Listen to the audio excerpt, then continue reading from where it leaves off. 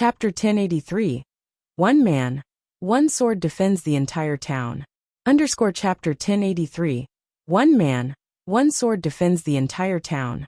Inside the long and narrow hallway, a large group of Blackwater members was currently staring quietly at the black-robed man. Standing in the middle of the hallway, the man wielded two swords in his hands. And although his figure and appearance were the very definition of normal, just by him standing there, nobody dared to move forward in the hallway. When the Blackwater members received a glance from this man, their bodies involuntarily retreated a step. Damn it. Why is there such a monster defending this place? Standing at the rear of the group, Qin Muyan frowned as she looked at this figure over her diamond-shaped shield. This man was none other than Shifeng. Due to Shifeng's presence, she and the elite team she brought with her couldn't proceed a step further towards the secret room behind him. Melees. Move forward. Ranged players, attack is one. I want to see whether he runs out of stamina first, or we run out of players first. Qin Muyan shouted. The most realistic part about God's domain was the stamina system, which was something else that other virtual reality games did not have. Even the most powerful expert had a limit to their stamina, and any combat they took part in would consume their stamina. Due to this reason, Zerg tactics were effective against even the most powerful experts. Of course, situations like this were rare. After all, when experts sensed that their stamina was running out, they could simply run away. However, escape was not an option for Shifeng, because if he did, Blackwater would be able to steal the town token. At that time, Zero Wing would no longer have any chance to turn the tables. When everyone from Blackwater heard Qin Muyan's words, they unconsciously turned to look at each other. Still, nobody dared to approach Shifeng. Since they began fighting Shifeng, several hundred players had already died, including level 40 experts. Yet, even now, Shifeng still seemed to be brimming with energy after reaching their levels. Losing a single level would set them back by many days. Nobody wished to die a pointless death. Seeing her subordinates still paralyzed, Qin Muyan threatened. What are you afraid of? He's currently in a weakened state. His maximum stamina must have decreased as well. If you all refuse to listen to orders, be ready to suffer the consequences later on. Having no other choice, Blackwater's elite members could only grit their teeth as they steeled themselves to attack Shifeng. They had gone to great lengths to join Blackwater. If they disobeyed an order from their superior, the consequences would be extremely severe. The guild would not only expel them, but also hunt them down. Dying and losing one level now was much better than being killed by Blackwater, until they were back to level 0. Moreover, it was just like Qin Muyan had said. Shifeng was currently in a weakened state, and his attributes had dropped to the point where he was even inferior to elite players like themselves. Players under a weakened state wouldn't have only their basic attributes reduced. Even hidden attributes like stamina would be affected as well. Shifeng had already solo killed several hundred players. His stamina should already be at its limit. After thinking up to this point, Blackwater's elite members grew confident. Immediately, they began advancing on Shifeng in groups of 5. Although the hallway was narrow, 5 people moving side by side could fit in it. In the next moment, 5 berserkers used charge at Shifeng simultaneously. The clerics standing at the back also cast Truth Shield on these berserkers, while the oracles cast protection, and the ranged damage dealers launched a flurry of attacks. They gave Shifeng no chance to avoid damage. Shifeng's side did not lose out to Blackwater's elites either.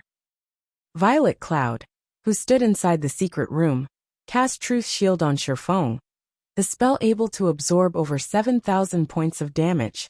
Violet Cloud's Truth Shield was nearly twice as powerful as an ordinary cleric's. When the berserkers were only 5 yards away, Shifeng tightened his grip around Killing Ray as he executed Thundering Flash. 5 lightning snakes devoured the berserkers. Not only did the attack immediately shatter the Truth Shield and protection cast on the berserkers, but it also took away 1/5 of the berserkers' HPs, as well as neutralized all the ranged attacks, following which, Shifeng executed Sword's Orbit, enveloping the 5 berserkers in starlight. The berserkers' advance stopped cold as they cried out in pain. Even with the healers healing the berserkers, their HPs fell at a rate visible to the naked eye. In a heartbeat, the 5 berserkers became 5 corpses that were sent flying out of the hallway from beginning to end. Only a few seconds had passed. Everyone gasped at this scene, although Shifeng's attributes had been reduced by 80% due to the backlash of using twofold berserk. After including the buff from the magic tower and the effects of his basic tyrant title, he still retained around 30% of his attributes. Although the current attributes he had might not be a match for Blackwater's experts, he should be roughly equal with Blackwater's elite members. Moreover, the improved sword's orbit also greatly enhanced his might. It was simply impossible for Blackwater's elite members to defend against his attacks. Go again. Qin Muyan shouted once more. Although she could not see through Shifeng's sword's orbit, she was no fool. She knew that the stronger a combat technique was, the greater the burden it placed on a person's stamina and concentration. If Shifeng continued using the technique, it was only a matter of time before he exhausted himself completely. Unfortunately for her, Qin Muyan did not know that Shifeng possessed life essence, which could be used to improve his stamina and concentration recovery rate. A single drop of life essence could last him for 2 hours. He had no fear of running out of resources at all. On the contrary, by continuously using sword's orbit, Shifeng grew increasingly accustomed to the technique, following which, time passed by quickly. Even after Qin Muyan's legion of 1,000 elite players was nearly annihilated, Shifeng's powerful aura did not weaken in the slightest. On the contrary, the more he killed, the more vigorous he became. The guild leader really is amazing. That's right. Look at how dumbfounded Blackwater's commander is. I'm guessing she's already fallen for the guild leader's manliness. Even though the guild leader is in a weakened state, he is still able to render Blackwater's 1,000 elite members completely helpless. I don't even dare to imagine what he is capable of if he were at his peak. The Zero Wing members inside the secret room all sent gazes of admiration at Shifeng. Their blood started to boil at this scene. Previously, most of them had only ever seen Shifeng's fights in videos, and those videos gave off a feeling of having been faked. However, now that they had personally experienced the pressure of contending against a legion of elite players, as well as witnessed Shifeng massacring over half of said legion all by himself, they were thoroughly stunned. What was an expert?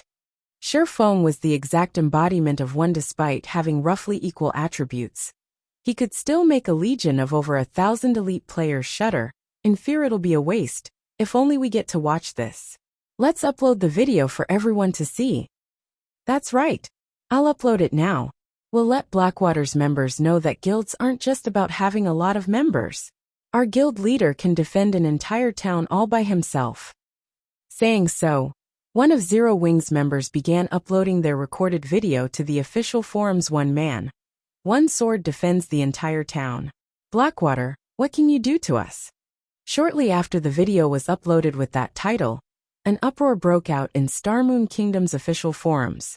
In less than a minute, the number of views already exceeded 1 million. Crap. Is he really human? Sure enough, he truly deserves to be called Starmoon Kingdom's #1 expert. He is simply a monster. That's a team of 1,000 elites and experts. Blackwater is in trouble this time. If they don't defeat Black Flame, they will have no way of capturing Stone Forest Town. All the players who watched the battle video became hot-blooded. One man, one sword defends the entire town. This incident would definitely go down as a legend in God's domain. Meanwhile, Blackwater had become the stepping stone used to create this legend. After watching this video, the Zero Wing members, who were not taking part in the war at Stone Forest Town, were deeply moved. At this moment, they could not help but wish they could rush over to Stone Forest Town and fight together with their guild leader. Damn it! I don't care what it takes. I want Black Flame dead immediately. Abandoned Wave shouted madly, his complexion turning ashen after watching the battle video. Just as Qin Muyan's team was nearly wiped out, a group of players wearing red-white vests suddenly entered the hallway. Meanwhile, the woman standing in the lead was a level 41 berserker. The woman carried a massive battle axe on her back. As the woman looked at Shifeng, a playful smile appeared on her face. The heaven-splitting goddess? Shifeng's expression tensed drastically when he saw this woman. Chapter 1084, Seal Removed. Hellscythe _ Fluffy Goblin. Chapter 1084, Seal Removed. Every player in the hallway fell silent with Red Rain's sudden appearance. None of them could pull their eyes from Red Rain. This was not because of Red Rain's beauty or transcendent figure.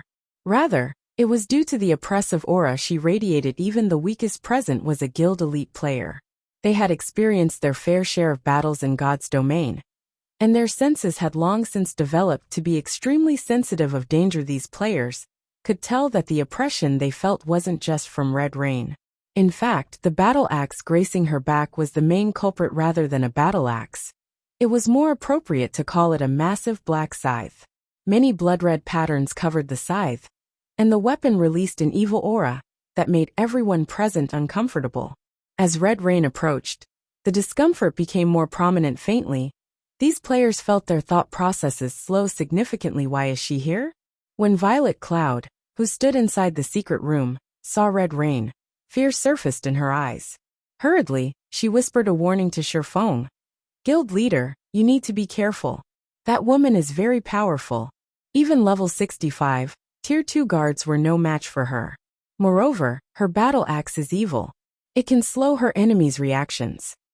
It was impossible for current players to match the attributes of level 65, tier 2 NPC guards. In terms of strength, they were the equivalent of level 65 lords. Only they had much lower HP. However, they compensated for that gap with their higher combat standards. They also possess far more skills than a level 65 lord.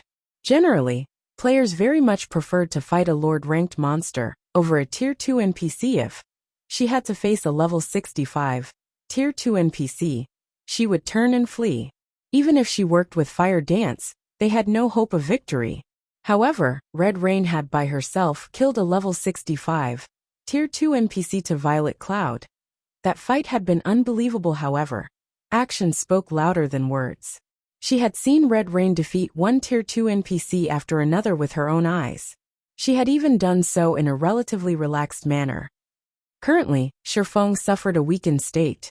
Fighting Red Rain right now would be a nightmare. Shifeng responded to Violet Cloud's concern with a silent nod. He did not ask her for any further information on the female berserker. After all, it was unlikely that anyone throughout God's domain was more familiar with the woman known as Red Rain than Shifeng in the past. Everyone had known about the heaven-splitting goddess, Red Rain, during God's domain's early stages.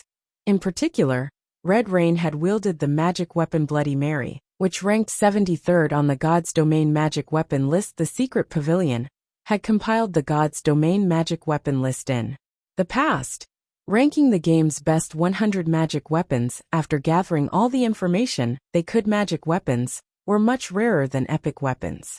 However, finding some in every kingdom and empire was possible. Hence, every magic weapon on that list was among the best of the best. They all possessed special effects. Ordinary magic weapons could not compete with them. Among the top 100 magic weapons, Bloody Mary's special effect was mana control. The weapon would automatically absorb the surrounding mana and gather it in its wielder, enhancing their combat power. This effect also deprived the area around Bloody Mary of mana. If the environment's mana thinned, it would directly affect players' performance. The effect was the exact opposite of the buff players enjoyed in mana-dense environments. In addition, skills and spells would be weaker in areas with less mana. As a result, Bloody Mary's wielder possessed extremely strong combat power.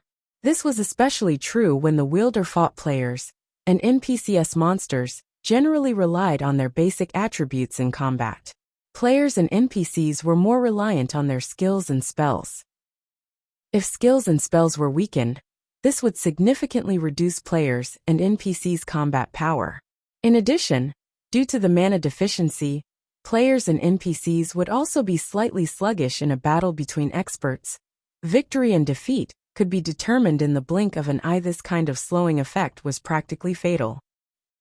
Due to this, the scythe known as Bloody Mary qualified to rank on the magic weapon list. As Bloody Mary's level increased, its mana control effect would also grow stronger. Yuri Zero Wings guild leader, Black Flame?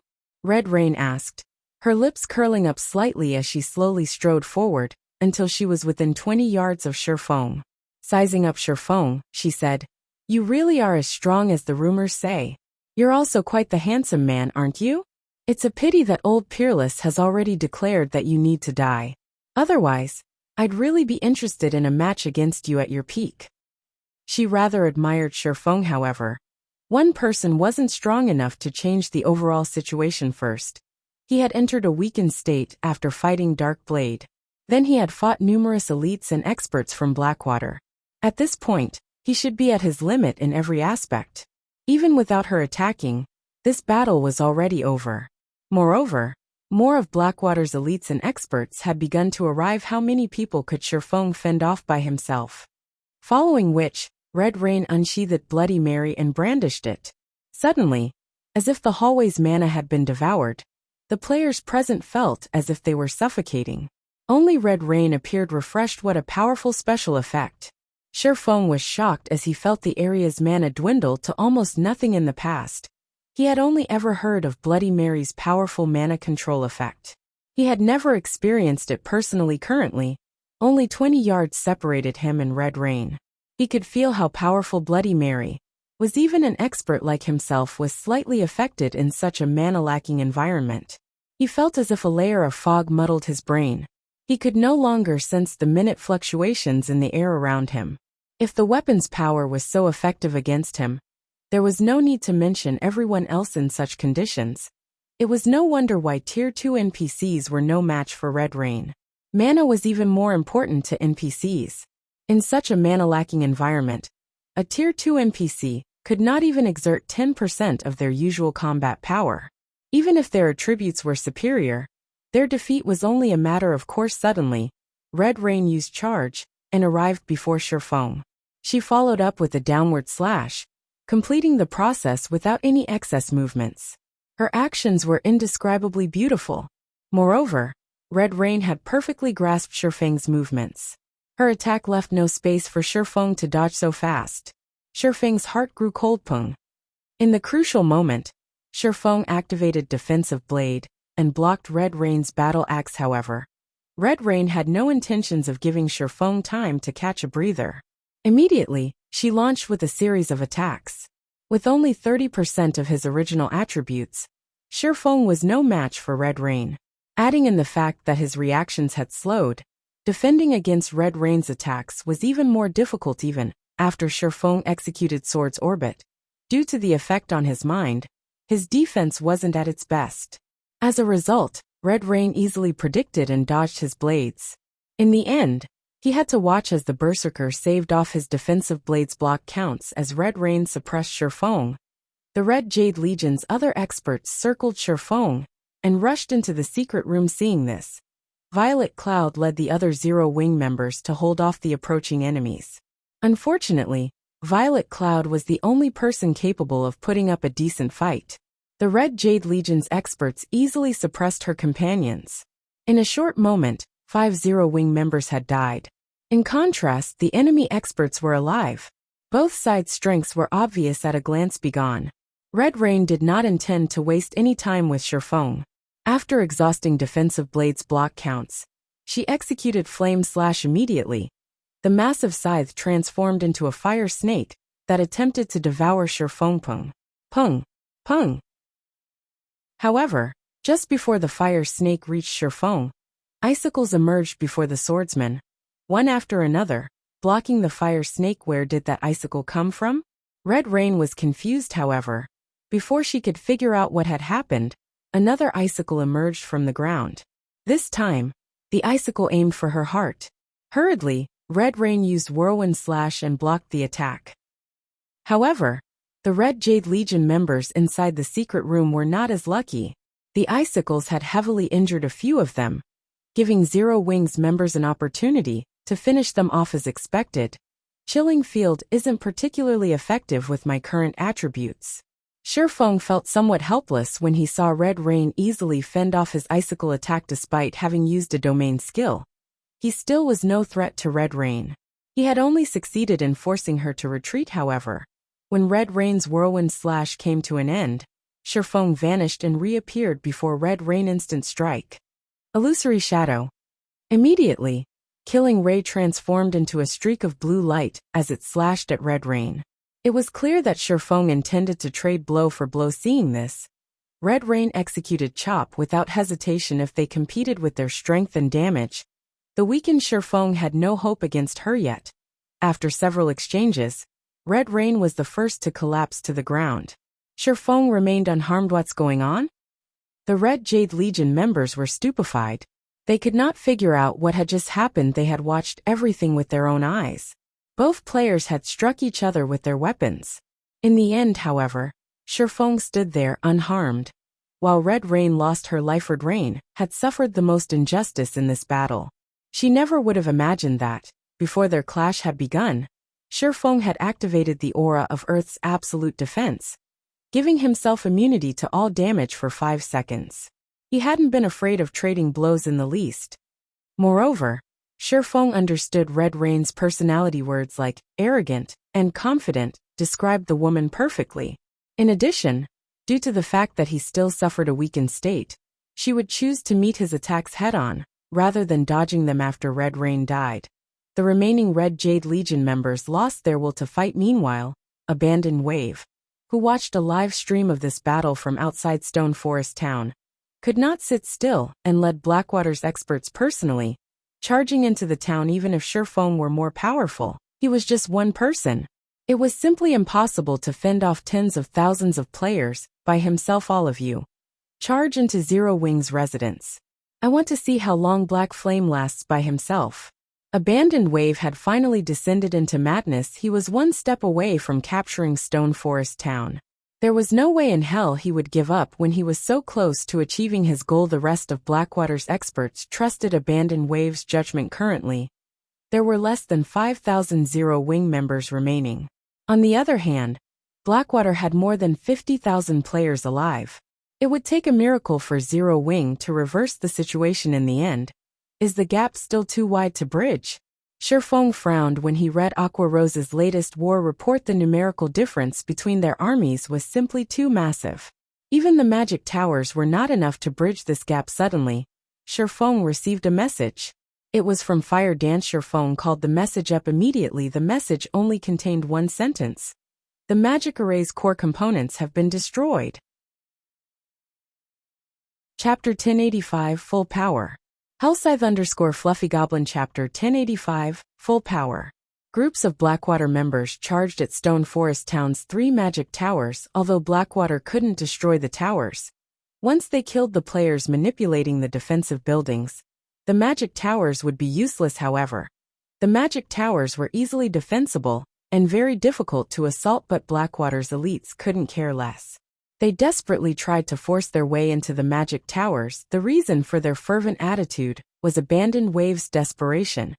He had announced extraordinary rewards for the magic towers. Anyone who took down the magic towers would be awarded a set of level 40 dark gold equipment, as well as a bronze mount. Humans died in pursuit of wealth. Birds died in pursuit of food. The thought of such a reward had kindled a passionate light in the eyes of Blackwater's members. Only Guild's apex experts could wear a full set of level 40 dark gold equipment. As for the bronze mount, many guild experts could only dream of obtaining their own. Furthermore, Blackwater had the numerical advantage in this war. They had more than enough people to take down the magic towers. Unfortunately, only 3 people would get to enjoy such a reward. Naturally, they had to fight with everything they had. However, this situation gave Aqua Rose, who commanded the war from inside one of the magic towers, a colossal headache. They had already expended all of their magic scrolls and large-scale destruction spells. However, like madmen, Blackwater's members continued to charge at the magic towers with complete disregard for their lives. This rapidly whittled down the number of Zero Wing members defending the structures. Big Sis Aqua, what should we do now? We have less than 100 members near our tower. The other 2 magic towers' situations aren't looking too good, either. At this rate, the towers will fall, Blackie asked while launching attacks at the Blackwater members that flooded the nearby streets. However, no matter how many players he killed, they couldn't seem to put a dent in the flood of Blackwater's players. On the contrary, as he fought, more players seemed to swarm the streets. Aqua Rose frowned at Blackie's report. Their group was already occupied with fending off the Red Jade Legion. They had no time to worry about the other locations. The difference between their numbers was too massive. even with the attribute boost from the magic towers, which allowed each of Zero Wing's elite members to take on 3 Blackwater elites at a time. It was not enough. Blackwater possessed an overwhelming number of experts. Even several of Zero Wing's elite members were no match for one expert player. Guild leader, I've gathered 10,000 people to attack Zero Wing's residence. We can charge in at any time, Laughing Drunkard reported when he arrived beside Abandoned Wave. In addition, Heaven's Burial has dispatched an army of 50,000 elites to support us. It will take them roughly 10 minutes to reach Stone Forest Town. If we camp outside their resurrection temple, even if the Zero Wing members in Stone Forest Town revive, they'll only be able to watch as we secure the town. Very good. Go and destroy Zero Wing's residence, Abandoned Wave commanded.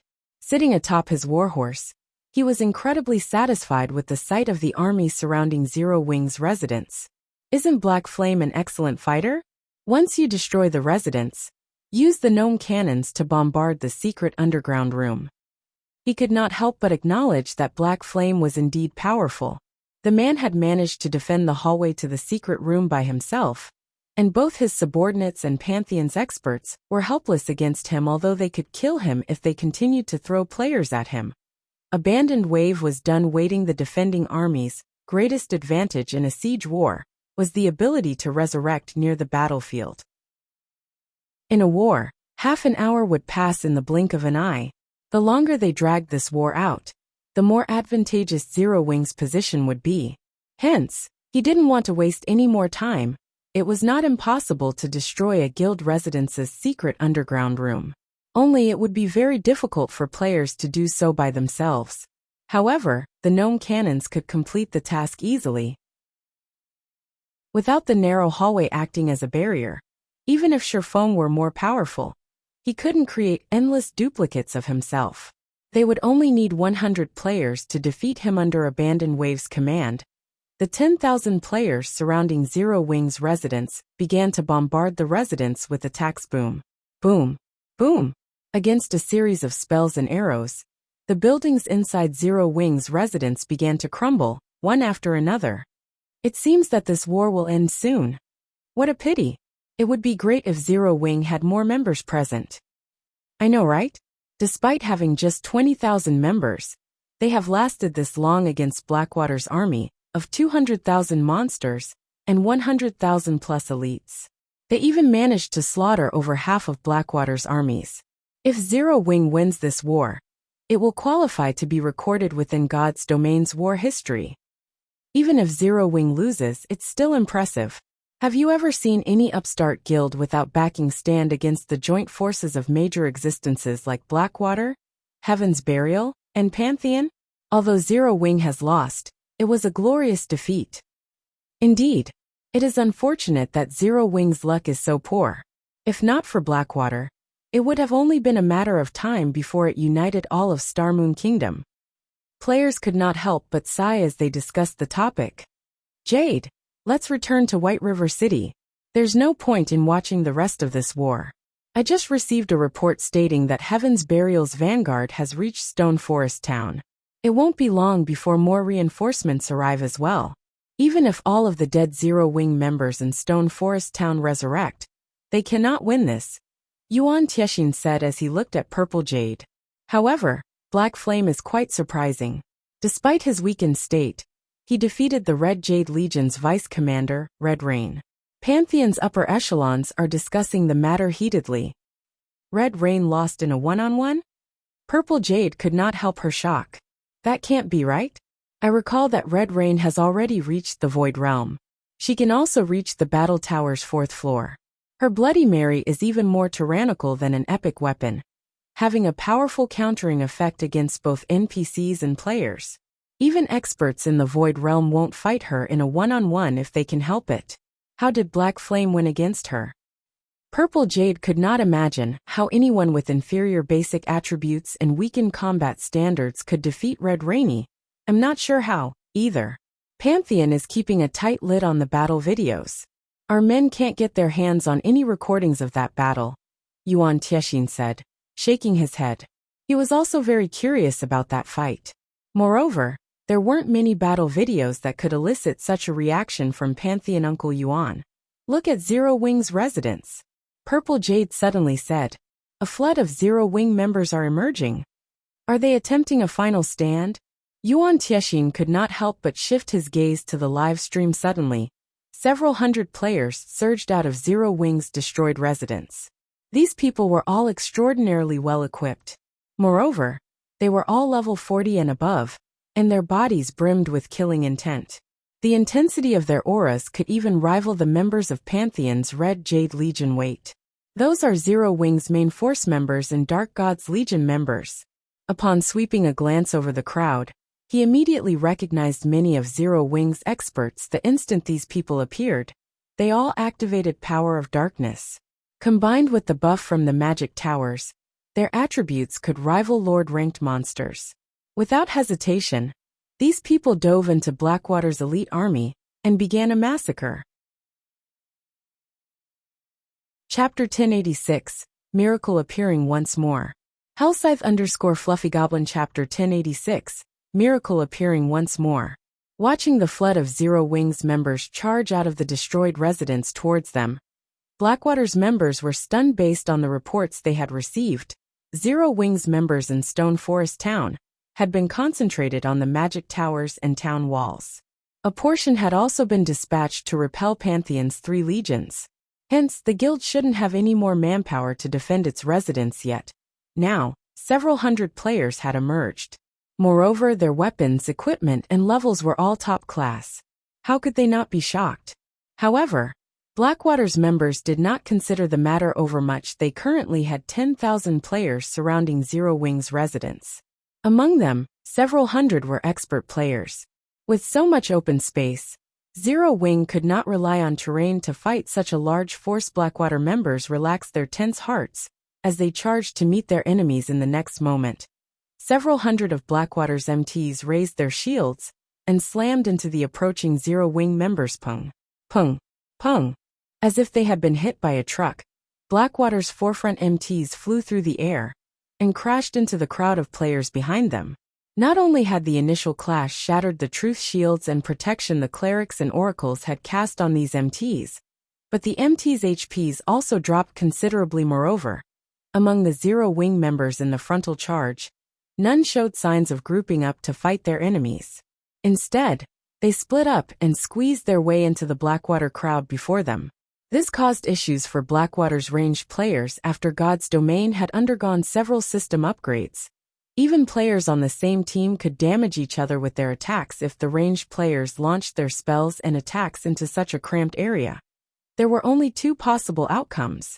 Either they hit their mark, or they harmed their allies. To make matters worse, the Blackwater melee players couldn't stop Zero Wing members from splitting Upus. If these Zero Wing members were high on drugs, they all displayed the strength of Lord-ranked monsters of the same level, with some even surpassing Lords. Blackwater's army couldn't even block Zero Wing's members, much less stop them. Who are these people? As players throughout God's Domain watched this fight, they were stupefied. These several hundred Zero Wing members were too powerful. They looked like tigers pouncing on a flock of sheep. From time to time, one could see numerous Blackwater members flying through the air. This looked like a battle between superhumans and ordinary people. It was a completely one-sided slaughter. Less than a minute since the battle had begun, Blackwater's army had lost over 1,000 members.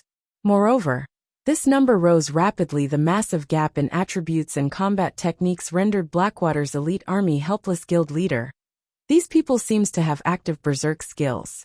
I suggest that we retreat for now and wait until their skills' durations run out. We're at a disadvantage right now. Laughing Drunkard quickly suggested. I understand. Order everyone split up. Ranged players will work to pin Zero Wing's members down. Abandoned Wave's eyes twitched with anger as he watched the massacre before him. Once their skills run out, I want them taken care of. Berserk skills were extremely rare in God's Domain. Even Blackwater, with its bountiful resources and strong influence, had only obtained a small number, and only a minority of the guild's experts had qualified to learn one. Ordinary experts should not dream of wielding their own yet. Zero Wing had managed to supply berserk skills to several hundred players with just several hundred players. Zero Wing had forced Blackwater's elite army to flee like rats. This was the first time they had witnessed anything like this in God's domain. As time passed, Blackwater suffered more casualties. In contrast, Zero Wing's several hundred players had extremely few deaths. Are Heaven's Burial's members not here yet? Abandoned Wave demanded anxiously. Normally, berserk skills should only last 2 or 3 minutes at best. Yet nearly 5 minutes had gone by, and Zero Wing's members still fought vigorously. On the other hand, over half of his elite army was dead. This was a Nightmare Guild leader. They've reached the town's entrance and are currently making their way here. Laughing Drunkard responded. Meanwhile, 3,000 players had gathered inside the underground first-floor hall of Zero Wing's residence. As time passed, more players joined them. Guild leader, Heaven's Burial's members have reached the town. Can we start now? That's right. If we let the main force continue their slaughter, they'll steal the war's contributions. Guild leader, just say the word. We'll make those bastards from Blackwater beg for mercy. The Zero Wing elite members that had used the guild transfer scrolls to teleport to the residence were starving for action as they hadn't been able to teleport in earlier. They had been forced to watch the war from so far away. Even though their allies were being slaughtered, they hadn't been able to do anything to help. The building frustration had been intolerable. If not for the guild's upper echelons stopping them from running to Stone Forest Town, they would have braved the journey instead of responding to his guild members. Sherfone contacted Aqua Rose and asked, Aqua, can you see Heaven's Burial's members yet? They've already arrived. They are headed towards the guild residence. Initial estimates put their numbers above 30,000. Aqua Rose reported, nodding. Sherfone smiled and said, Excellent. Your teams can retreat. Try to lure as many people to the residence as possible. Lure them over? Aqua Rose was somewhat confused, although she knew that the seal on the town had been lifted. The guild residence's wide, open space was not a strategic location for a battle. However, Aqua Rose couldn't care less. The Red Jade Legion before her was simply too powerful. Even though everyone from the Dark Gods Legion had activated their berserk skills, many of the Red Jade Legion's members had their own. If they continued to clash with the Red Jade Legion, it was only a matter of time before they were annihilated. Guild leader Wave, I've made you wait.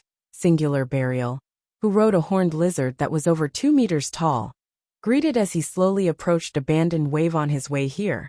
He had heard plenty of news about the battle in Stone Forest Town. He had rejoiced when he heard the reports. He inwardly celebrated the fact that he had not led his guild and joined the initial assault on Stone Forest Town. Otherwise, Heaven's Burial's fate would have been far worse than Blackwater's. Just as Abandoned Wave was about to respond to Singular Burial, he discovered a change in the man's face. Right now, Singular Burial wore an incomparably gloomy expression. Seeing Singular Burial's ill complexion, Abandoned Wave asked curiously, Guild leader Burial? Now that Heaven's Burial's vanguard army had arrived, victory was within their reach. It was also only a matter of time before Heaven's Burial's remaining army arrived. Right now, Singular Burial should be quite pleased. Not wearing such an ugly look. I just received news that the seal on Stone Forest Town has been destroyed. Singular Burial explained awkwardly. Yuri saying Zero Wing has lifted the seal on Stone Forest Town?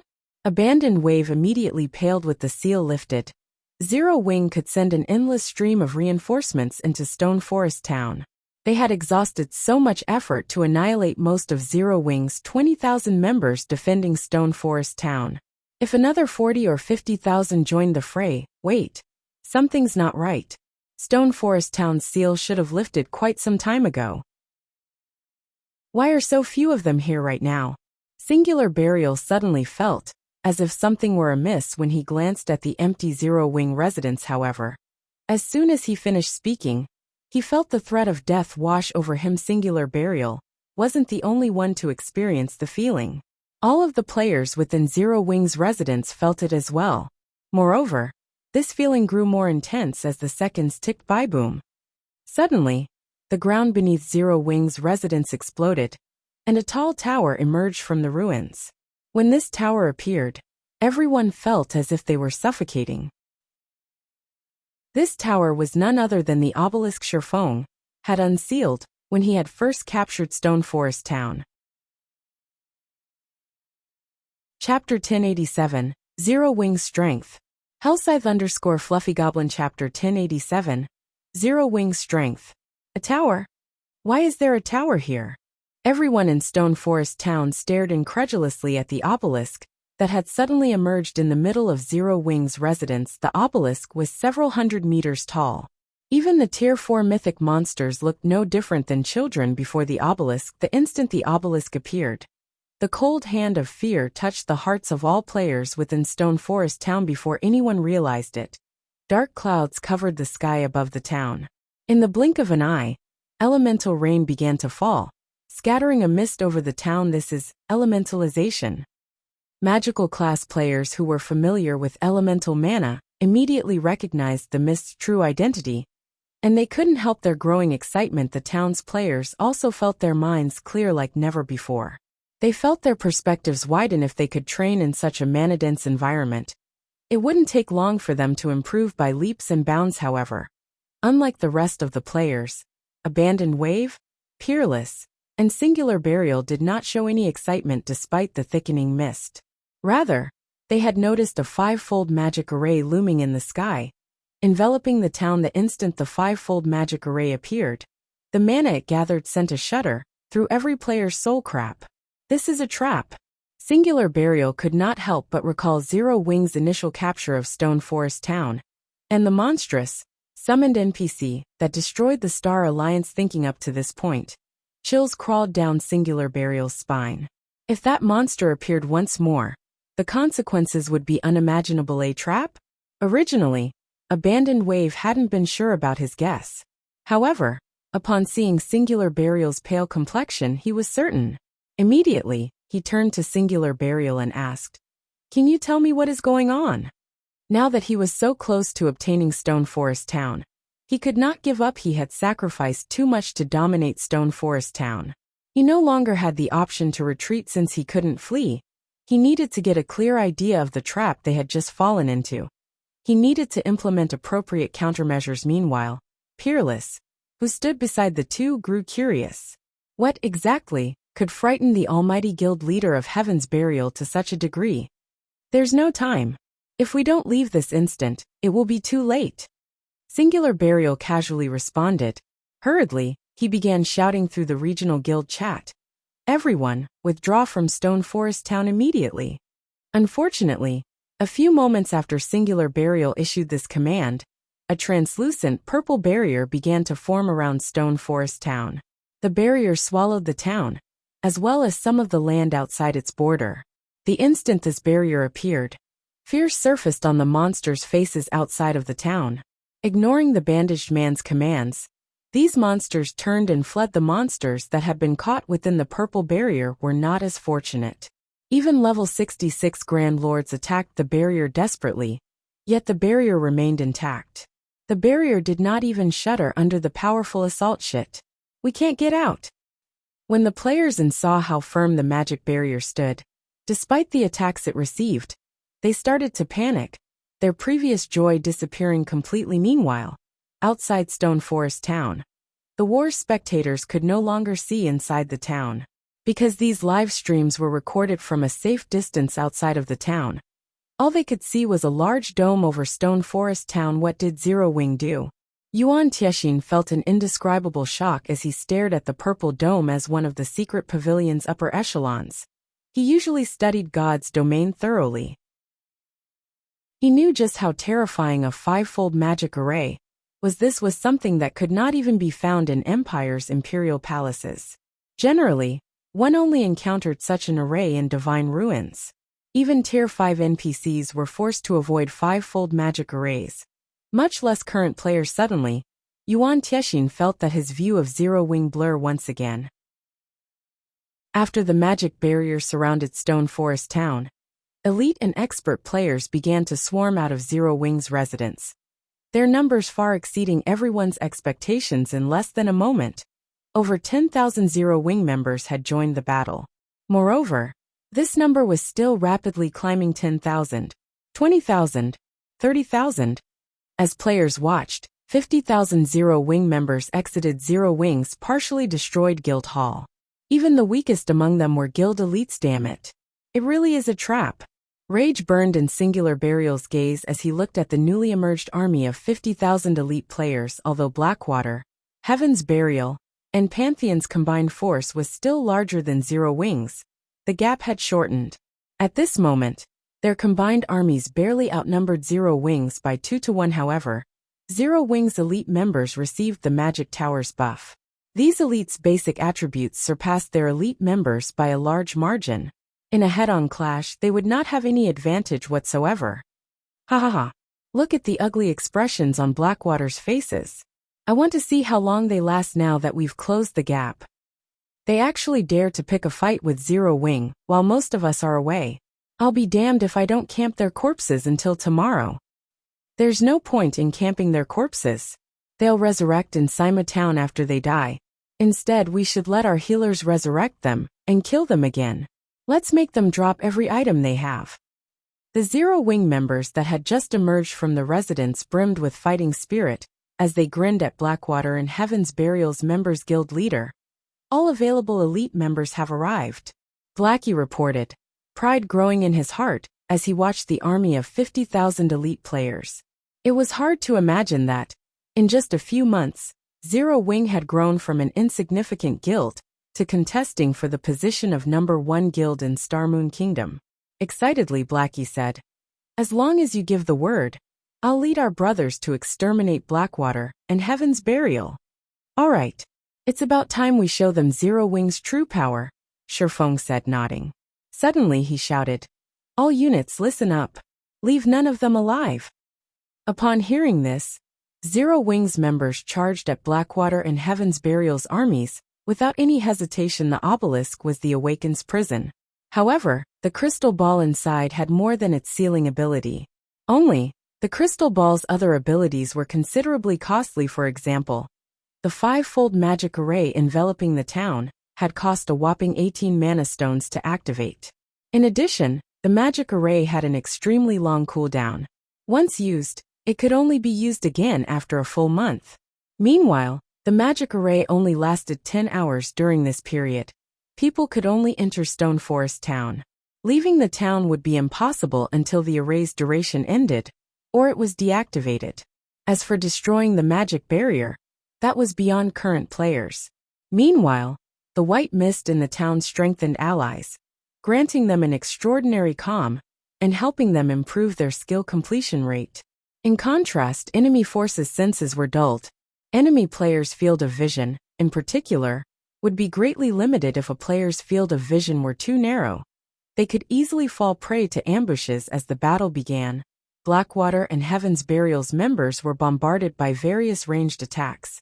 Yet when they tried to retaliate, they couldn't locate their attackers. They could only stand there, dumbfounded, under the bombardment. In just the first wave of attacks, Blackwater and Heaven's Burial had suffered over 1,000 casualties against Zero Wing's elite members. Even Blackwater and Heaven's Burial's experts had trouble in a one-on-one fight. Not to mention the guild's elite members. Nobody could have imagined that the battle would become so one-sided in less than 15 minutes. Blackwater and Heaven's Burial had lost over 10,000 members in total. On the other hand, Zero Wing had only lost several hundred. Moreover, these several hundred Zero Wing elites had traded their lives for the lives of Blackwater's and Heaven's Burial's experts. Watching Blackwater's members die in troves, Abandoned Wave sent Shifeng a hateful glare before reluctantly commanding through the guild chat, "We retreat." Defeated. He had been miserably defeated. He had never imagined that his long-cultivated plan would end like this. Chapter 1088. Legendary Existence. Hellscythe_Fluffy Goblin Chapter 1088. Legendary Existence. When Abandoned Wave issued the command, a powerless look graced his face. However, this command allowed the players fighting Zero Wing to release a sigh of relief. This wasn't a battle. It was simply a one-sided massacre. Not only were their basic attributes lower than Zero Wing's members, but their senses were also disrupted. Despite having more people on their side, they were helpless against Zero Wing Guild leader. They're starting to withdraw to the north. Should we hunt them down? Aqua Rose also sighed with relief when she saw Blackwater's and Heaven's Burial's members retreat. This war hadn't been an easy one. It was definitely the most thrilling war she had participated in since she had started playing virtual reality games, if not for Shifeng's preparations, revealing one trump card after another to foil Blackwater's assault, as well as dispatching Fire Dance to remove the seal over the town. Blackwater would have secured this war's victory despite dispatching so many elite players and the support of the Magic Towers and Obelisk. Zero Wing had only taken 20,000 enemy lives after much difficulty. In exchange, they had lost 3,000 lives. Blackwater and Heaven's Burial's power was obvious. Moreover, Pantheon's core legions had also taken part in this war. If not for Zero Wing's homeground advantage, the war's outcome might not have been certain. Chase after them.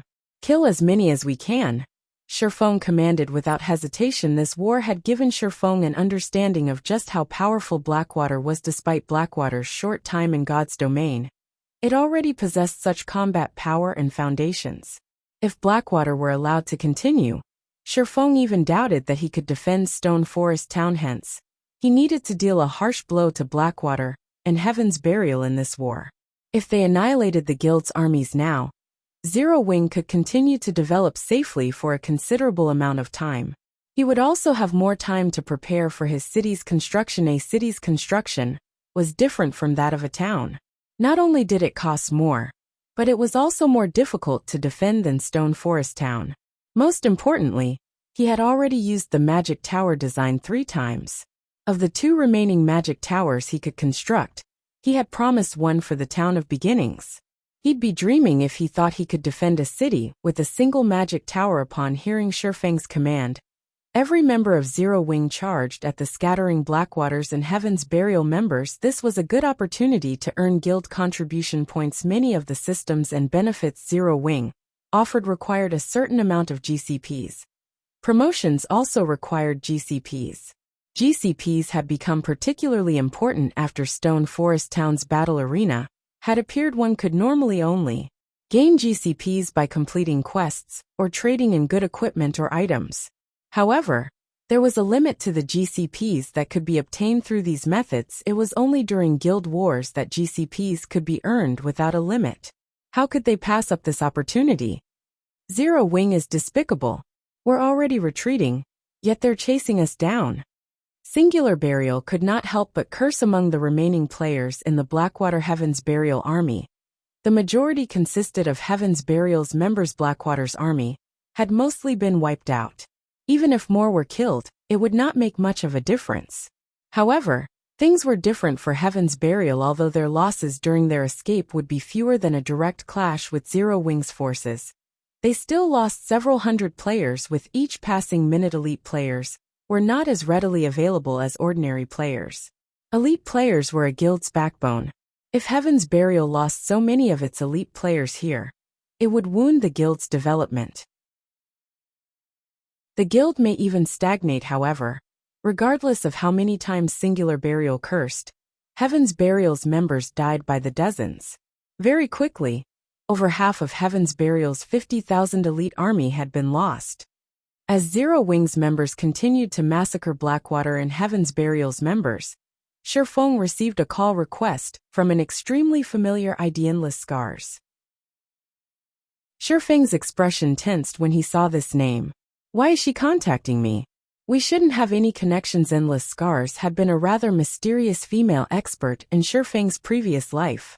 Aside from her name and battle records, nobody knew anything about her.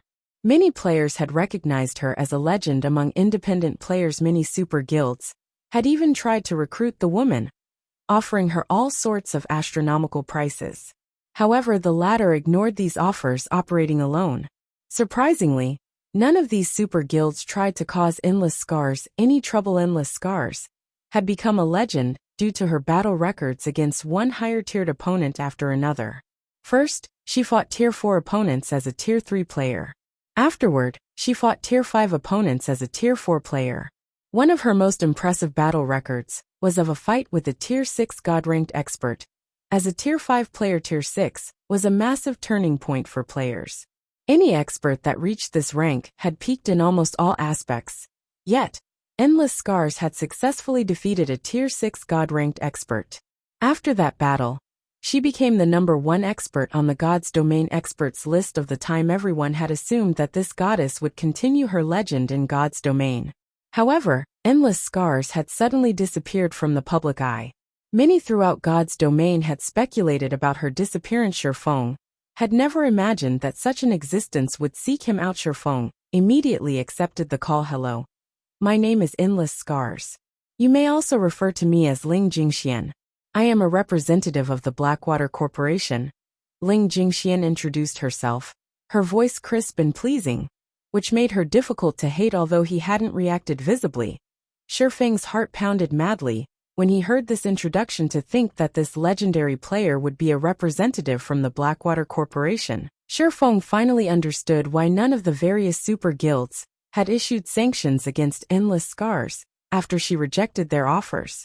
With such a powerful backer, of course, the various super guilds wouldn't move against her. Seeing as Miss Jingxian has contacted me, are you perhaps trying to convince me to show mercy to Blackwater's people? Shifeng asked. Laughing as one of the Blackwater Corporation's representatives, Ling Jingxian would care about the Blackwater Guild's development.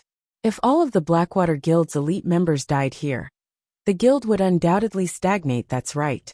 Doing so would benefit us both. Ling Jingxian did not bother to hide her intentions. Instead, she chuckled lightly, acting as if this matter wasn't important to her in the least. Miss Jingxian, I have received your message of goodwill. If there is nothing else, I'll end the call now. Shifeng said nonchalantly. If you continue to force Abandoned Wave into a corner, he might decide to take you down with him. If that happens, Stone Forest Town will have no ruler. Shifeng's instant rejection surprised Ling Jingxian slightly. The reports she had received had described his personality to AT. Immediately she explained, I am not saying this without basis. You know that Abandoned Wave is capable of controlling that monster army, right? Those monsters have yet to enter the town because Abandoned Wave is afraid of those monsters polluting the town with evil energy, making the area inhospitable for players. If you continue to pursue Blackwater's members, he might release the monster army into Stone Forest Town. If that happens, everyone will lose. Evil energy? Shifeng seemed to recall something similar. Any area that the evil god's evil energy polluted became uninhabitable for players. If players were in these polluted areas for long periods, the evil energy would infect them as well.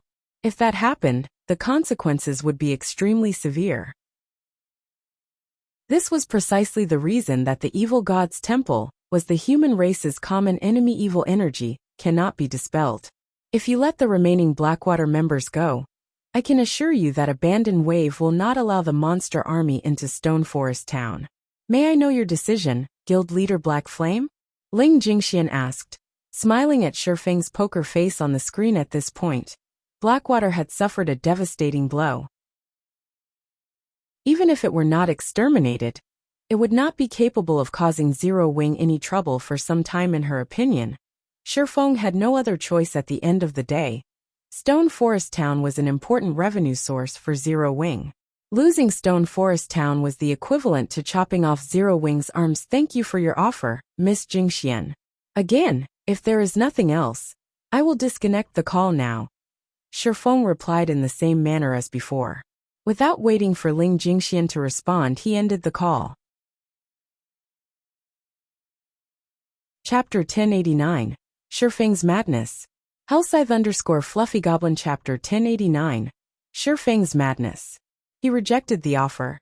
Ling Jingxian blinked in astonishment as she stared at the black, translucent screen before her. She hadn't expected Shifeng to be so decisive. What an interesting person.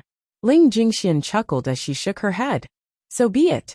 It's just a pity that we'll lose Stone Forest Town. Following which, Ling Jingxian forwarded Shifeng's reply to Abandoned Wave. Her message was very straightforward. The contents simply stating that Zero Wing had rejected their offer. After Ling Jingxian finished sending her message, a female cleric looking to be in her early 20s walked over and said, Big Sis Endless, we've found the hidden path leading to the ruins core. Only, the monster guarding it is a level 60 Grand Lord. Leader has called for you to discuss a raid plan. If Shifeng were present, he would notice that the female cleric wore Light of the Forsaken, a level 45 dark gold set equipment for clerics. It was a 6-piece set that only dropped from level 50 and above field great lords. Meanwhile, the cleric wearing the set was only level 41. Alright, I'll head over right now. Ling Jingxian smiled and nodded. She then followed the female cleric deeper into the ruins.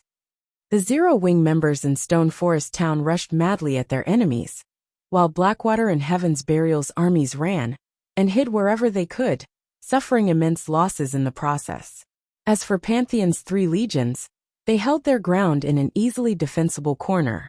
However, although they had managed to lower their casualty rate, it was only a matter of time before they were wiped out. Watching his guild members die, one after another, Singular Burial could not help but ask anxiously, "Brother Wave, what did Black Flame say?" The purple barrier still enveloped the town. Players could only enter the town, not leave.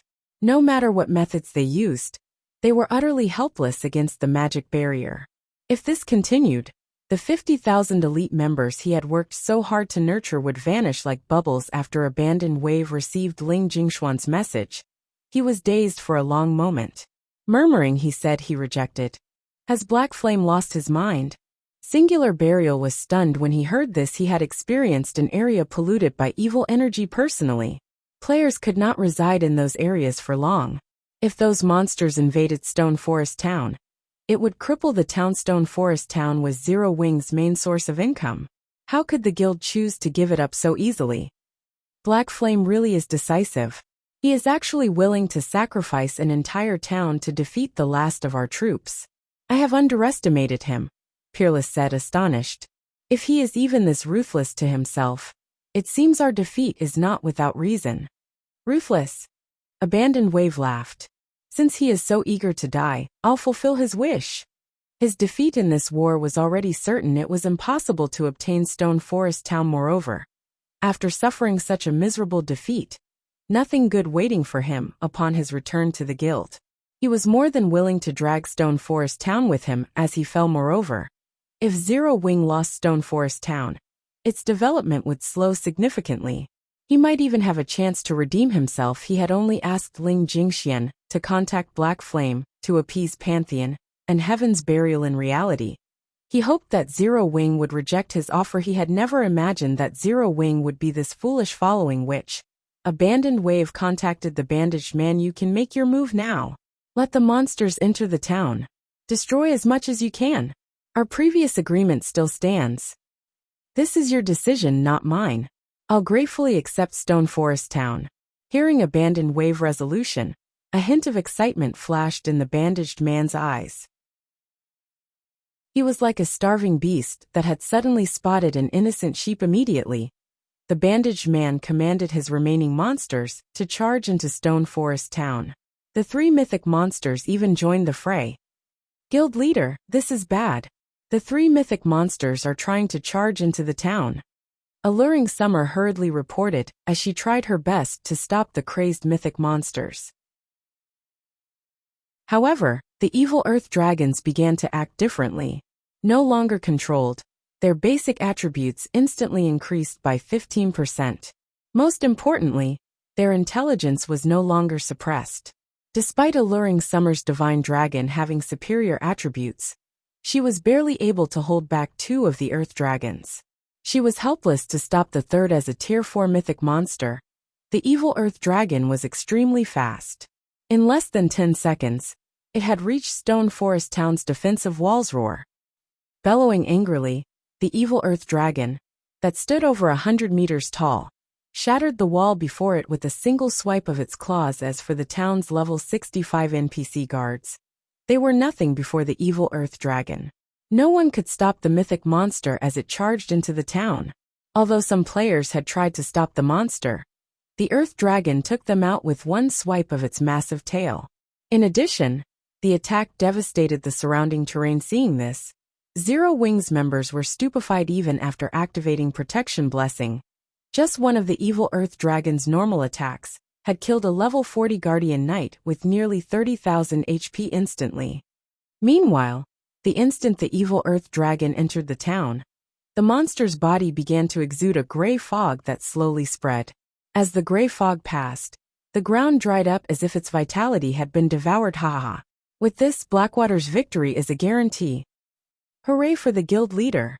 Blackwater's members jumped in celebration as the evil earth dragon arrived. Although Zero Wing had a lot of players, they did not have anyone who could contend with a mythic monster.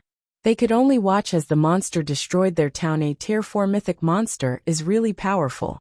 Though, it's a pity that we'll lose Stone Forest Town forever, Singular Burial said, sighing. Previously, he had not had a chance to observe the evil earth dragons up close. However, now that he witnessed one in action, he finally understood just how frightening tier 4 monsters were. They were definitely not existences current players could challenge.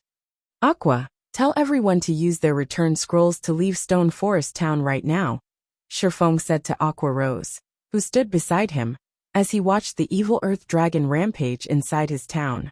Following which, he dashed towards the top of the obelisk. Unlike other magic barriers, the magic barrier enveloping the town did not isolate or hinder allies. Hence, Zero Wing's members could use their return scrolls at any time. Were you leaving? Shifeng's decision confused Aqua Rose. However, after giving it some thought, she realized that they didn't have anyone present that could take care of the evil earth dragon. They would simply be throwing their lives away if they remained. It was better to return to White River City. In any case, with the presence of the evil energy, Stone Forest Town was finished. Following which, Aqua Rose notified Zero Wing's members to withdraw from Stone Forest Town. They're retreating. It seems even Black Flame fears something. Abandoned Wave was quite pleased as he watched Zero Wing's members abandon the town. Although he had not obtained Stone Forest Town, Zero Wing wouldn't have it either. In other words, this war had ended in a draw, with neither side having an advantage. When the evil earth dragon reached the obelisk, it released a powerful roar as its eyes locked onto the only Zero Wing member left in Stone Forest Town. Shifeng. Meanwhile, Shifeng, who stood on the obelisk's peak, unsheathed Killing Ray, and swung the sacred sword at the gigantic crystal before him. The crystal split in half on the spot. Immediately, black fog began to seep from the crystal's two halves, gradually forming into the figure of a persona. Short moment later, an effeminate youth wearing long, blood-red robes with hair scattered over his shoulders appeared. This youth was none other than the awakened. The obelisk had imprisoned Lancelot, awakened, high elf. Level? HP? No wonder he didn't die even after imprisoned for such a long time. So he's a high elf. Realization dawned as Shifeng looked at the effeminate youth. Elves had a much longer lifespan than humans. Moreover, they were naturally gifted with the ability to manipulate the magical elements. Spells in their hands could move as if they had a life of their own. If the current Lancelot were not in his soul form, he only needed to flick a finger to turn Stone Forest Town to ash. However, even the current Lancelot should be provoked. He was capable of taking over other NPCs' bodies. Moreover, he became more powerful with each time his seal was lifted. The NPC he took possession of would also become incredibly difficult to deal with. Shifeng hadn't wanted to release Lancelot. However, to exterminate Blackwater's remaining monsters, he had been forced to take this risk.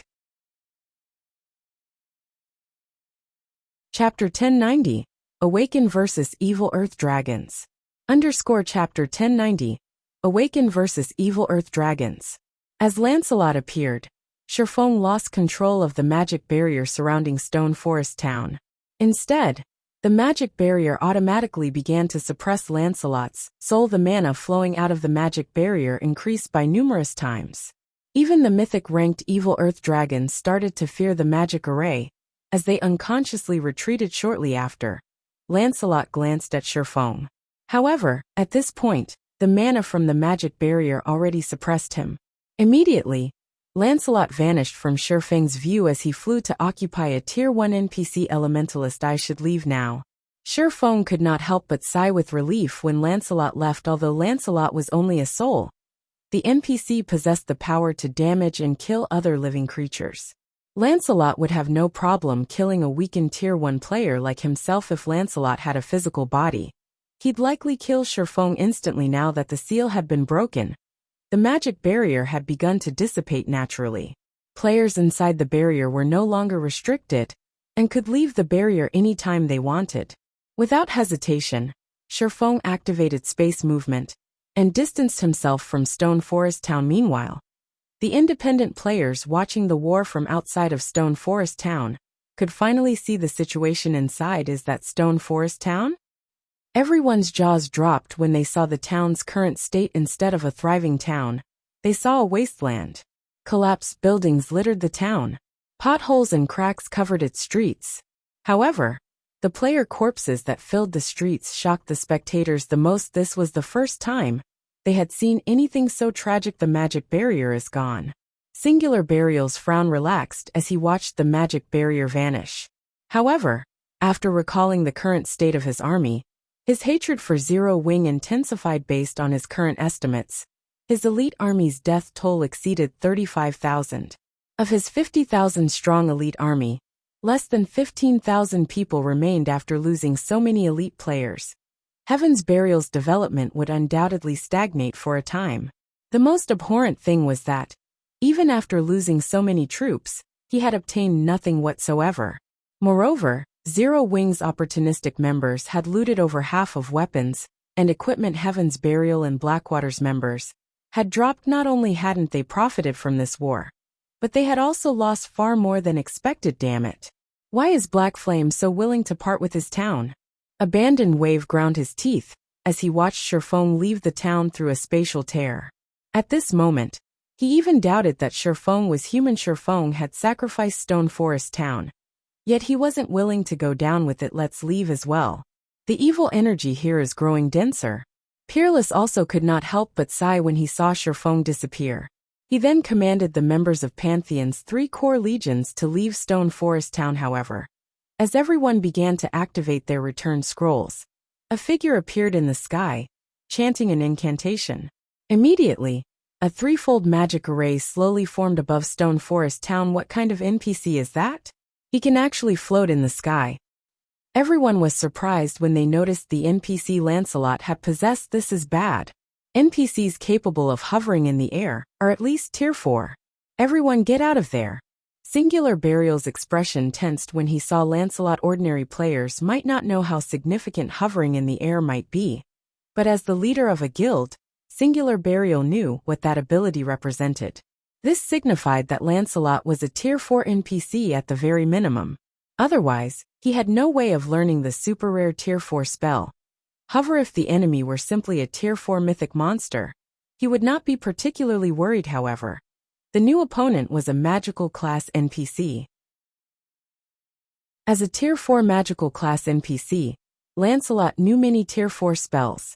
Among them, there were definitely tier 4 large-scale destruction spells. If he used those spells, slaughtering these players would be child's play. Peerless had also begun to notify his men, instructing them to escape Stone Forest Town quickly. Foolish ants, cease your resistance, and let me devour you. Lancelot, who now had a physical body, overlooked Stone Forest Town, a hint of madness flashing in his eyes as he began to laugh. Suddenly, Lancelot pointed a finger towards the sky, and pitch-black ripples radiated into the surroundings. Any players that these black ripples enveloped were interrupted and could no longer use their return scrolls. Moreover, the spell's range was more than double that of the obelisk's magic barrier. Instantly, the black ripples enveloped Stone Forest Town. Even the monsters outside of the town failed to escape after the black ripples touched everyone in the town. They felt as if something or someone dragged them, as their bodies involuntarily moved closer to Lancelot. An Awaken's tier 4 spell. Dark gravitation is so much more powerful. Shifeng was speechless when he saw the black ripples range. Fortunately, he had traveled far enough from Stone Forest Town. Otherwise, he would be among those being dragged towards Lancelot right now. Although Awakened NPCs and mutants were somewhat similar, the former was unmatched in skill and spell utilization. Hence, Awakened NPCs were invincible among those of the same tier and level. They were even capable of challenging opponents of a higher tier. Even a tier 6 god couldn't kill a tier 5 Awakened like Lancelot. And in the end, could only imprison the latter and pray that time would wear the high elf down. What did Black Flame do? Fear surfaced on Abandoned Wave's expression. Even if he were a fool, he could tell that Sherfong was related to this situation. However, no matter how hard he struggled, he couldn't break free from the power pulling his body. He could only watch as he gravitated towards Lancelot. This won't do. We can't resist this spell at all. We need the evil earth dragons to get rid of that NPC. Peerless hurriedly told Abandoned Wave. Even after activating his berserk skill, he was dragged towards Lancelot. Current players couldn't contend with a tier 4 NPC. The 3 evil earth dragons were their only hope, as they were also tier 4. Even if the evil earth dragons were slightly weaker than the NPC, there were 3 of them. Combined with players and the other tier 3 monsters' attacks, it might be possible to kill the tier 4 NPC. If they could kill such a powerful tier 4 NPC, based on God's domain settings, they might obtain some powerful items that could make up for the losses they had suffered. Upon Peerless' reminder, Abandoned Wave hurriedly contacted the bandaged man. The evil earth dragons were level 65, and after using an advanced identification skill, Abandoned Wave discovered that Lancelot was only level 70. To tier 4 monsters, a difference of 5 levels was practically negligible. Lancelot, Awakened, High Elf, Great Wizard, level 70, HP 73, 000, 000/73, 000.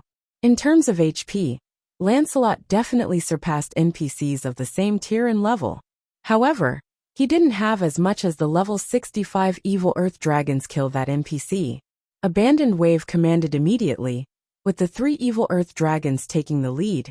Both monster and player armies began desperately attacking Lancelot.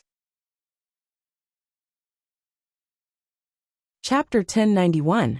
Taking Advantage of Others' Misfortune. Chapter 1091. Taking Advantage of Others' Misfortune. Lancelot looked like an ant before the 3 evil earth dragons. It seemed as if a single slap was more than enough to take his life. Roar. The 3 evil earth dragons activated their evil roar skills simultaneously, firing 3 gray beams at Lancelot as the evil earth dragon's specialty skill. Their evil roars had a very wide range. If struck, even mythic monsters of the same level would receive significant damage. Their combat powers might even weaken the players. Watching from a distance felt chills crawl down their spines. When they saw the 3 gray beams, they finally understood why the tens of thousands of players that had attempted to raid Black Ridge Town had suffered such a miserable defeat. It wouldn't matter how many players attacked the town. Against such a skill, all would die instantly. Boom, boom, boom. The 3 beams of light converged into a single point, creating a deafening explosion. Despite the explosion occurring in the air, the resulting shockwave nearly sent the players inside the town flying. Black Flame, do you think a single tier 4 NPC can defeat us? Abandoned Wave gleefully demanded. Although they had lost Stone Forest Town, and their war with Zero Wing ended in a draw, every player throughout Starmoon Kingdom would know of Blackwater now that it had displayed its power. The guild would have no issues recruiting elite and expert players in the future. Blackwater would quickly recover its losses. But what about Zero Wing? Without Stone Forest Town, the Candlelight Trading Firm would be Zero Wing's only source of income. The trading firm's meager profits could never sustain a guild of Zero Wing's size. Moreover, Zero Wing could only operate around White River City. How could its development speed possibly compete with Blackwater's? The Dragon Phoenix Pavilion had also suppressed Zero Wing's expansion into the Black Dragon Empire. Hence, it was only a matter of time before Blackwater surpassed Zero Wing. By then, he would remove Zero Wing's name from Starmoon Kingdom permanently. Guild leader, look. Just as Abandoned Wave's hope rekindled, Laughing Drunkard's eyes widened as he looked towards the sky, shock flashing in his gaze still hovering in the air. Lancelot was unharmed. A 5-layer ice barrier shattered and fell to the ground. Piece by piece he is unharmed? How is he so powerful? Is this a tier 4 NPC? The spectating crowd gasped when they saw this, their hearts nearly skipping a beat. A single evil roar could easily wipe out thousands of players, or heavily injure a Grand Lord of the same level. Yet Lancelot emerged unscathed after taking 3 of these attacks. Everyone was confused. Why was there such a huge disparity in strength between these tier 4 existences? Continue the attacks. He must have used a life-saving skill. He won't be able to use it repeatedly. The outcome also surprised Abandon Wave. However, he had a more complete view of the situation. The greatest difference between NPCs and monsters was their skill strength. Otherwise, how could NPCs challenge monsters of the same tier? As Abandon Wave had guessed, the 5-layered Ice Mirror was a Tier 4 Great Wizard's life-saving skill. The skill could not be used again within a short time. Moreover, the skill had a very short duration of only 10 seconds immediately. Tens of thousands of spells and arrows flew towards Lancelot however. Lancelot was too small a target. Only several hundred attacks actually struck the NPC. In response, Lancelot stretched out his hand and swiped it across the empty space before him. Suddenly, a light blue magic shield appeared around him, releasing a dazzling, eye-catching glow when the spells and arrows met the magic shield. It was as if they had crashed into adamantite. The magic shield remained intact even after receiving the hundreds of attacks. By the time the first wave of attacks ended, Lancelot had finished chanting the incantation for the Tier 4 spell, Earth Pulsation. The spell had an effective radius of 300 yards. Upon the spell's activation, the ground in the affected area shattered. Over 1,000 players died on the spot. Monsters beneath Lord rank were also killed. Immediately after, Lancelot swung his hand again. Clouds of dark smoke rose from Earth Pulsation's affected area and flew towards Lancelot. This dark smoke was comprised of the slain players' souls. Nothing nourished Lancelot more than players' immortal souls. As Lancelot absorbed the dark smoke, pleasure lit his expression. His aura also grew slightly stronger. He can absorb souls. When Abandon Wave witnessed this familiar scene, fear flashed in his eyes. Immortal souls were extremely important to players. If a player's immortal soul were absorbed, the penalty could range anywhere from being unable to log into the game for several days to permanent death. In the latter scenario, players would have no choice but to start a new account. When Peerless and Singular Burial heard Abandon Wave's words, they similarly paled. They were not ordinary players. They had a general understanding of immortal souls. If this NPC absorbed all of their present guild members' souls, the consequences would be devastating. Yet, the powerful gravitational force continued to drag them closer to Lancelot. They couldn't escape the NPC at all. It seems I'll have to give them some hints. Sherfone could not help but laugh when he saw these players' despair. Immediately, he anonymously published a message on the official forums, mentioning that he knew Lancelot's weakness. However, the information would cost 10,000 magic crystals. Although his asking price was slightly high, if it could save tens of thousands of elite players and experts from losing their immortal souls, Blackwater and Heaven's Burial would buy the information without hesitation. As for letting Lancelot eliminate Blackwater and Heaven's Burial's members, that was not Sherfang's goal. If Lancelot absorbed these players' souls, even Sherfang would be helpless against the NPC. Moreover, he would truly lose Stone Forest Town. This was not his desired outcome. His best option was to ensure that both sides suffered immense losses. Of course, if Blackwater had not possessed the 3 evil earth dragons, there would be no point in sharing Lancelot's weakness. In the past, Lancelot's seal had been removed a total of 3 times. Unlike the first time the seal had been released, imprisoning Lancelot by repairing the sealing crystal had been impossible after his second release. They had beaten Lancelot within an inch of his life before he could be resealed. If players wanted to suppress Lancelot, they needed someone or something to pin down the awakened NPC for a moment. Only then could players approach the obelisk and activate the magic array inside the structure. When activated, the magic array would suppress Lancelot, making him much easier to deal with. Suddenly, Daybreak Fog contacted Singular Burial and asked, "Guild leader, I just discovered a method to deal with the NPC on the official forums. However, the other party is requesting 10,000 magic crystals. Should we purchase the information?" 10,000? Why doesn't he just rob us instead?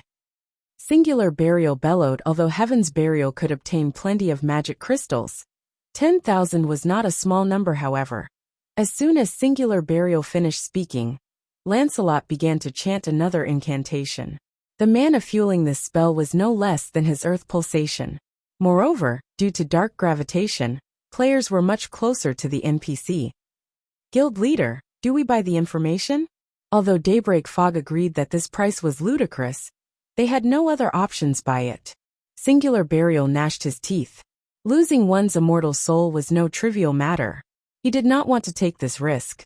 Inwardly, however, he swore to himself, this seller better not reveal his identity. I will not let him off the hook. Chapter 1092, Killing the Awakened. Chapter 1092, Killing the Awakened. After Singular Burial paid the 10,000 magic crystals, he appeared to age significantly. Zero Wing. I will make you pay for this. His goal in dispatching such a large army to Stone Forest Town had been to take advantage of the situation and plunder some of the weapons and equipment Zero Wing's members dropped.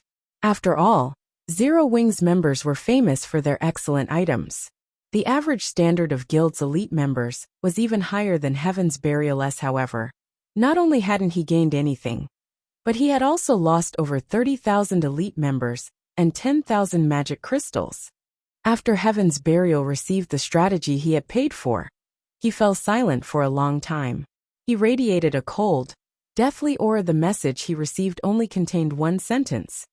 Use the evil earth dragons to distract Lancelot, and send someone into the obelisk to activate the magic array. He paid 10,000 magic crystals for this. At this moment, Singular Burial even considered devouring Sherfong whole guild leader Burial. What's going on? What's with the ugly look? Peerless asked curiously when he noticed Singular Burial's enraged laugh. However, after some thought, he found nothing unreasonable about Singular Burial's reaction. Heaven's Burial had not benefited from this war whatsoever, despite sacrificing the majority of his 50,000 elite player army. It would be odd if Singular Burial were in a good mood. However, Peerless rather admired the other guild leader. He never thought that the man would be so open-minded as to laugh after such a loss. Only, the man's facial expression was slightly tense. However, Singular Burial was not ordinary. Very quickly, he sheathed his bubbling emotions and notified Abandoned Wave, and Peerless of the method to raid Lancelot. Abandoned Wave immediately instructed the bandaged man to control the evil earth dragons to pin down Lancelot, while Peerless had the Red Jade Legion's experts sneak into the obelisk and search for the prepared magic array. When Zero Wing's members had retreated, Phoenix Rain, who was currently in the faraway Apocalypse Empire, had paid attention to every movement in Stone Forest Town. A white-haired, slightly hunched old man also watched the war from inside the spacious guild leader's room. Although this man was already in his 70s and looked as if a strong breeze could topple him easily, Phoenix Rain treated him with great respect. This elder was none other than the Dragon Phoenix Pavilion's great pavilion master. He was the true owner of the pavilion. Kurong. Zero Wing is quite interesting. To think such a small guild can catch both you and 9 dragons' attention at the same time, Kurong said, chuckling as he looked at the destroyed and occupied Stone Forest Town. However, while one of you has an optimistic view of the guild, the other is trying to destroy it. I cannot figure out what is going through your youthful minds nowadays, but Rain, you've slightly overdone it this time. You've invested so much into Zero Wing. Now that Zero Wing has lost Stone Forest Town, how are you going to compete with 9 dragons on Thunder Island? You know how important Thunder Island is to the guild. Moreover, I've already stated that whoever takes control of Thunder Island will succeed me in the future. I have always had a favorable opinion of you. I hope you do not disappoint me. When Phoenix Rain heard Kurong's words, her chest tightened. In reality, she had always wondered if she had made the right decision to invest so much into Zero Wing. The Dragon Phoenix Pavilion had only discovered Thunder Island by chance, while exploring a dangerous zone out at sea. However, upon reaching Thunder Island, the pavilion had discovered certain information, which the upper echelons greatly valued. Even Kurong, the great pavilion master who usually did not show himself in the guild, made an appearance. However, news about Thunder Island had quickly leaked, which attracted the attention of many super guilds. Several super guilds had already dispatched their capable forces to contest for the island. Meanwhile, Ku Rong had made up his mind and publicly announced to the guild the condition to become the next great pavilion master. Whoever took control of Thunder Island would become the next great pavilion master of the Dragon Phoenix Pavilion, and the future great pavilion master would control all of the guild's resources, talents, and future development even after so many years. Ku Rong had never once mentioned the matter of succession. Hence, Ku Rong's abrupt decision, after reading the collected information on Thunder Island, had stupefied all of the elders in the meeting. Phoenix Rain herself had been taken aback, however. Wresting control of Thunder Island from Nine Dragons Emperor and the various super guilds was easier said than done. It would likely require far more resources than she could imagine. Moreover, even if she collected enough funds, her chances of taking control of Thunder Island were very small. It seems I'll have to find Black Flame or Yi Feng for a chat, Phoenix Rain thought as she massaged her temples. Meanwhile, Stone Forest Town was quite lively right now after the magic array inside the obelisk had been activated. Lancelot's basic attributes had been significantly weakened. As a result, the power of his spells had decreased after Lancelot had been weakened. Players could finally damage the NPC. Unfortunately, they weren't able to deal much. Even level 40 experts' damage was only in the dozens, while elite players only dealt 2 or 3 damage. Moreover, Lancelot dodged most of the attacks sent at him. Even so, this turn of events gave these players hope of victory. Lancelot's maximum HP was now only 60 million. Although players' damage was low, many a little made a mickle. Furthermore, they still had the support of 3 evil earth dragons. From time to time, the mythic monsters would launch attacks that dealt tens of thousands of damage. It was only a matter of time before they wore out Lancelot. Everyone, spread out. Melees, stop trying to approach the NPC and defend the magic array at the obelisk. Ranged players, give him a beating. Abandoned Wave commanded excitedly as he stood atop the obelisk after the obelisk's magic array had been activated. Shadow monsters, formed from mana, began to assault the magic array fiercely. However, compared to Lancelot, these shadow monsters were very weak. They were mostly level 60 elite monsters. The 3 guilds' elite and expert melee players were more than enough to defend the magic array. In addition, the 3 evil earth dragons served as meat shields. Lancelot's HP had already fallen to 20% to get to this point. They had paid the lives and souls of nearly 6,000 elite and expert players. 2 of the 3 evil earth dragons had also died in battle, with the last only had half of its HP remaining. However, based on Abandoned Wave's calculations, the remaining mythic monster should last them until Lancelot died. Just thinking about the loot a powerful NPC like Lancelot would drop caused Abandoned Wave's heart to jump with excitement. According to God's domain's iron laws, the stronger the monster or NPC was, the better the items they would drop. What kind of loot would an NPC that even 3 mythic monsters were helpless against drop? This thought had floated in Abandoned Wave's mind throughout the battle against Lancelot. Time quickly passed. When Lancelot's HP fell to 5%, the players inside the town charged at the NPC frantically. They completely ignored Lancelot's AoE spell. Nearly dead. Attack with everything you've got. Abandoned Wave shouted. Abandoned Wave wasn't the only person with such thoughts. Singular Burial and Peerless Hearts also began to pound very quickly. Lancelot's HP fell from 5% to 4% before falling to 3%. Meanwhile, Lancelot's retaliation grew more powerful, which rapidly increased the 3 guilds' death rate. Every one of the awakened NPC's attacks could easily kill hundreds of players. However, the guild's members were too tempted by the NPC's loot. They couldn't care less if their allies died. When Lancelot only had 1% HP remaining, Shifeng finally made his move using space movement. He instantly appeared above Lancelot. There's someone there. Someone actually dares to try to steal our loot. Kill him. Although everyone was absorbed in the battle, they were not so blind as to fail to notice an outsider kill. Stealing was common in God's domain. Even they often practiced the act. Hence, they were naturally wary of kill steals. The instant Shifeng appeared, everyone instinctively shifted their attention to him. Wait, that's Black Flame. Some expert players with good eyesight quickly recognized the intruder. Black Flame, I never expected even you to make such a fatal mistake. Abandoned Wave could not help but laugh at Shifeng's foolish behavior. Immediately he commanded, "Everyone stop attacking the boss. Focus on Black Flame." Although Lancelot only had 1% HP remaining, 1% of 60 million was still 600,000. It was impossible for Shifeng to kill Lancelot by himself. Chapter 1093, Epic Legacy Skill. Hellscythe_VampireCat Chapter 1093, Epic Legacy Skill. Kill him. Show him the consequences of trying to steal our boss. Hearing Abandoned Wave's command, all the ranged players focused their fire on Shifeng immediately. A barrage of spells and arrows flew at Shifeng, who was still in midair with Shifeng caught in freefall. Ranged players could easily predict his trajectory and aim their attacks accordingly.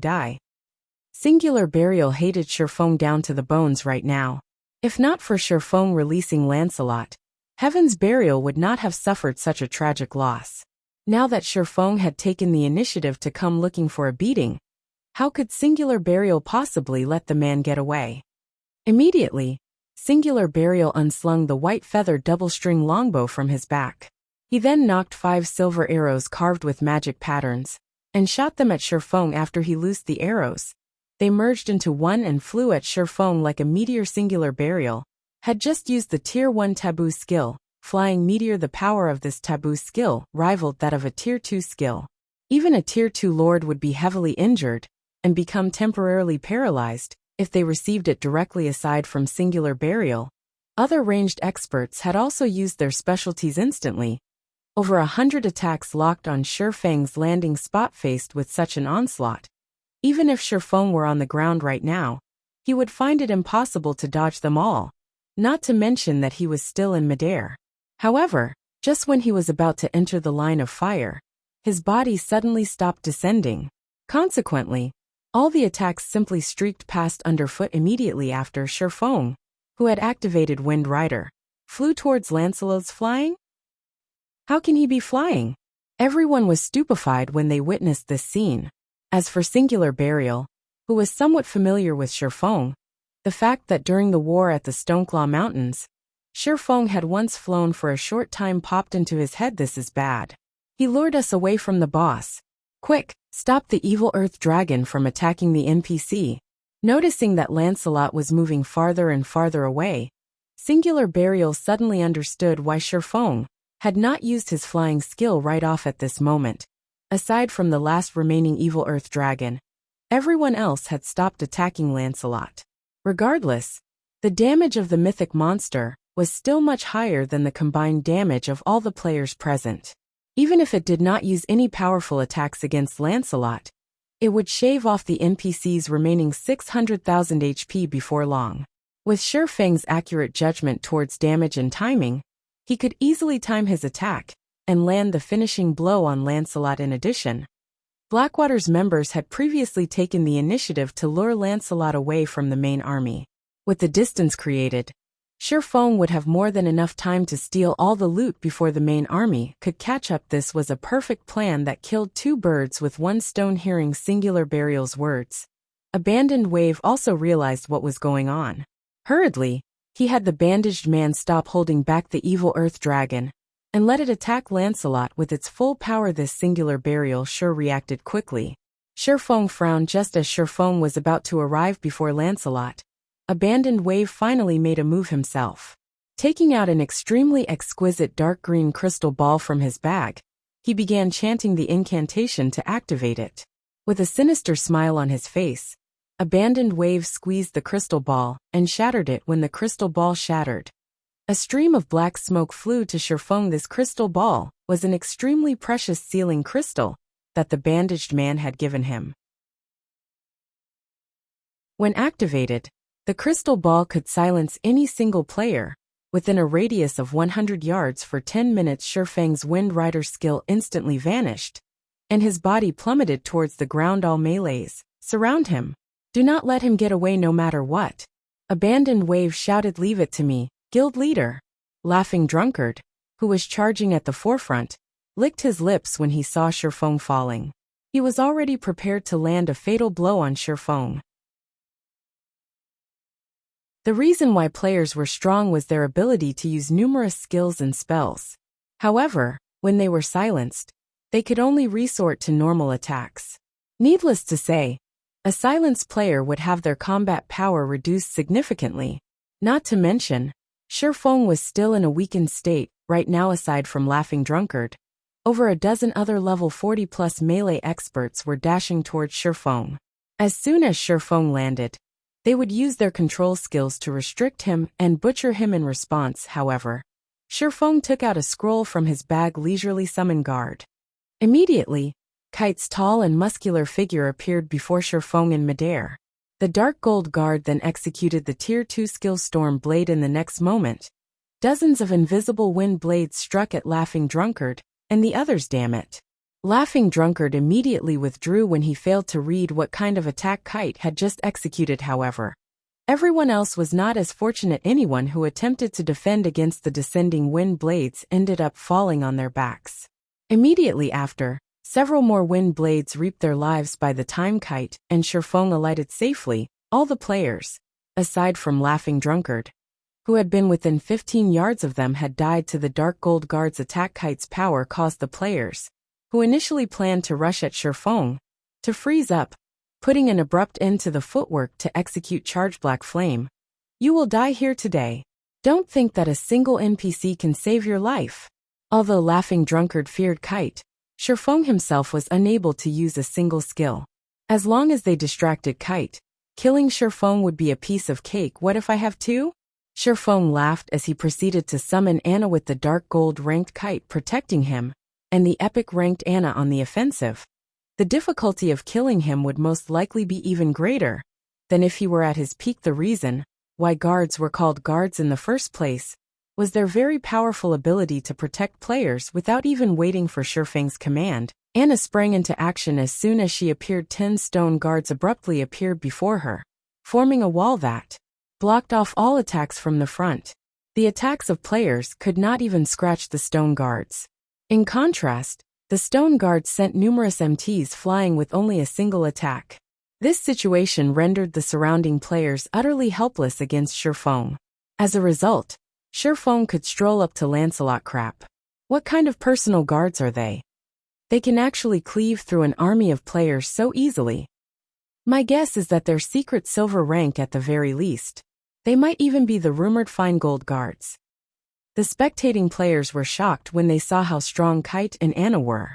Although the two NPCs had displayed frightening strength before, their performance right now was even more splendorous. However, Abandoned Wave, the guild leader of Blackwater, gnashed his teeth angrily when he saw this scene. At the same time, his heart was also tinged with jealousy. Kite was already plenty powerful, yet Shifeng actually had two of such personal guards. The aura Anna exuded seemed superior to even Kite's change of plans. All melees deal with Black Flame. Everyone else, kill the boss as quickly as possible. Abandoned Wave reluctantly chose to deal with Lancelot first, when he saw Shifeng still unharmed despite coming under assault from so many players. His decision was because, during the brief period they had stopped attacking Lancelot, the latter's HP had recovered back to 2%. If this situation continued, even after they managed to kill Shifeng, they wouldn't have any way of dealing with the NPC. Several thousand melee players promptly surrounded Shifeng, blocking his path to Lancelot. Anna, it's up to you now, Shifeng commanded immediately. Having no intention of wasting time, the strength of an epic guard was not as simple as Abandoned Wave thought it to be. Nodding in response, Anna began chanting an incantation, her hand continuously writing line after line of divine runes so fast that others could not even see her hand. Meanwhile, Kite and the 10 stone guards hindered the assault of the maddened players and monsters. As Anna chanted the final verse of the incantation, a golden magic array suddenly appeared in the middle of the sky, covering a radius of 100 yards. In the next moment, a woman wearing golden, divine armor and wielding a silver spear emerged from the magic array. 2 sets of white, feathered wings spread wide from the woman's back the instant this woman appeared. Everyone could not help but turn their gaze towards the sky, fear and awe instantly flooding their hearts. A Valkyrie? This is a lie, right? Everyone was stupefied without waiting for anyone to react. The Valkyrie flapped her wings and abruptly flew before Anna. With a wave of her spear, she sent a storm sweeping across everyone. The ground before the Valkyrie shattered, as if the mortal world could not withstand even a normal attack of the Valkyrie. Quickly finish off Lancelot. Sherfong ordered hurriedly. Angel summoning was a legacy skill Anna learned after being promoted into an epic guard. The skill allowed her to summon a Valkyrie to assist her in battle. However, the Valkyrie summoned could only be 2 tiers higher than Anna at most, and would remain in existence for a short 10 seconds. Moreover, angel summoning had a cooldown of 1 full day. Sherfong did not wish to waste this opportunity. Under Anna's command, the Valkyrie transformed into a streak of light and appeared before Lancelot. When the Valkyrie swept her spear towards Lancelot, the weapon tore apart even space itself. The power contained within the attack was even stronger than Lancelot's. Without the suppression of the obelisk's magic array at the critical moment, Lancelot activated 5-layered ice mirror. However, when the layers of ice came into contact with the Valkyrie's spear, they immediately shattered into oblivion.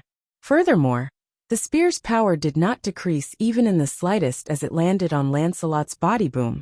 Lancelot instantly shot away, and his body crashed into the obelisk. His remaining 2% HP instantly fell to 0, leaving him deader than dead. Chapter 1094. Unstoppable EXP. Hellscythe_Vampire Cat. Chapter 1094. Unstoppable EXP. He's dead? Didn't he still have 2% HP left? Everyone was dumbfounded when they saw Lancelot's motionless body planted in the wall of the obelisk. They had personally seen for themselves just how powerful Lancelot was even after he was suppressed.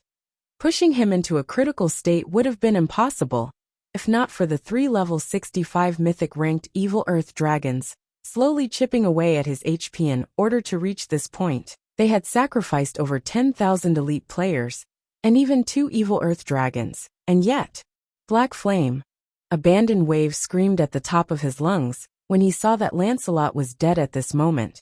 Due to Sherfong landing the final hit on the awakened NPC, his experience bar was skyrocketing. In just a short moment, he had gone from level 44 to level 45. Even then, his experience bar continued to shoot up. Level 45, 10%, 30%, 50%. The EXP awarded for killing an awakened is actually this much? Sherfong was momentarily stunned when he looked at his rising experience bar. Hidden class, he possessed doubled the EXP he required to level up. Not to mention, he had already reached level 44. Even killing 2 or 3 Grand Lords of the same rank would not net him 1 level in the end. Sherfong rose from level 45 to level 46, and finally stopped at 84% of level 46.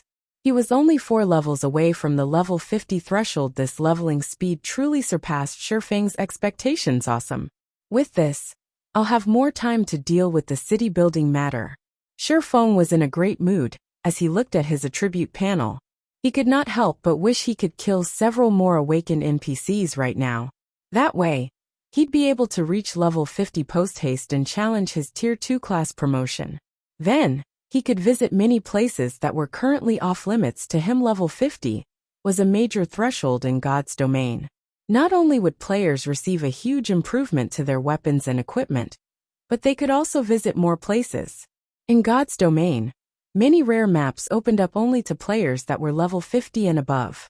Although God's domain was different from most virtual reality games, it still imposed plenty of restrictions on players.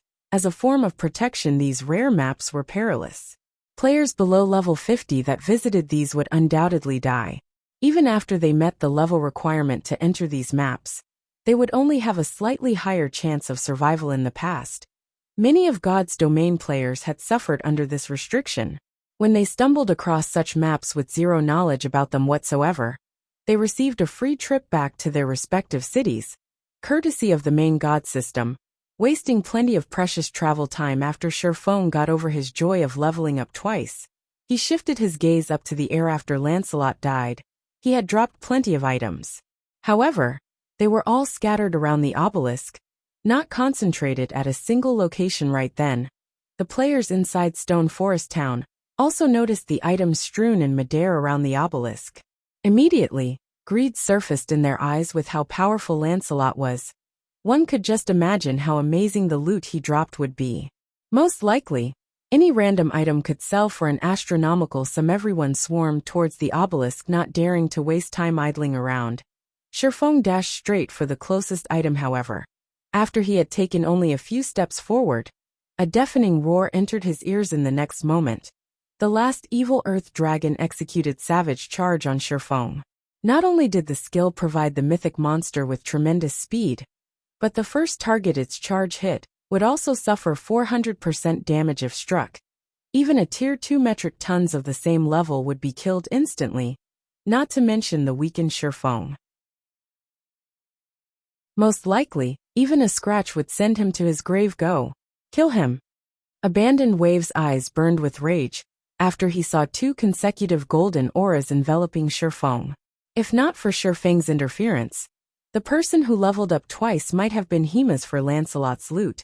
He had long since ordered some assassins to collect them. Roar. The evil earth dragon roared as it charged at Shifeng, its speed so fast that even if Shifeng activated Wind Rider, he would not outrun it. Just as the evil earth dragon was about to reach Shifeng, the beautiful Valkyrie appeared before Shifeng. She then thrust her spear at the approaching mythic monster. Pung.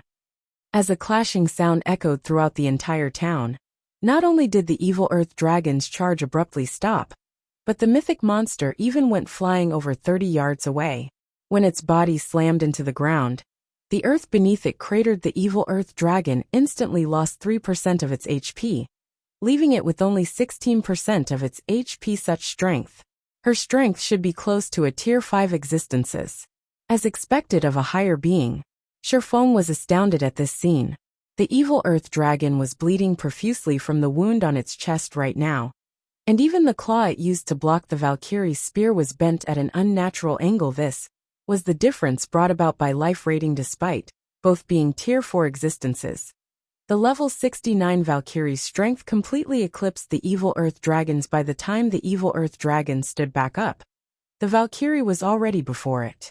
Hovering in midair, the Valkyrie gently flapped her wings as she silently looked down on the evil earth dragon. Just when the mythic monster tried to do something, the Valkyrie sent another stab at it. Boom. The evil earth dragon got planted into the ground once again. This time only half its body was above ground. Meanwhile, its HP fell by another 3%. Everyone else inside the town felt a violent tremor that nearly caused them to lose their balance after receiving a series of rapid attacks from the Valkyrie. The evil earth dragon was thoroughly embedded into the ground, with only its cranium, which was about to be flattened, above the surface. At this moment, the mythic monster had only 4% of its HP remaining. Then, the Valkyrie chanted an incantation. A massive, glowing sword manifested in the sky and plunged towards the evil earth dragon. When the sword crashed into the mythic monster's exposed head, it took away the monster's last strand of HP. After witnessing the Valkyrie's series of attacks, everyone was thoroughly stupefied before the Valkyrie. A tier 4 mythic monster was no different from a common monster.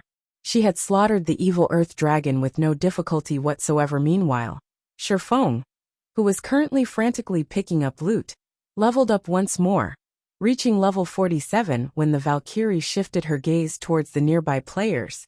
Everyone suddenly couldn't breathe. At this moment, it was as if their lives were out of their hands. Moreover, their bodies also felt extraordinarily heavy. Guild leader Wave, let's retreat. Singular Burial no longer had the will to fight. When he looked at the Valkyrie was simply too strong. Even sending an army of 300,000 elite players against her would be pure folly. If they remained here, most likely, not a single one of them would leave Stone Forest Town alive. Peerless nodded in agreement with Singular Burial's words of the 3 core legions he had brought with him. The Red Jade Legion was no longer functional. Currently, he had lost only 1/3 of his forces. He still had a chance to redeem himself. If he lost everything, however, he would have to start drafting his letter of resignation. Already fine. Let's go. Abandoned Wave's eyes were filled with reluctance as he said this. However, even though he was reluctant, he knew that contending with the Valkyrie was impossible. Chapter 1095, 1 verses 5. Hellscythe_VampireCat Chapter 1095, 1 verses 5. Wait, something's wrong with that Valkyrie. Doesn't it seem like she's starting to become translucent? You have that feeling as well. Quick look. That Valkyrie is starting to disappear. Right after Abandoned Wave gave the command to retreat, a sudden change to the Valkyrie immediately grabbed everyone's attention. The Valkyrie's appearance had simply given them too much of a shock. Even Abandoned Wave and the others, who hated Zero Wing down to the bones, had no choice but to give up on Stone Forest Town. However, now that the Valkyrie started facing problems, their hopes rekindled. Seeing this scene, Abandoned Wave immediately interrupted the activation of his return scroll. Everyone, hinder Black Flame, and buy our people some time.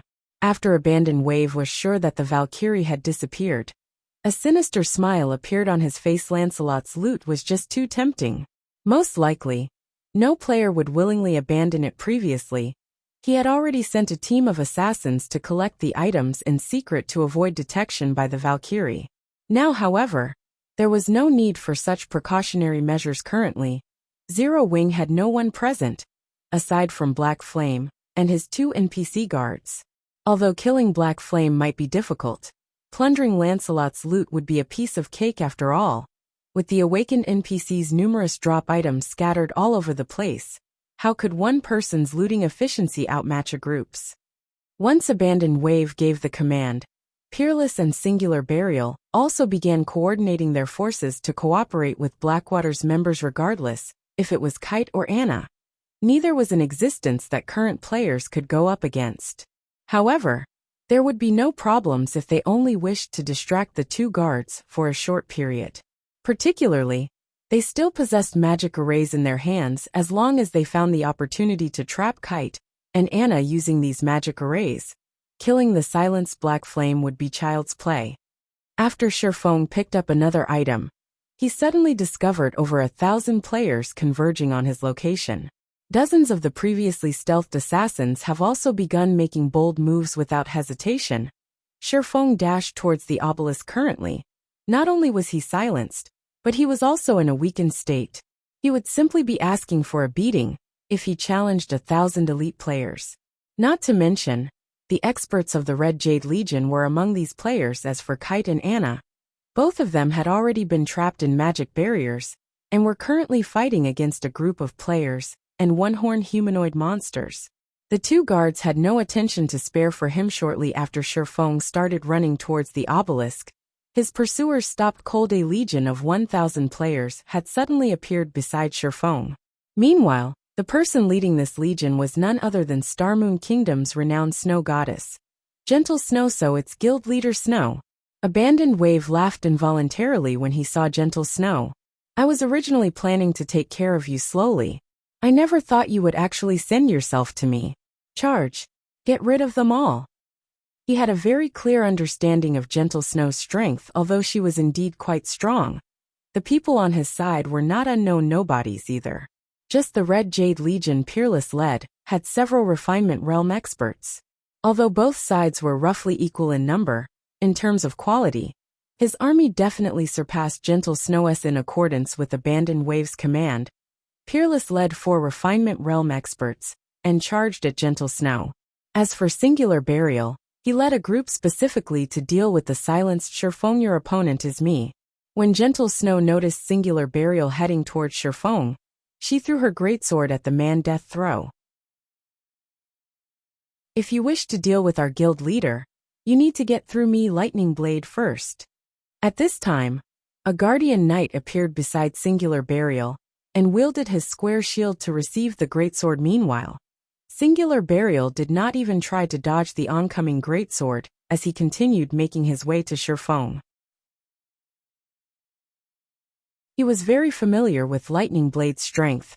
Heaven's Burial's current strongest MT was probably the level 41 Lightning Blade, who could hold his ground against a high lord of the same level all by himself without using any skills. Defending against a player's attack would be a walk in the park for Himpung. When the greatsword collided with his shield, Lightning Blade had to take 4 steps back, damage of over -2,000 appearing above his head. Although this amount of damage was nothing to him, who possessed nearly 30,000 HP, an extraordinarily ugly expression still surfaced on his face. Why is her strength so powerful? After Lightning Blade stabilized his body, he looked at Gentle Snow somewhat fearfully. The equipment he currently wore could definitely rank near the top in the current god's domain, particularly with the epic bracer he had on right now. The bracer increased the effect of strength contained within his attacks by 20%. Even if he was going up against a berserker of the same level, he was confident of surpassing the latter in a contest of strength for the greatsword. Gentle Snow through to actually force him back by so many steps. Gentle Snow's strength was simply unbelievable. Meanwhile, facing the encirclement of Peerless and his 4 companions, Gentle Snow waved her hand lightly. Suddenly 3 dazzling, divine spears appeared around her. Peerless and the others immediately felt as if they had sunk into a muddy swamp, their movement speed and attack speed decreasing significantly, and they could only watch as the 3 divine spears flew at them along with the clangor of metal. 3 of the 5 players perished instantly. Only Peerless and another swordsman remained alive. How did she suddenly become so powerful? Didn't they say that she had entered the refinement realm just recently? Peerless had an ugly expression on his face as he stared at Gentle Snow, his eyes filled with confusion. Currently, however, the most shocked wasn't Peerless, but Gentle Snow. Right before the battle began, Shifeng had actually passed her a fragmented legendary item, the 7 Luminaries battle armor. Although a chest plate mainly increased a player's defensive capabilities, the additional strength it provided allowed her combat power to undergo a qualitative change. The 7 Luminaries spears that came with the activation of the 7 Luminaries domain allowed her to display strength rivaling that of a great lord of the same level even without activating a berserk skill. As a result, the massive gap in strength allowed Gentle Snow to fend off the attacks of Peerless, Singular Burial, and the others single-handedly. The disparity was so great that she was even overwhelming Peerless and the others, causing the pressure on them to grow increasingly heavier. How did she become so powerful? Abandon Wave was filled with shock. Before, Gentle Snow's true strength only allowed her to go up against 1 refinement realm expert. Going up against 2 at the same time was definitely beyond her. Yet, after vanishing from the public eye for just a short time, she was now actually capable of going up against 5 refinement realm experts at the same time. She had even managed to kill 3 instantly. This feat was utterly inconceivable. Just as everyone was stunned by Gentle Snow's performance, Shifeng finally arrived before the massive crystal ball atop the obelisk system. Do you wish to use 10,000 magic crystals to repair the seal? Without hesitation, Shifeng clicked yes. The 10,000 magic crystals he obtained from Heaven's Burial immediately disappeared. The massive amount of mana contained within the magic crystals then began returning the sealing crystal ball to its original state rapidly. At the same time, the purple barrier that had previously disappeared also enveloped Stone Forest Town once again. Chapter 1096, Wildly Arrogant. Hellscythe_VampireCat Chapter 1096, Wildly Arrogant. When the purple barrier appeared around Stone Forest Town once more, the excited members of Blackwater could not help but stare at their surroundings. The magic barrier didn't just reduce their combat power, most importantly, it prevented them from leaving Stone Forest Town. On the other hand, Zero Wing could send in reinforcements continuously to whittle down their forces at this moment. Abandoned Wave's complexion also turned extremely pale as he stared at the disguised Shifeng, who was standing at the top of the obelisk. As long as the magic barrier existed, none of his forces could leave the town. Moreover, Lancelot's loot would remain in an ownerless state for 2 hours after the items first appeared. As long as the players holding those items died, the looted item would drop from their corpses. 2 hours were more than enough for Zero Wing's reinforcements to arrive and wipe them out. What a devious plan. Yuan Tiexin, who was observing the battle from Sima Town, felt a hint of fear towards Shifeng after witnessing this scene. With this, Blackwater, Heaven's Burial, and Pantheon are truly finished.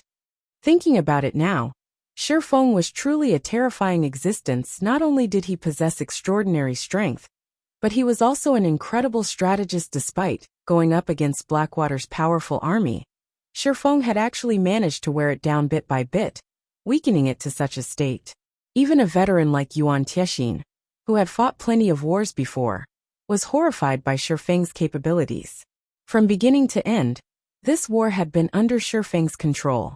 By the time Blackwater's members realized this, everything was already too late. Currently, Blackwater no longer had a numerical advantage. Neither did it possess experts of superior quality. It didn't even hold a terrain advantage. Uncle Yuan, now that Zero Wing has already won this war, are we still going to look for Black Flame? Purple Jade asked. She was not interested in this war in the slightest. However, through this war, her need to challenge Black Flame to a fight had further solidified. Of course, we're still going. Or to put it in another way, because Zero Wing has won, we have even more reason to visit him, Yuan Tiexin replied, laughing. Although Zero Wing had won this war, Stone Forest Town was in ruins. Zero Wing could not sustain itself with just the income of the candlelight trading firm. Right now, the guild was in dire need of a new source of income for coins. Otherwise, it would very quickly fall into stagnation, something it could not afford to happen, particularly during this period when the experts of the various large guilds were reaching level 41 after another. If Zero Wing did not have the financial strength to supply its guild members with mounts, it would definitely fall behind the other guilds. Meanwhile, the secret pavilion could provide Zero Wing with cities and markets to develop. Yuan Tiexin was not worried about not being able to obtain the magic tower design at all. Time passed quickly. Inside Stone Forest Town, the members of Blackwater, Heaven's Burial, and Pantheon began to assault the obelisk desperately. MTs, open a path for us. Healers, pay attention to healing. Assassins, sneak inside. As long as we destroy the magic crystal on top of the tower, we will be able to leave this place. At this time, Abandoned Wave himself was also participating in the battle, giving out commands while he fought against Zero Wing's members. Whoever manages to break that crystal, I'll give them an epic item. Peerless and Singular Burial also nodded in agreement with Abandoned Wave's decision. After all, they had obtained a total of 26 items from Lancelot. Meanwhile, Zero Wing had managed to get only 2. If they had to pay 1 epic item to bring the 26 items away, the trade would definitely be worth it. Hearing this, everyone immediately started fighting with even greater desperation. In the current god's domain, the higher the level 1 reached, the more difficult it was to obtain high-quality weapons and equipment. Ordinary players already treated dark gold items as godly items, not to mention epic items as elite members of their respective guilds. Obtaining an epic item was practically a dream. In God's domain, be it dungeons or ancient ruins, the more dangerous a place was, the easier it was to obtain good weapons and equipment. However, the requirement in individual combat standards and basic attributes for entering these locations were considerably high. Dark gold items were not comparable to epic items. To elite players like them, an epic item could provide them with significant improvements. It was their ticket to the world of experts. The expert players present had mostly reacted in the same manner. After all, even super guilds had obtained only a limited number of epic items, which were then provided to an extremely small number of qualified apex experts. What suicidal maniacs! Even Gentle Snow felt somewhat pressured as she fought off the oncoming horde of players. The enemy was fully intent on trading blow for blow. If not for the healers providing sufficient healing, she would have long since drowned in the sea of players. However, this kind of attack method had also opened a path to the obelisk, leading hundreds of elite players. Abandoned Wave, Peerless, and Singular Burial charged into the obelisk. The interior of the obelisk consisted of a spiraling staircase that continued all the way to the top of the structure. Just as everyone was about to reach the top of the tower, a figure in black suddenly appeared before them, blocking their path forward. The instant this figure appeared, Abandoned Wave and the others involuntarily stopped their advance.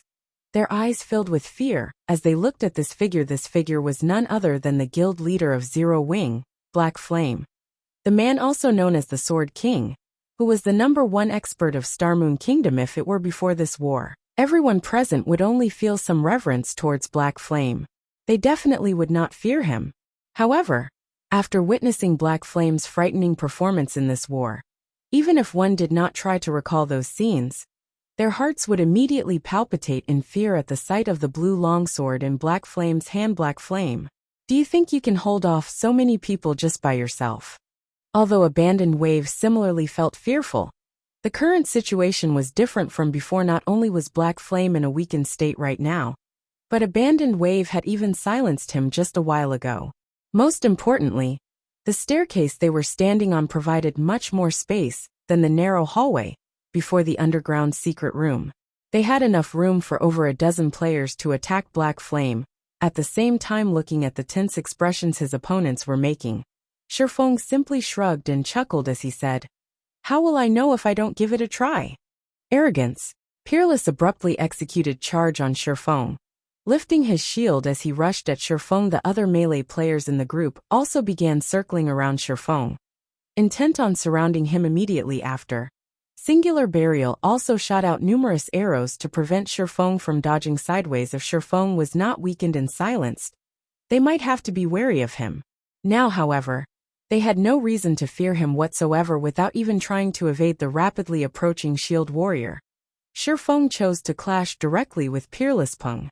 Along with the sound of metal clashing, Peerless felt as if he had just collided with a truck, his body, which was as huge as a bear, involuntarily taking a few steps backward. Everyone could not help but be dumbfounded. Peerless was one of Pantheon's apex shield warriors, yet a swordsman, who was both weakened and silenced, actually forced him back. Peerless was inwardly dismayed as well. Others might not know how powerful Shifeng's attack was, but Peerless knew very clearly.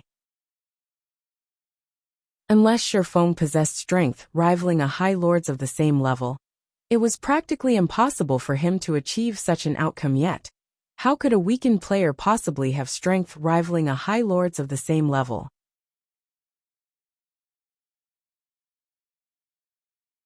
Chapter 1097, Might of the Sword King.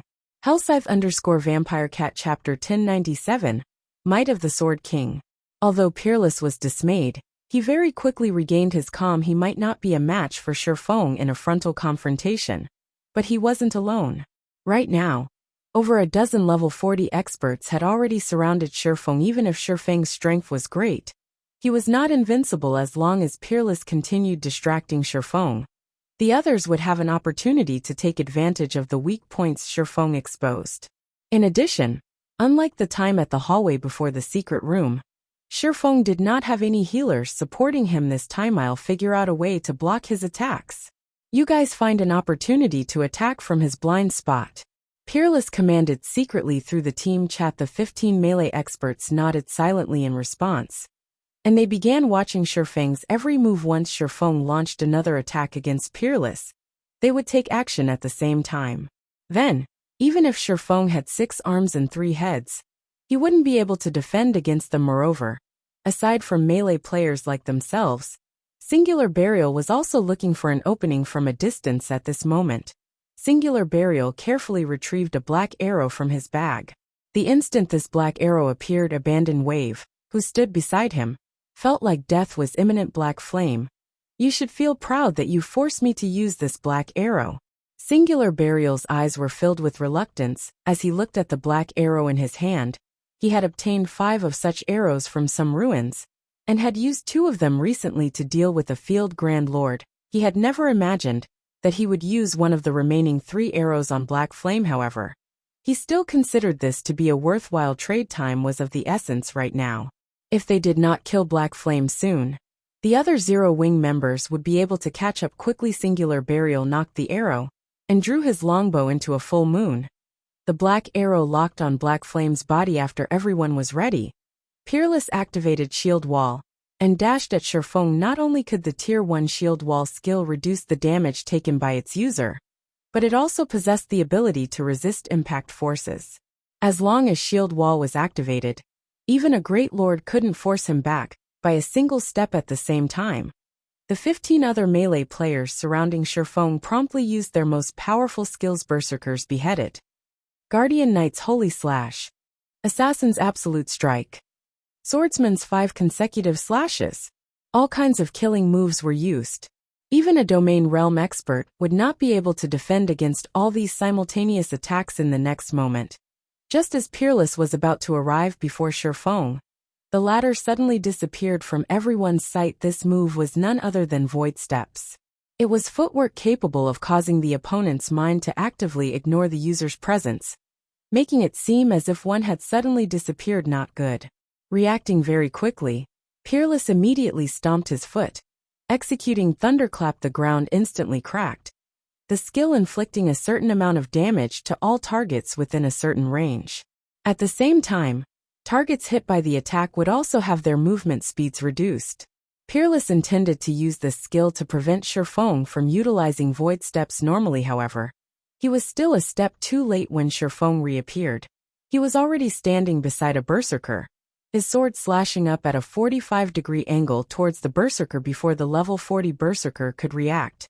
A blue streak of light cut through his neck so fast.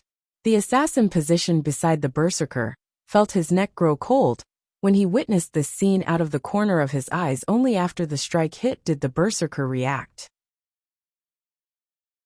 He hurried to twist his body, instinctively executing Whirlwind Slash to repel Shifeng. However, before the berserker's body could start rotating, the abyssal blade in Shifeng's other hand pierced through the side of the berserker's armor and stabbed straight into his heart. Instead of pulling the magic weapon out directly, he sliced through the front of the berserker's chest, dealing another blow to the berserker. Immediately after, Shifeng spun around to the berserker's back. Killing Ray described an arc, and just as Shifeng arrived behind the berserker, the sacred sword also stabbed into the berserker's back and again hit his heart. 13, 976-5, 738-6, 417-17. 233. Everyone only saw 4 sword lights passing through the berserker's body before the berserker, who had over 20,000 HP, collapsed to the ground. Combat technique 4 Moon Lotus. This was a basic combat technique that all swordsmen needed to learn in God's domain. The silence debuff was something players commonly encountered. Although a silenced state was a nightmare for ordinary and elite players, it hampered the combat prowess of an expert player only slightly. This was because they could utilize combat techniques to make up for the loss of their skills. Although combat techniques placed a much greater burden on a player's stamina and concentration in terms of pure power, while combat techniques were inferior to in-game skills, the former was not subject to cooldown. Combat techniques could also be used while silenced, hence, so long as one was an expert, they would generally have a few combat techniques under their belts. Not only could combat techniques be used to make up for one's lack of combat power when their skills were on cooldown, but combat techniques could also be used to add variation to one's attacks. Due to this flexibility, even an expert with average equipment could easily beat an elite player with superior equipment senseless the instant the berserker died. Everyone felt a chill crawling down their backs. This gorgeous attack was simply an eye-opener for everyone. However, the truly shocking thing was the damage Shifeng dealt the level 40 berserker. Be careful. He's no longer in a weakened state. Peerless shouted previously. He had been wondering why Shifeng possessed such strength despite being in a weakened state. Initially, he ascribed it to a special effect of equipment that multiplied his strength.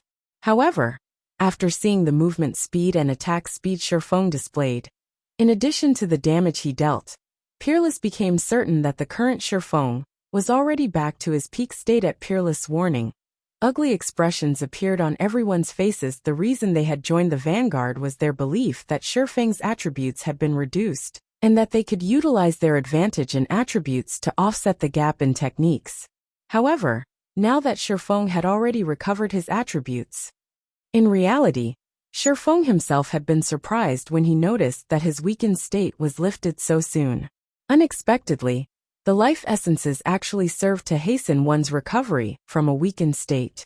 Otherwise, he would not have dared to come and stop Abandon Wave and the others so casually. However, he did not give his opponents much time to think, immediately executing Void Steps. and charging towards another player. The various melee players had already been only a short distance away from Shifeng. Now that they were charging up to him one after another, Shifeng just needed to use void steps once to arrive beside another player without utilizing any skills. Shifeng succeeded in reaping another person's life, using only void steps, and 4 Moon Lotus before Peerless could even try to stop Shifeng. The latter had already killed a total of 5 players. Nobody could defend against Shifeng's 4 Moon Lotus. Shifeng was like the god of death. Whomever he appeared beside would inevitably die at this moment. Everyone finally understood why the secret pavilion had dubbed Shifeng one-hit Azure. The pressure of death caused everyone's body to feel extremely heavy, their movements turning sluggish. Black flame, time to die. At this moment, Singular Burial, who had constantly been searching for an opportunity, grinned as he released the bowstring and sent the black arrow flying upward. The black arrow broke through the sound barrier as it shot towards Shifeng's heart. What a fast arrow! Shifeng had long since taken notice of Singular Burial's actions. However, when he saw the approaching black light, he still could not help but be shocked. At the critical moment, Shifeng instinctively crossed his swords before him directly in the arrow's trajectory. Boom! Shifeng immediately felt his hands going numb, his body forced through the air by the arrow as his HP continuously decreased. It felt as if he had just received a meteor with his swords. After recovering from his momentary daze, he moved his swords, deflecting the arrow. Suddenly, a black arrow could be seen flying towards the top of the obelisk. At this moment, less than half of Shifeng's 30,000 plus HP remained.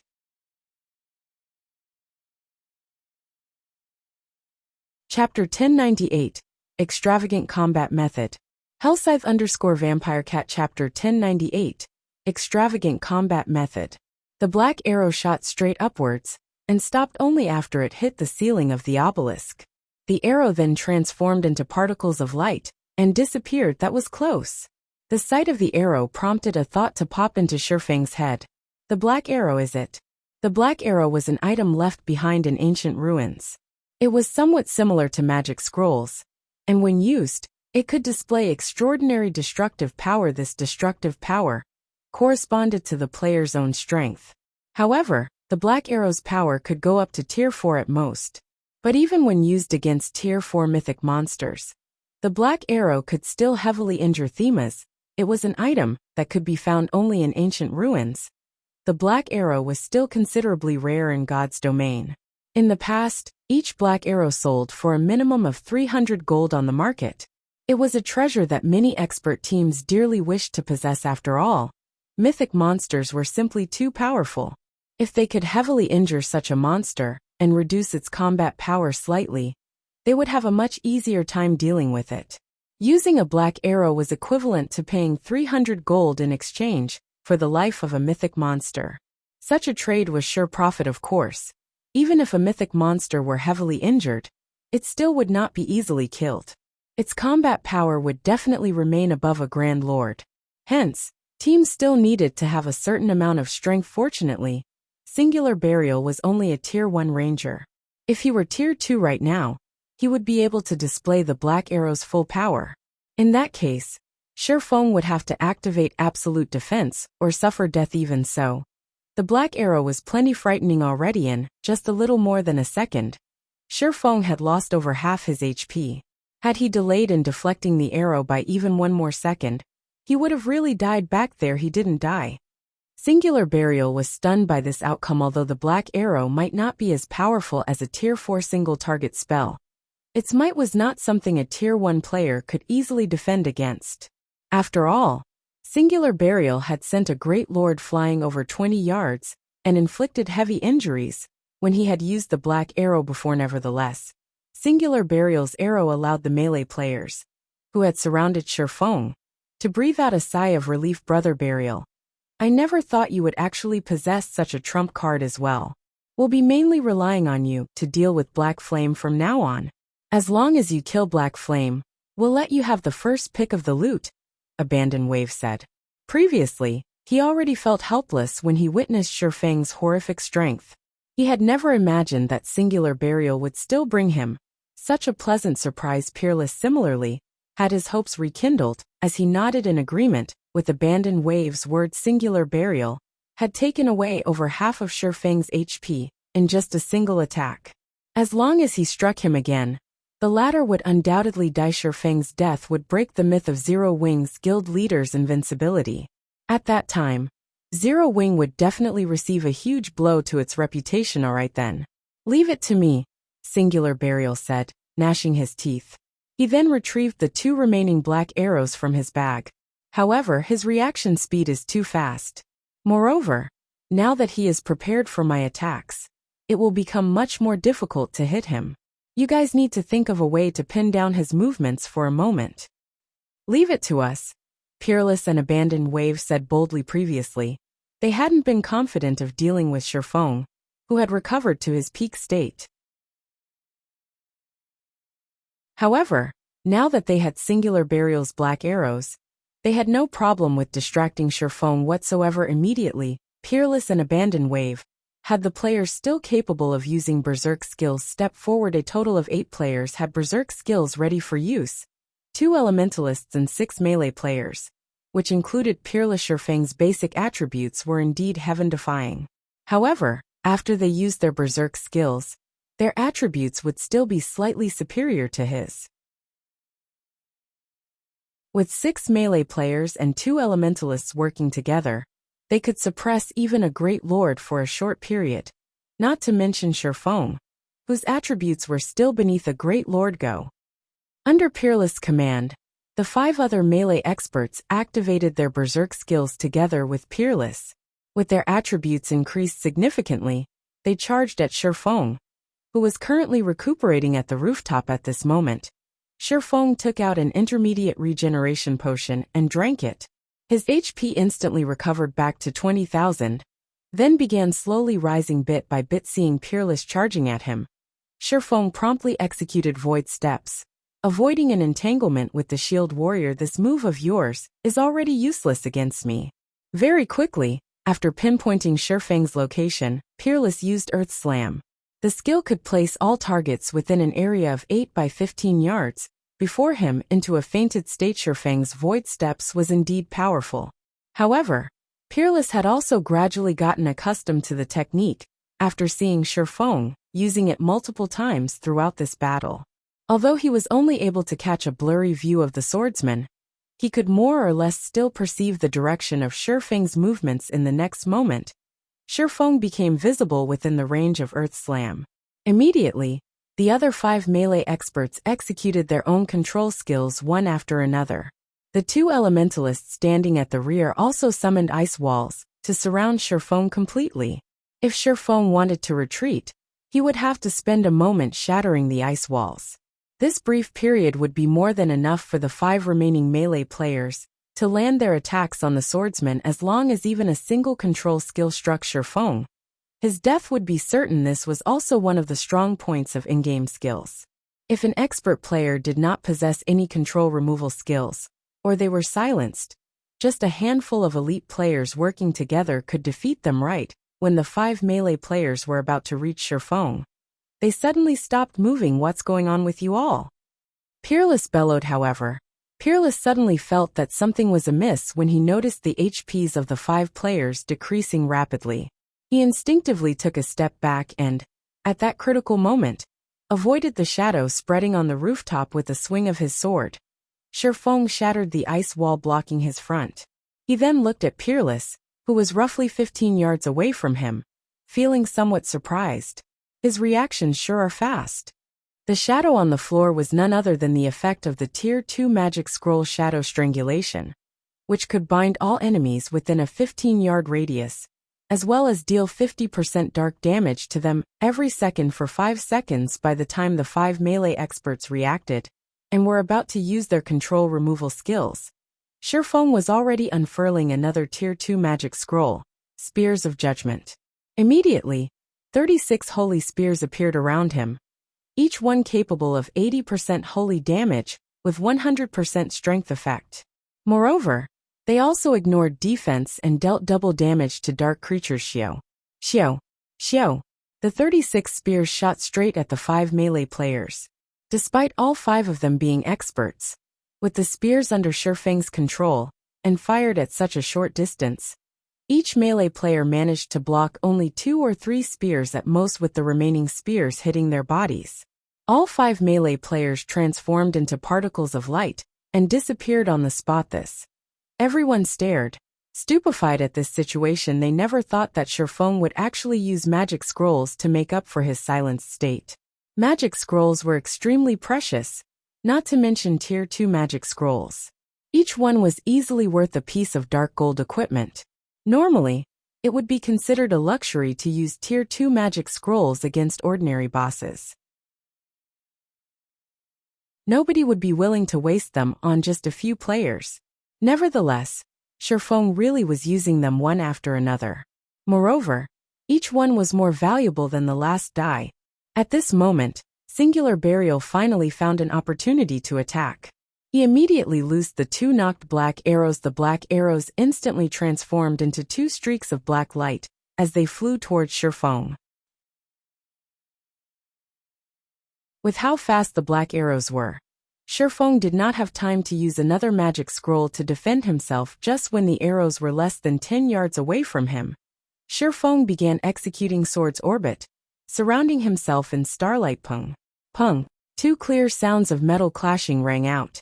Shifeng went flying backwards by over 10 yards, his hands nearly losing their grip on his swords. His HP began rapidly decreasing as well, only stabilizing after falling to slightly below 7,000. The 2 black arrows had their trajectories forcefully altered, and as a result, simply flew by Shifeng's sides. Impossible. Isn't he still silenced? Singular Burial could not believe what he was seeing was true.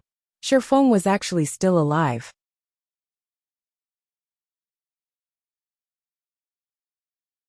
Chapter 1099, Town Promotion Order. Hellscythe_VampireCat Chapter 1099, Town Promotion Order. Is he a monster? Everyone was stupefied when they saw that Shifeng survived Singular Burial's attacks previously. A single black arrow had reaped over half of Shifeng's HP. Yet now, despite receiving 2 black arrows, he lost less than half of his HP. All ranged players focus fire on him. He doesn't have much HP remaining. While everyone else was frozen in shock at Shifeng's feat, Abandoned Wave quickly reacted and took out a dark gray magic scroll from his bag. Tier 2 magic scroll. Death's Flurry. Immediately, 8 gray blades of wind swept towards Shifeng. At this moment, the other ranged players also began launching their own attacks one after another. However, Shifeng had no intention of simply waiting for his death. Executing void steps, he disappeared before everyone once again. The incoming attacks just passed through his original position, not a single one landing on him. Damn it. He actually recovered so quickly. The corners of Abandoned Wave's eyes twitched when he saw this scene.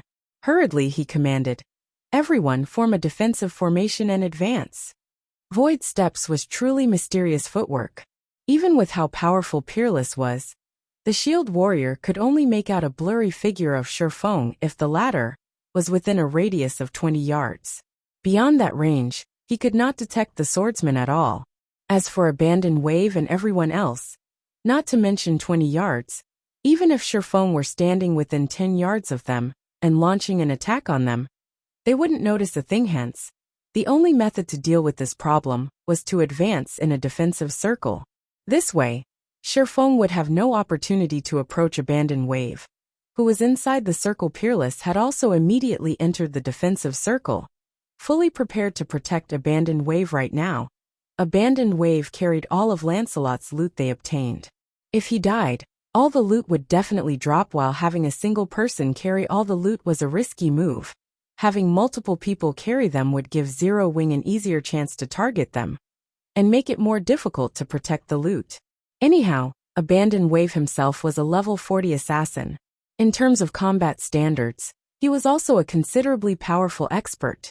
As long as he entered stealth, he could easily escape detection. Faced with Abandoned Wave and the others' slowly advancing defensive formation, Shifeng would appear sporadically before players standing at the outer edge, reaping a life before disappearing again. If he had enough time, he would even kill 2 players. What a tough turtle shell. Shifeng was rendered speechless by his opponent's actions, He had already used up all the AoE attack magic scrolls he had on hand. There were only a few single-target attack and control magic scrolls left, not enough to affect the overall battle at all however. If he tried jumping over, they would definitely discover him, while he was in the air. Players in midair could not change their movement trajectory. They would be sitting ducks however. If he was greedy and went for more kills each time, he would very quickly lose his life under a barrage of attacks. After all, his opponents were not ordinary players. They coordinated well with each other, and their attacks were also very accurate. Moreover, he normally couldn't finish off a player with just one or two moves without executing a combat technique. Having no other choice, he could only chip away at the formation. As the number of players dwindled, Blackwater's members fell into an endless panic. Those standing at the outer layer of the defensive circle, in particular, were trembling with fear, dreading becoming the next sacrifice. Sherfong was simply too fast. Not only were his appearances sudden, but even his attacks were impossible to detect. Moreover, by the time they began launching their counterattacks, Sherfong had long since disappeared. Yet, they also weren't allowed to give chase. These guild elites and experts finally came to understand what an expert really was compared to Sherfong. Those experts that boasted the ability to go up against 10 or 100 opponents by themselves were simply weaklings. If faced against those kinds of experts, Blackwater's members could still put up a modicum of resistance. Sherfong, however, instilled so much fear into their group of several hundred players that they did not even dare to move. Moreover, when he was attacking them, the only thing they could do was await their impending doom. Time passed by quickly. Due to the defensive formation, abandoned wave, and the others advanced at a crawl. Consequently, Sherfong managed to gradually whittle the team of several hundred players down to just 100 or so. Right now, however, the group was only 100 yards away from the ceiling crystal ball. Upon seeing the gigantic crystal at the peak of the tower, everyone with abandoned wave revealed expressions of joy and relief. As long as they shattered the crystal ball, the barrier surrounding the town would disappear once again. They could then find a hiding place and use their return scrolls instead of just quietly waiting for their deaths. Here, good. We're close enough. All assassins and rangers charge forward and destroy the crystal. Everyone else, continue advancing in the defensive formation. Abandoned wave, who had been in stealth all this time, commanded softly. Previously, they had been too far away from the crystal ball. Sherfong would have wiped them out long before anyone could even enter within attack range of the crystal ball. Now that only 100 yards separated them from the crystal ball, if Sherfong stayed back to try to target abandoned wave, the crystal ball would undoubtedly be destroyed. However, if he chose to target those assassins and rangers instead, those in the defensive formation could speed up their advance. Abandoned wave could even use the opportunity to sneak away himself. Currently, Zero Wings members had already surrounded the obelisk. If not for the other members of Blackwater incessantly trying to charge into the obelisk, the other Zero Wing members would have long since rushed up here immediately. Over a dozen assassins and rangers raced madly for the crystal ball, having no other choice. Sherfong could only chase these players. Fortunately, the path towards the crystal ball was not very wide. Before the assassins and rangers even entered within 40 yards of the crystal ball, Sherfong had already disposed of them all. However, this situation also allowed abandoned wave and the others to advance a significant distance. Right now, the group was only 60 yards away from the crystal ball. We won. At this moment, abandoned wave was ecstatic. Although they were still 60 yards away, ranged players had an attack range of 40 yards. Hence, realistically, they only needed to cross another 20 yards. There was no way Sherfong could wipe out their team of nearly 100 elite and expert players before they crossed these 20 yards. As long as the magic barrier was gone, abandoned wave could immediately bring the loot back to Starmoon City. Although he had suffered massive losses in this war, the loot from Lancelot should offset a considerable amount of his losses. Previously, he had browsed through the items they obtained. Several among them would be of massive help to a guild's development. At the very least, Blackwater would be much better off than Zero Wing. After all, The latter had lost Stone Forest Town, however.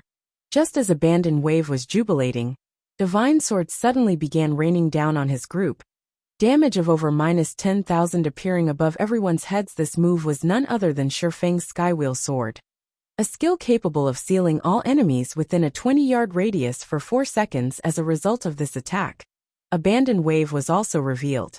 At this moment, Abandoned Wave stared at Shifeng, who stood 40 yards away from the crystal ball. In shock. Impossible. How can he use skills again? 10 minutes shouldn't have passed yet. Abandoned Wave was filled with confusion. Peerless and Singular Burial were similarly dumbfounded at this situation. However, Shifeng did not give them much time to react. He immediately raised Killing Ray and executed Lightning Edge. Although Abandoned Wave was correct in that less than 10 minutes had passed since Shifeng was silenced, he had forgotten that players had their own natural resistances. Shifeng's magic resistance could give even magical class NPCs a headache. Magical resistance not only reduced the magic damage players received, but also weakened the side effects of magic in reality. While Abandoned Wave was focused on figuring out how to destroy the sealing crystal, Shifeng was buying time for himself. In the end, Shifeng made it at the last moment. One wave came after another, countless lightning bolts devouring everyone. Despite Abandoned Wave activating Wind Steps and Vanish, he still could not last through the 5-second duration of Lightning Edge. By the time the skill ended, only Shifeng and a pile of loot remained on the rooftop of the obelisk. Word of Abandoned Waves and the others' deaths quickly spread to everyone fighting desperately inside Stone Forest Town. The death of the commander would affect a guild's performance considerably. This situation also wiped out the last hope Blackwater's members held. Their morale plummeted, making them much easier to deal with. Meanwhile, Shifeng himself had collected all the loot Abandoned Wave's group had dropped, and began arranging them one by one. Midway, however, he noticed an item in his bag that captured his attention. The item was a square silver token engraved with the image of a lion. There were also a few words written on it: Town Promotion Order.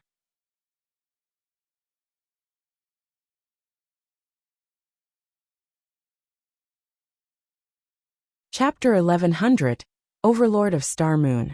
Hellscythe_Vampire Cat. Chapter 1100, Overlord of Star Moon.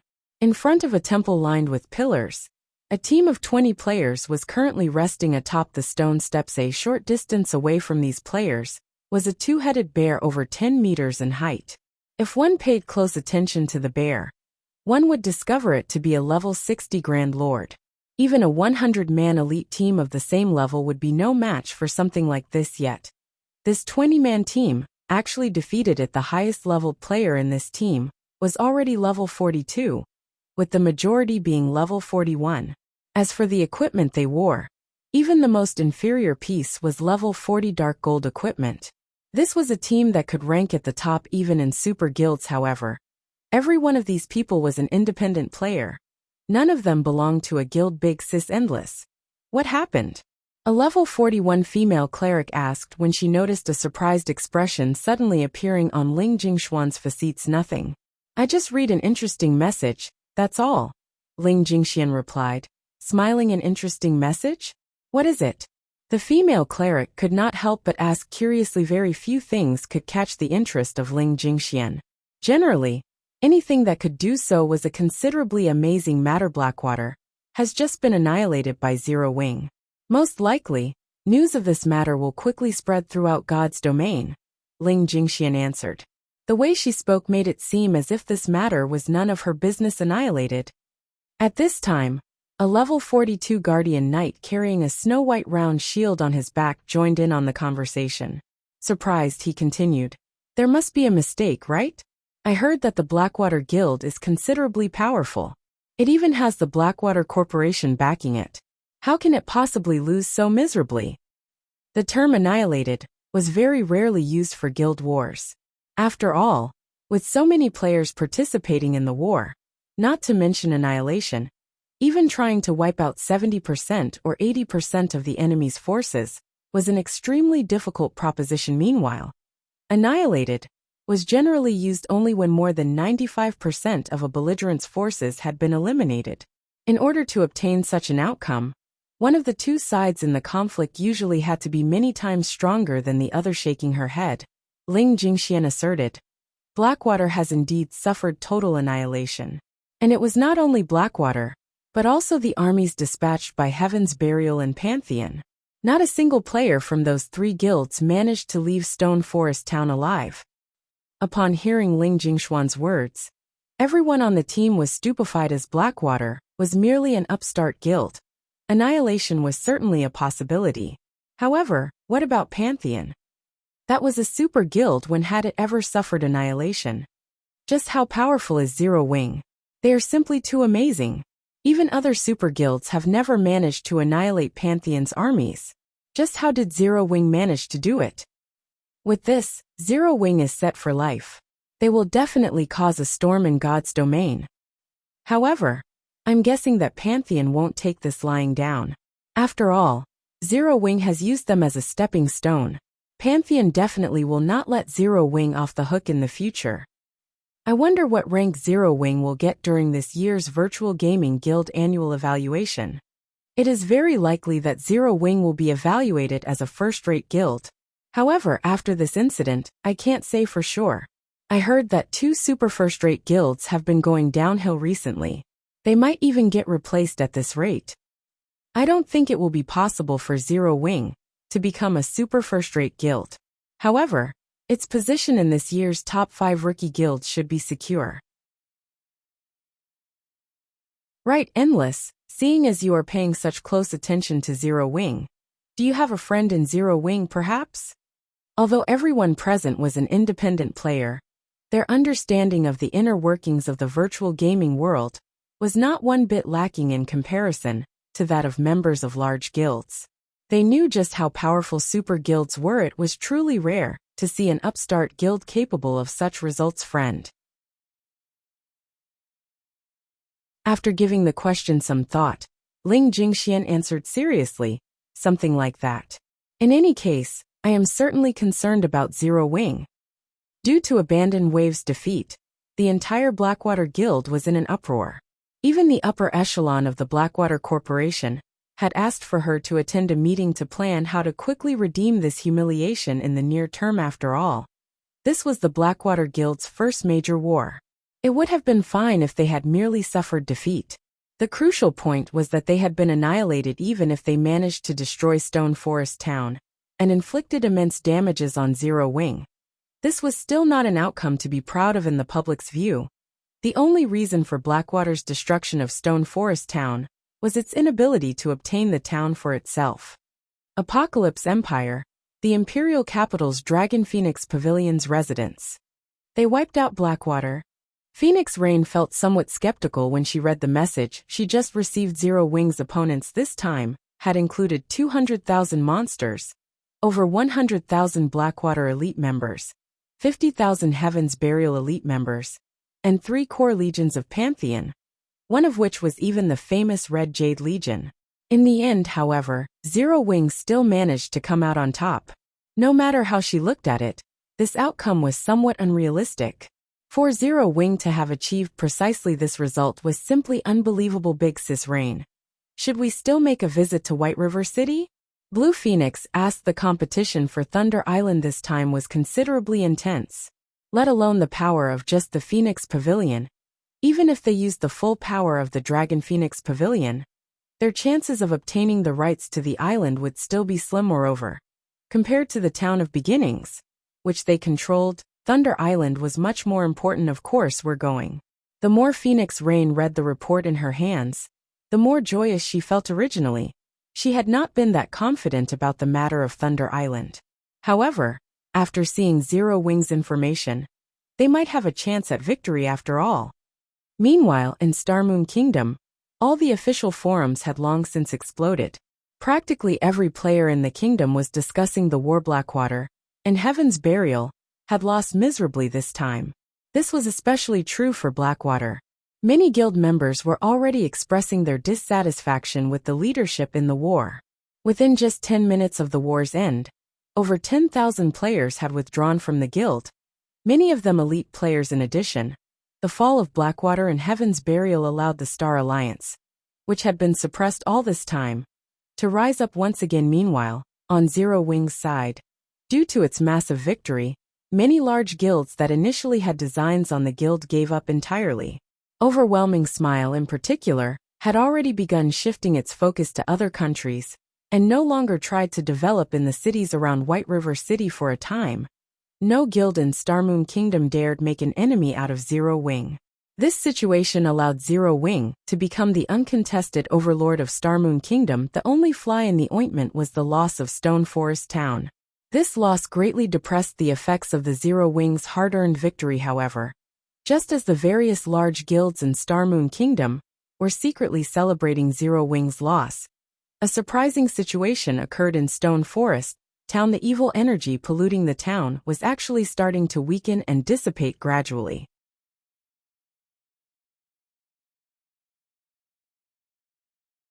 Chapter 1101 Benefits After a Great War. Hellscythe_VampireCat Chapter 1101 Benefits After a Great War. The dissipation of the evil energy quickly attracted the attention of the independent players outside Stone Forest Town. What? Didn't they say that evil energy won't ever dissipate? Based on the information I found, in order to remove evil energy, one needs to sever the source. Could Zero Wing have secretly dealt with the source already? That's not right.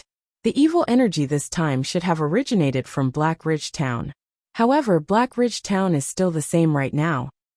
How did Zero Wing do it then? Everyone was discussing this development. Very quickly, word of this situation spread throughout the entire Starmoon Kingdom. Starmoon City, Blackwater's residence. Impossible. How did they manage to remove the evil energy?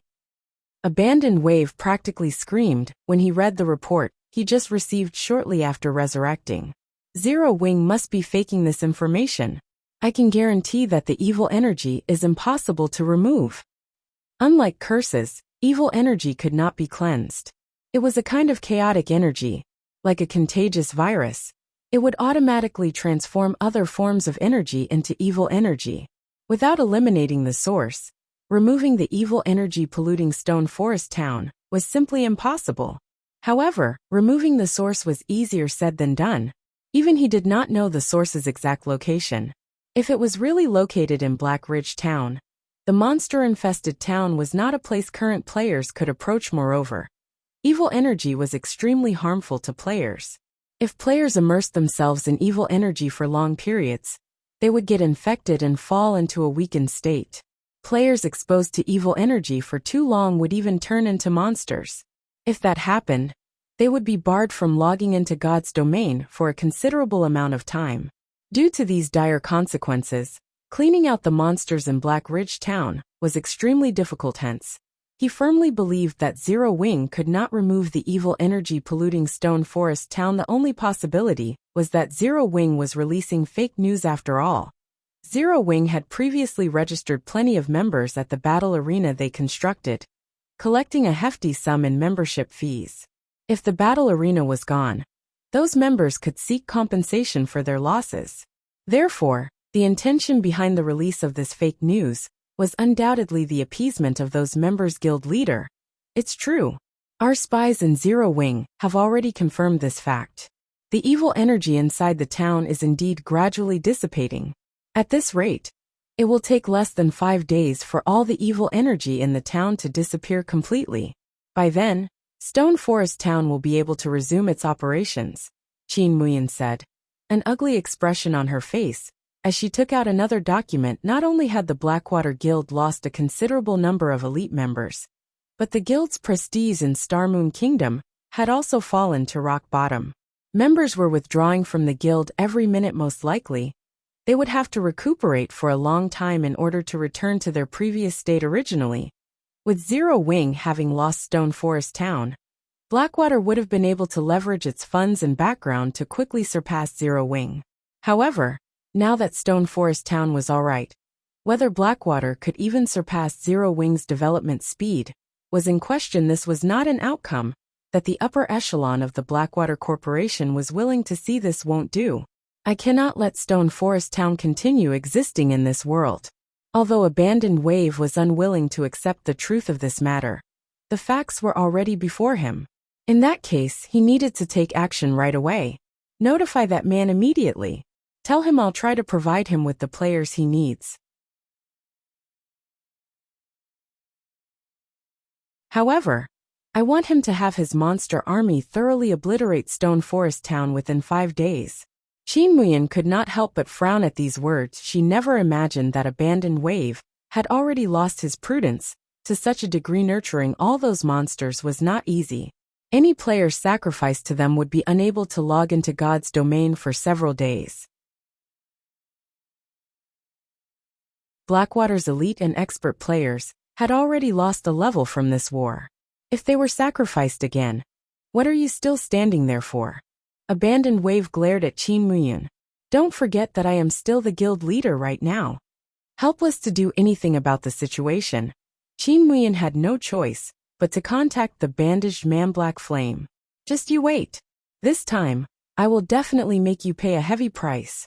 Abandoned Wave laughed coldly as he looked out his window, his eyes staring in Stone Forest Town's direction. Inside Stone Forest Town, Zero Wing had also begun cleaning up the battlefield. This war had been considerably intense. Over half of Stone Forest Town's buildings lay in ruins. The guild residence was an irreparable mess.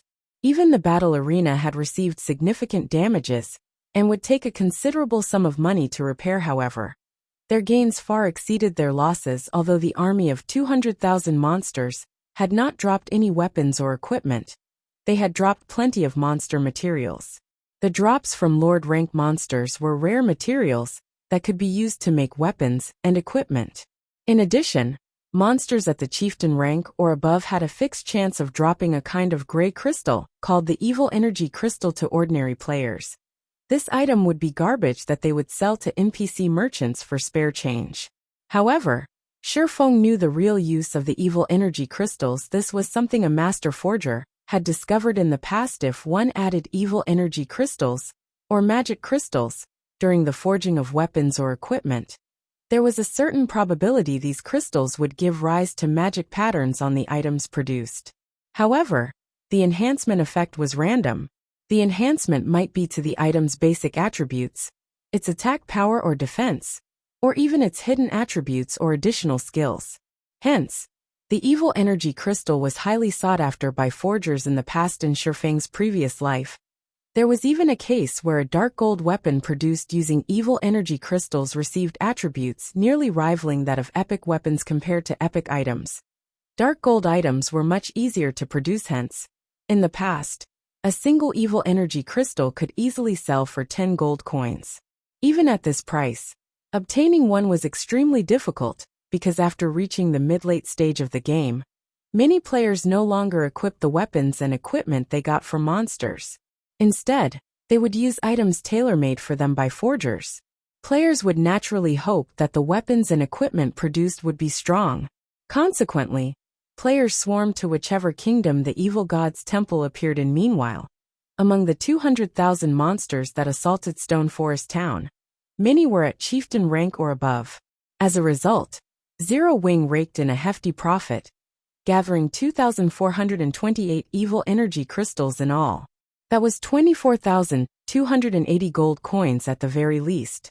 After including the other materials dropped by the monsters, they had earned more than enough money to repair Stone Forest Town. Not to mention, even after taking into account the weapons and equipment Zero Wing's members lost in the war, they had netted an additional 114,633 pieces of weapons and equipment from the combined army of Blackwater, Heaven's Burial, and Pantheon.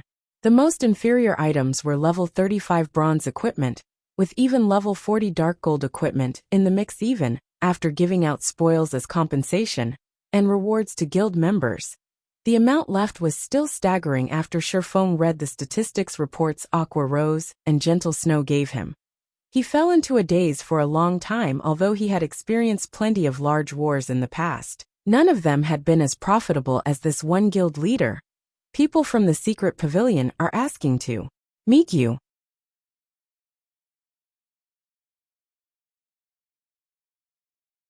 Chapter 1102, Constructing a Holy Land. Hellscythe_VampireCat Chapter 1102, Constructing a Holy Land. They're looking for me? Shifeng could not help but recall the offer Yuan Tiexin had made him before. He then continued, "Have them wait at Candlelight's main headquarters for now. I'll head over shortly." This war had damaged Stone Forest Town beyond recognition. Most likely, the town would not be able to resume normal operations for a considerable amount of time. In other words, Zero Wing would lose a major source of income. Meanwhile, reconstruction would cost a lot of coins. However, selling the evil energy crystals would undoubtedly be a very foolish move. Moreover, the function of the crystals was still unknown to everyone but himself. How could he possibly reveal it to others? Yet, just the income from the candlelight trading firm was not enough to fund the reconstruction. Not to mention, he also required money to build his city. There was indeed a need to have a proper chat with the secret pavilion among the superpowers in God's domain. The secret pavilion was undoubtedly the richest. Just the income from the expert lists it released every week was an astronomical amount. There were also the consultation fees it earned from selling information. It would be foolish of him not to take advantage of the situation when such a wealthy client delivered themselves up to his doorstep just as Aqua Rose was notifying the secret pavilion about the meeting place. Gentle Snow walked over and reported, "Guild leader, many independent players are currently voicing their wishes for us to reopen Stone Forest Town right away, particularly the players that are members of the battle arena. They are asking for us to immediately reopen the town's battle arena. Otherwise, they are going to ask for their magic crystals back. Should we prioritize the repairs of the battle arena first to appease these members? If they continue making a fuss, there will most likely be many players seeking to withdraw their membership." As the vice guild leader of Zero Wing, Gentle Snow had some detailed information regarding Zero Wing. So, she was very clear just how poor Zero Wing currently was in the past. She had always thought that Zero Wing was definitely the wealthiest guild in Starmoon Kingdom. After all, it had the candlelight trading firm and Stone Forest Town providing it with income. The amount of coins these two places raked in each day could make even the guild leaders of first-rate guilds envious. However, when she took a look at Zero Wing's accounts, they might as well be a blank sheet of paper. It really made her wonder just where the money Zero Wing earned was going. Gentle Snow had no idea that while Zero Wing was indeed earning a lot of coins, it was spending even more. The expenditure of gold coins was in the tens of thousands. Are they in such a hurry? After giving the situation some thought, Shifeng chuckled and said, "All right then. Tell them that they may withdraw if they want to. However, once the town is reconstructed, the membership fee for the battle arena will be increased to 1,200 magic crystals. Moreover, rental for the combat rooms will be doubled. If they wish to withdraw their membership, I very much welcome them to do so." This, Gentle Snow could not help but stare at Shifeng. Stunned, they would practically be chasing away their customers if they did so. Previously, the membership they charged was already out of reach for most independent players. Only a fool would be willing to pay 1,200 magic crystals. Not to mention, if they doubled the rent of the combat rooms, it might even affect business at the battle arena. Relax. Just tell them as is. Shifeng waved his hand, not bothering with additional explanations. Previously, he had focused on running Stone Forest Town as a small town that even ordinary players could enjoy. Now, however, he had changed his mind. He intended to turn Stone Forest Town into a holy land for PvP. Now that there were 3 magic towers in Stone Forest Town, the ambient mana density was much higher than before. Just the cost of maintaining the 3 towers was extremely high.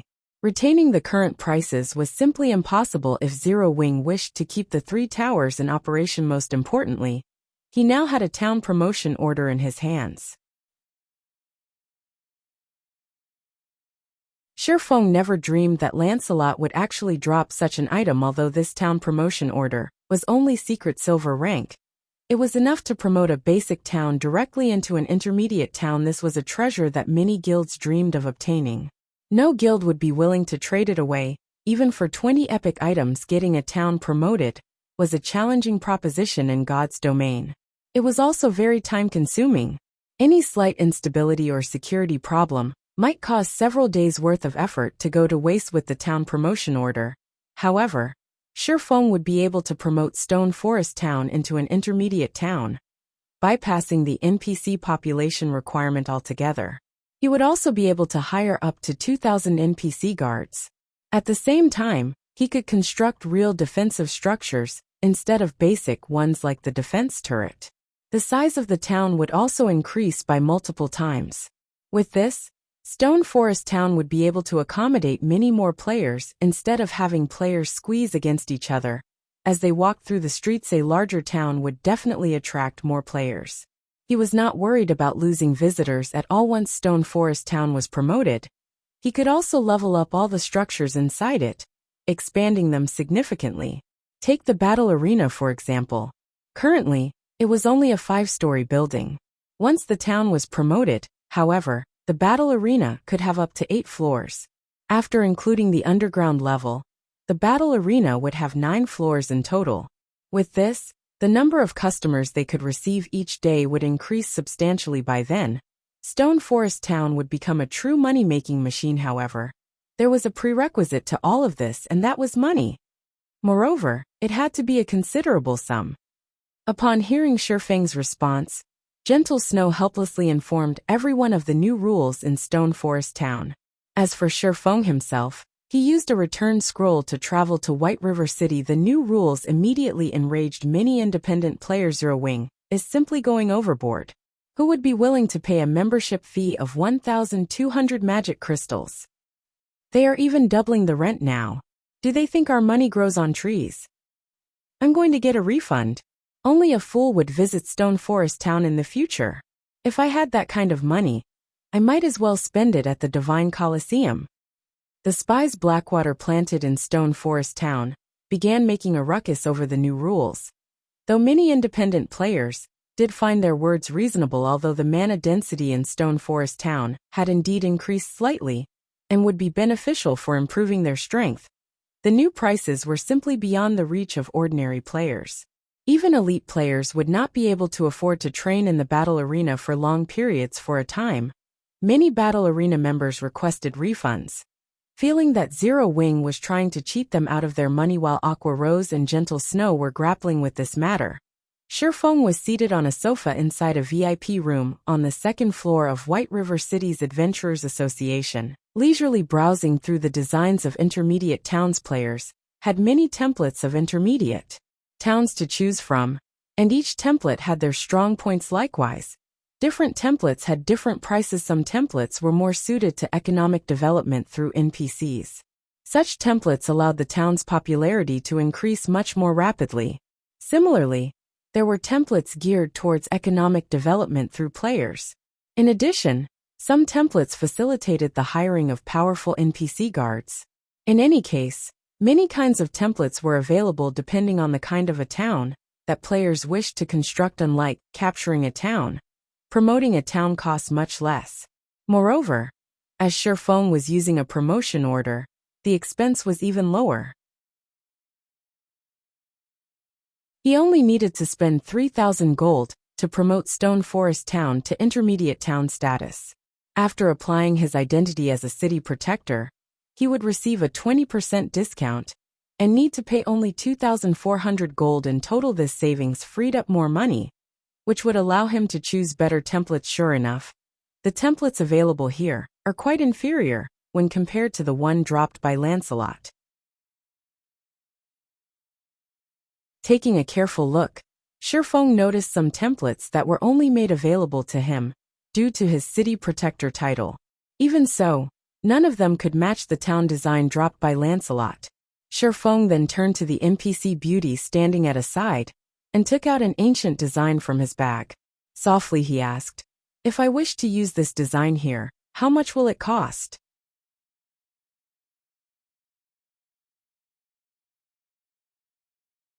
Chapter 1103 Grandmaster Design. Hellscythe_Fluffy Goblin. Chapter 1103 Grandmaster Design. Taking a look at the design Shifeng revealed, the NPC beauty's eyes widened as the design demanded her full attention. Only after some time did she open her mouth and say, "Lord Protector, the quality of these construction materials and level of skill required are extremely high for this design. I cannot provide an immediate answer. I will have to ask the association leader to appraise the design. Would my lord be willing to wait here for a short moment? Even you can't give an exact price? Shifeng asked the female senior administrator. This was the first time he had encountered such a situation in the Adventurers Association.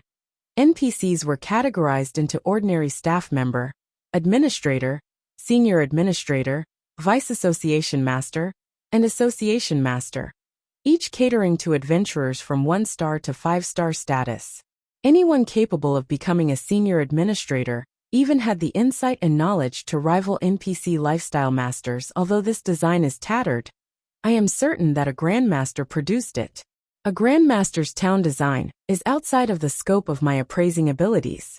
In our branch, only the association master can appraise this, the senior administrator explained, smiling bitterly. All right, let the association master appraise it then.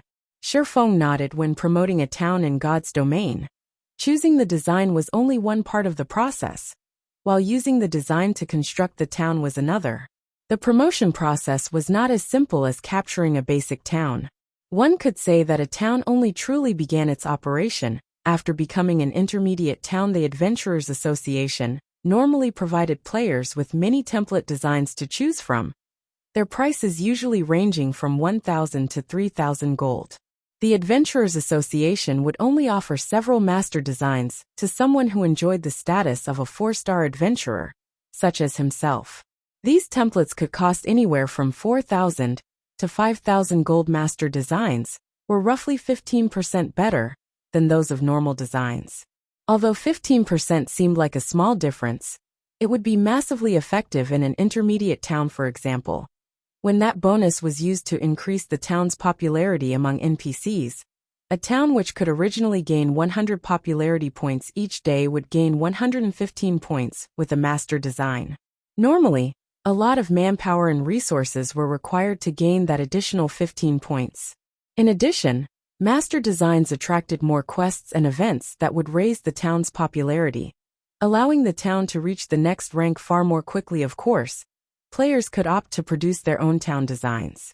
Only, the majority of players' designs wouldn't come close to the Adventurers Association's ordinary templates. Extremely few lucky players or genius designers could draft a town design better than the available templates. If a player created such a design, the various large guilds in God's domain would fight over purchasing it, offering roughly 3,000 gold. If the design reached the master standard, the minimum price would be 5,000 gold. However, extremely few players could create designs of such standards. These people were even rarer than master forgers. Among the 28 items Lancelot had dropped, 20 were epic materials. Of the remaining 8, 3 were epic weapons and pieces of equipment: a cloth armor headdress, a staff, and a pair of plate armor bracers. The bracers were the best among them in Shifeng's opinion. Angry Tyrant, plate armor, bracers, epic rank. Level 40, level 100. Equipment requirement: strength 1,200. Defense plus 755, level 40. Strength plus 60, agility plus 32, endurance plus 35. Ignore levels plus 5. Ignore 20% of the target's defense. Increase the effect of strength by 15%. Additional passive skill 1 dash. Blood Frenzy. When the wielder's HP falls below 50%, strength increases by 20%. Attack speed increases by 30%, and damage received increases by 20%. Additional passive skill 2 dash. Angry Blow. When attacking, there is a certain chance to increase strength by 100%. The bracers were a collection of violence. The increase to the effect of strength, in particular, was rare even on epic weapons and equipment. Without hesitation, Shifeng took the bracers for himself. With this, he had a total of 5 epic items, and 1 fragmented legendary item on his person. After including the level 50 magic light set equipment, his strength was even higher than a tier 2 berserker of the same level. Only his physique and skills were still somewhat inferior. As for the 5 remaining items, 2 were tier 4 magic scrolls, 2 were designs, and the last one was the town promotion order. When Shifeng had discovered that one of the 2 designs was a town design, He had been ecstatic normally. Town designs dropped in the field came from masters. That was the equivalent of saving 5,000 gold. Moreover, Shifeng very much preferred this town design's heavy emphasis on transportation. Transportation might not seem very important, but it had a considerably special town effect once the town was complete. As long as the town spent a sufficient amount of money, it would unlock the transport carriages between towns. Not only could these carriages transport players, but they could also allow NPC merchants to reach the town more quickly. It was a design capable of enhancing the town's popularity among both players and NPCs. Now that he had confirmed that this was a Grandmaster design, Shifeng felt the Holy Land for players beckoning him. A Grandmaster design was 30% stronger than normal templates. In the past, even an ordinary Grandmaster design could sell for tens of thousands of gold, much less these designs at this stage of the game. Right now, Shifeng wouldn't sell the design, even if he were offered 1 million gold. When Shifeng thought about the carriages that would soon travel back and forth from Stone Forest Town, his heart beat madly at this stage of the game. Mounts were extremely rare. The carriages could save players a lot of time when traveling to Stone Forest Town. Players would be far more willing to stay in Stone Forest Town even when mounts became popular in the future. How could a common mount compete with a carriage? Moreover, the carriage's speed was not always the same. Once Stone Forest Town became an advanced town, the carriages would upgrade to advanced carriages. Only with a mysterious iron mount could one match the speed of an advanced carriage once transportation was no longer a barrier. What player wouldn't want to visit Stone Forest Town? Setting aside the battle arena, now that Stone Forest Town had 3 magic towers, independent players could enjoy double the benefit of resting in a hotel. Right now, the town's hotels were only slightly less effective than private rooms in a guild residence. Normally, independent players could only dream of having this effect. With these 3 major conditions, Stone Forest Town would undoubtedly become a holy land for players. After Shifeng waited in the room for a short while, the NPC administrator returned to the room with his town design. Lord Protector, our association master has appraised your design and confirmed it to be a Grandmaster design. However, as the requirements for this Grandmaster design are extremely high, the construction fee will be many times more expensive than usual. Including all of the required materials, it will cost 30,000 gold. Moreover, this price cannot be discounted. May I know if Lord Protector still wishes to use this design to construct your town? 30,000 gold. Shifeng frowned. He had thought the price might be quite high, but he hadn't expected it to be this high. That was 30,000 gold. He could build 5 towns with a master design with that kind of money.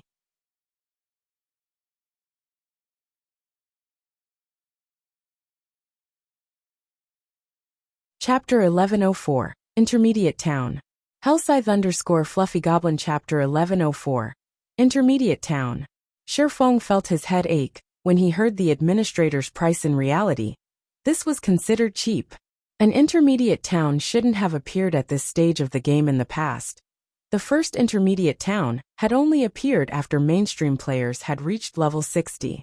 During that time, Tier 2 expert players were commonplace. Right now, however, mainstream players weren't even level 40. Guild mainstream players could earn money far more quickly at level 60 than level 40, following which, Shifeng gave up on constructing his town and stored his Grandmaster town design before leaving the VIP room. Town reconstruction was only one of the benefits of an intermediate town. Reconstructing the town was not necessary to reopen it to the public. Currently, Shifeng lacked coins. Hence, he could set this matter aside for now. In any case, Stone Forest Town had already been successfully promoted to an intermediate town. The Grandmaster design wasn't going anywhere. He could simply operate Stone Forest Town as usual. It would not be too late to reconstruct the town after a few more days of earning money. In the Candlelight Trading Firm's second-floor lounge, Yuan Tiexin and Purple Jade both sat quietly inside the lounge. Uncle Yuan, I'm afraid that we'll have trouble completing this trade. For some reason, the evil energy in Stone Forest Town is gradually dissipating. It is only a matter of time before Stone Forest Town recovers. Zero Wing won't be interested in our conditions. Purple Jade said after she finished reading the information the secret pavilion had sent her. Smiling, she said, Blackwater, Heaven's Burial and Pantheon have suffered greatly.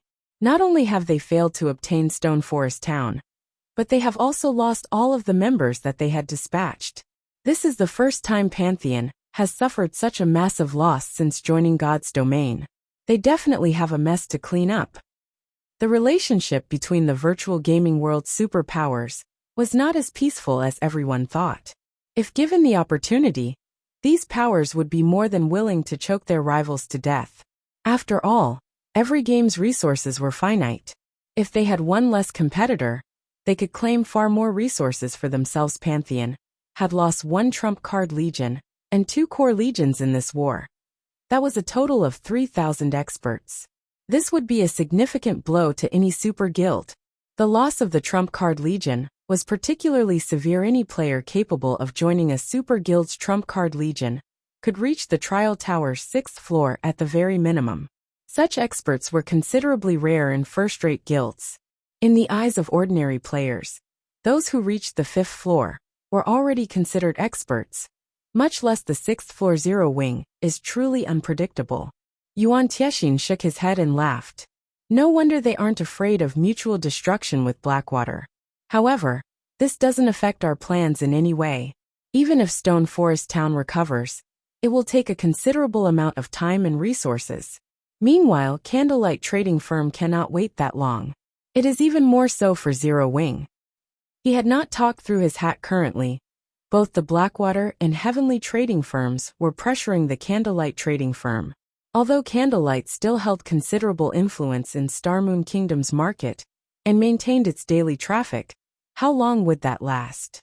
Both the Blackwater and Heavenly Trading Firms were marking down their prices and selling their items at a loss. They could also keep this up for a considerable amount of time due to their abundant funds and powerful connections. However, what about the Candlelight Trading Firm? The Candlelight Trading Firm had neither abundant funds nor powerful connections. Its only capital was Stone Forest Town.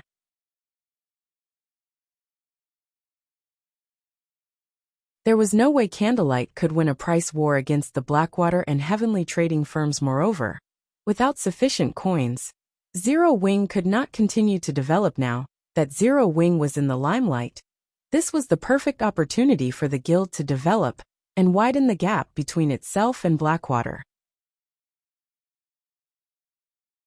If Zero Wing only continued its development after Blackwater recovered, the guild would be in big trouble.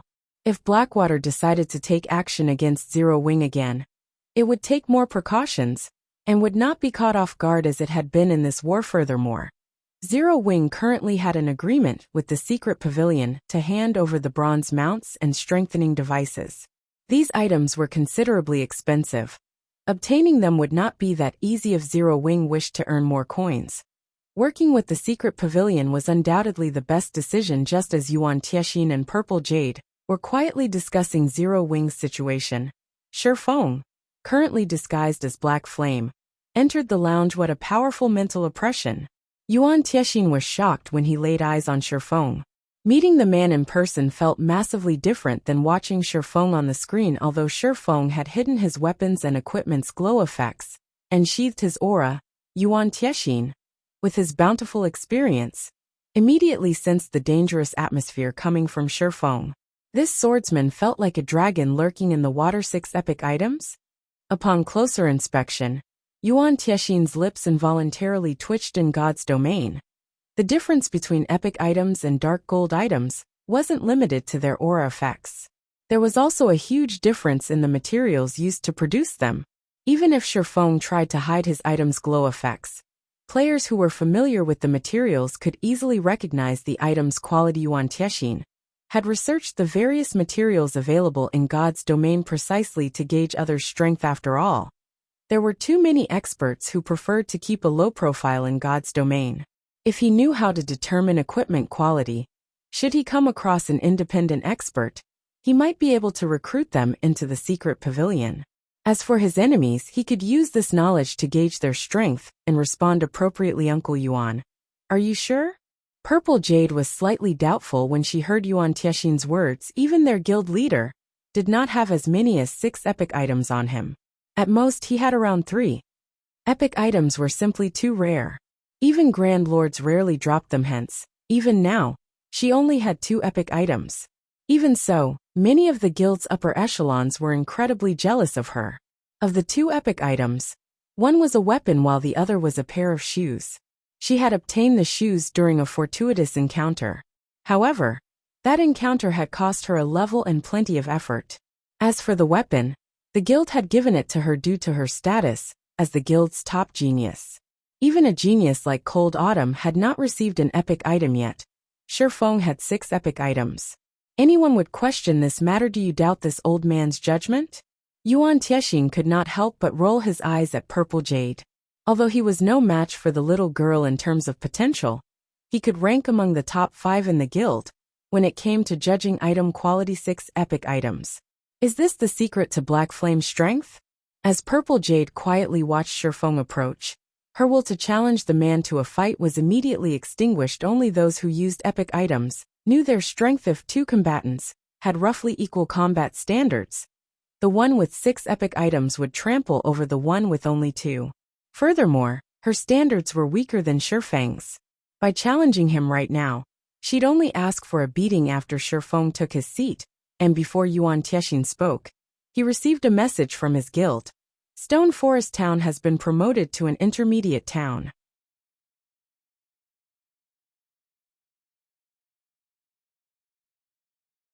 Chapter 1105 Golden Cities. Hellscythe_Fluffy Goblin Chapter 1105 Golden Cities. Yuan Tiexin fell into a daze after he read the message in Intermediate Town. Although the secret pavilion had captured many towns, they were all still far from becoming intermediate towns. Uncle Yuan, what happened? Purple Jade asked curiously when she noticed Yuan Tiexin's long stretch of silence. Despite Shifeng's arrival, Yuan Tiexin finally reacted, returning his gaze to Shifeng with a perplexed look. Just when he thought that he had uncovered all of Zero Wing's secrets, he felt as if he knew nothing about the guild once again. Did Zero Wing truly lack a background as he had thought? Yuan Tiexin did not respond to Purple Jade's question. Instead, he smiled at Shifeng and said, I really must congratulate you, Guild Leader Black Flame. Not only did you defeat Blackwater, but you've also promoted Stone Forest Town to an intermediate town. Although Yuan Tiexin smiled, inwardly, he was extremely frustrated now that Zero Wing ruled over an intermediate town. He had no choice but to place greater importance on the guild. An intermediate town occupied far more land than a basic town.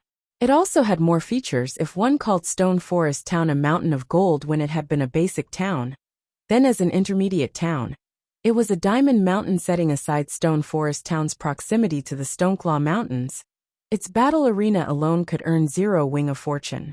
Furthermore, plenty of companies would want to open their own virtual shops in the town. Previously, Stone Forest Town was as valuable as 4 or 5 basic towns. The town attracted many companies. Unfortunately, Zero Wing's asking price had been too high, causing many of these companies to shy away. However, now that Stone Forest Town had become an intermediate town, even a fool could see its value. Most likely, Zero Wing's previous conditions would no longer deter companies' investments. Tons of companies would definitely be willing to invest in the town regardless of the cost. Right now, Zero Wing did not lack coins, credits, or players. It had even earned its prestige. Zero Wing's future was limitless at this point. The conditions he had prepared to offer Zero Wing would most likely be of little interest to the guild now. Thank you, Shifeng replied politely. He then smiled and continued, if you have come to purchase the Magic Tower design, I'm sorry to say that Zero Wing has no intentions of selling it. Guild Leader Black Flame, you jest. The secret pavilion has already given up on purchasing the design. Instead, in exchange for constructing 1 magic tower for us, we would like to offer you high potential lands in 5 major cities, each with player populations in the millions. How about it? Yuan Tiexin asked. After giving the situation some thought, rather than trying to obtain the magic tower design, he would opt for the next best thing. However, when Purple Jade heard this, she was shocked. How valuable were major cities' high potential lands exactly? The various large guilds had already bought out these lands. They were impossible to purchase for a reasonable price. Yet Yuan Tiexin had just offered 5 of the lands for 1 magic tower. Your offer is quite tempting. However, I have to refuse, Shifeng responded, shaking his head. These 5 plots of land were easily worth 30 or 40,000 gold in total at the moment. Moreover, their value would undoubtedly rise as time passed. Even if he rented these lands out, rather than use them himself, he could earn a hefty sum. However, his magic tower design only had 2 uses left. Among them, he had agreed to reserve one for the town of beginnings. Even if he traded the remaining magic tower for 5 high potential lands, the trade wouldn't profit the candlelight trading firm overmuch. Shifeng's straightforward rejection stunned both Yuan Tiexin and Purple Jade. Obtaining these 5 plots of land was the equivalent of gaining an additional 5 million customers. Even a super guild's guild leader would pause to consider such an offer, yet Shifeng had rejected it without blinking. Purple Jade even began to wonder if Shifeng truly understood these lands' value. Why else would he refuse the offer so decisively? May I know how much guild leader Black Flame wants for a tower? Yuan Tiexin asked. Gritting his teeth, the secret pavilion was determined to obtain the magic tower. The guild leader had specifically reiterated this in their conversations. I want lands in these cities. There are a total of 20 locations. I believe the secret pavilion should be capable of obtaining them. Shifeng then revealed a list of several minor NPC cities. Most of these cities had populations below 100,000, with some as low as 30,000.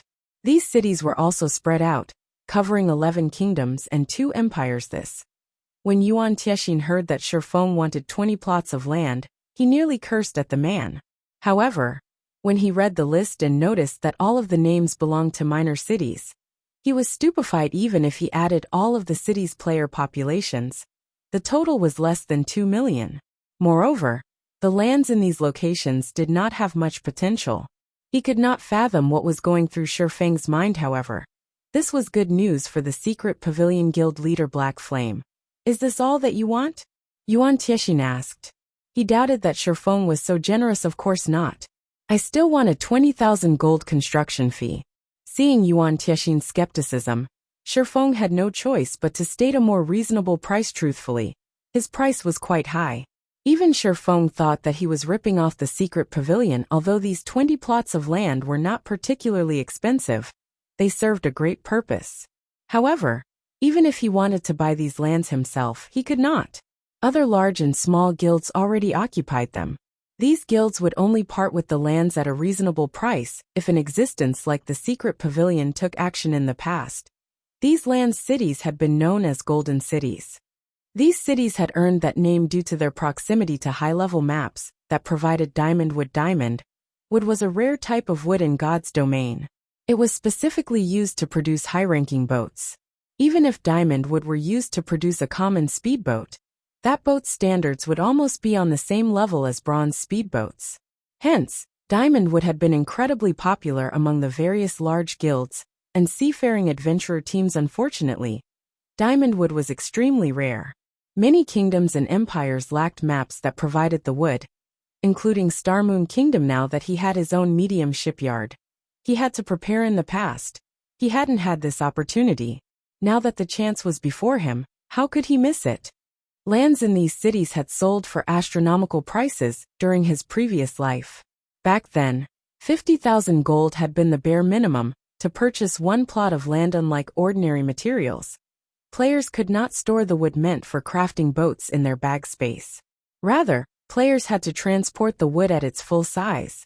Moreover, even when the wood reached an NPC town or city, it was still considerably troublesome to transport the wood to its final destination. Of course, players could utilize teleportation arrays to transport the wood.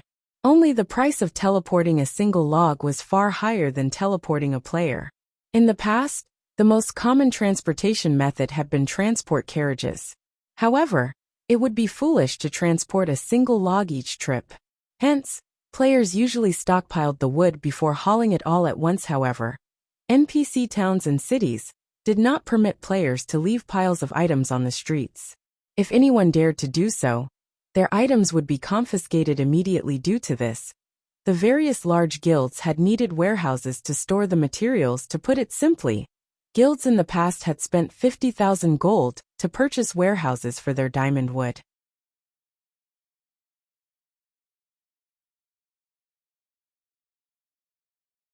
Chapter 1106, Advanced Transport Carriage. Hellscythe_Fluffy Goblin Chapter 1106, Advanced Transport Carriage. An additional 20,000 gold? For a moment, Yuan Tiexin fell into deep thought. Fine. However, once we make the payment, you need to begin the magic tower's construction immediately. Although the minor city's 20 plots of land and the 20,000 gold was slightly more expensive than the 5 high potential lands in major cities, the latter's value had far more space to grow. That's fine. When the deeds for those 20 plots of land and the 20,000 gold arrive, we will begin the tower's construction. Shifeng hadn't expected Yuan Tiexin to agree to his demands so quickly. Although obtaining those lands was a simple task for a super guild, collecting the 20,000 gold was not. Yuan Tiexin's ability to agree so readily showed that 20,000 gold was nothing to the secret pavilion. Right now this caused Shifeng some regret. If he had known, he would have asked for 30,000 gold. After all, super guilds would undoubtedly invest more than 20,000 gold into a town's defenses. A single defense turret already costs 7,000 gold, roughly the same price of constructing a magic tower if it were built by a master lifestyle player. Meanwhile, a guild would need at least 4 defense turrets to defend a town adequately. Unfortunately, 4 defense turrets weren't as capable as a single magic tower, following which, Shifeng and Yuan Tiexin signed an agreement stating that the secret pavilion would complete its part of the deal within 2 days. At that point, Zero Wing would be required to construct a magic tower in Ice Crystal Town.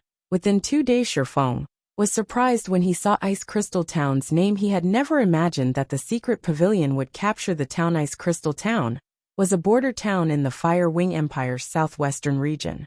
The town had originally belonged to a dark force, and the majority of the town's NPCs were Tier 2. There were even several Tier 3 NPCs in charge of the town. Even the Fire Wing Empire had to consider actions against the town carefully. However, this town was precisely the reason that the Fire Wing Empire had given up on evicting the dark forces in the area. One could just imagine how difficult it would be for players to raid the town. Although Ice Crystal Town appeared ordinary, it was the closest town to the neutral map, Sunset Mountain Range. As a neutral map, the Sunset Mountain Range did not fall under the influence of any kingdom or empire. The map was also roughly half the size of a kingdom. As no kingdom or empire had ever developed the map, it had far more resources than the various kingdoms and empires. Moreover, many races lived in that map. Without the many restrictions that were usually found in kingdoms and empires, many dark forces often operated in the map. Players could also find items there that were not available in kingdoms and empires. Sadly, players couldn't teleport there. They could only travel to the map on their own power. Ice Crystal Town's popularity among players would undoubtedly surpass Stone Forest Town if someone could obtain it.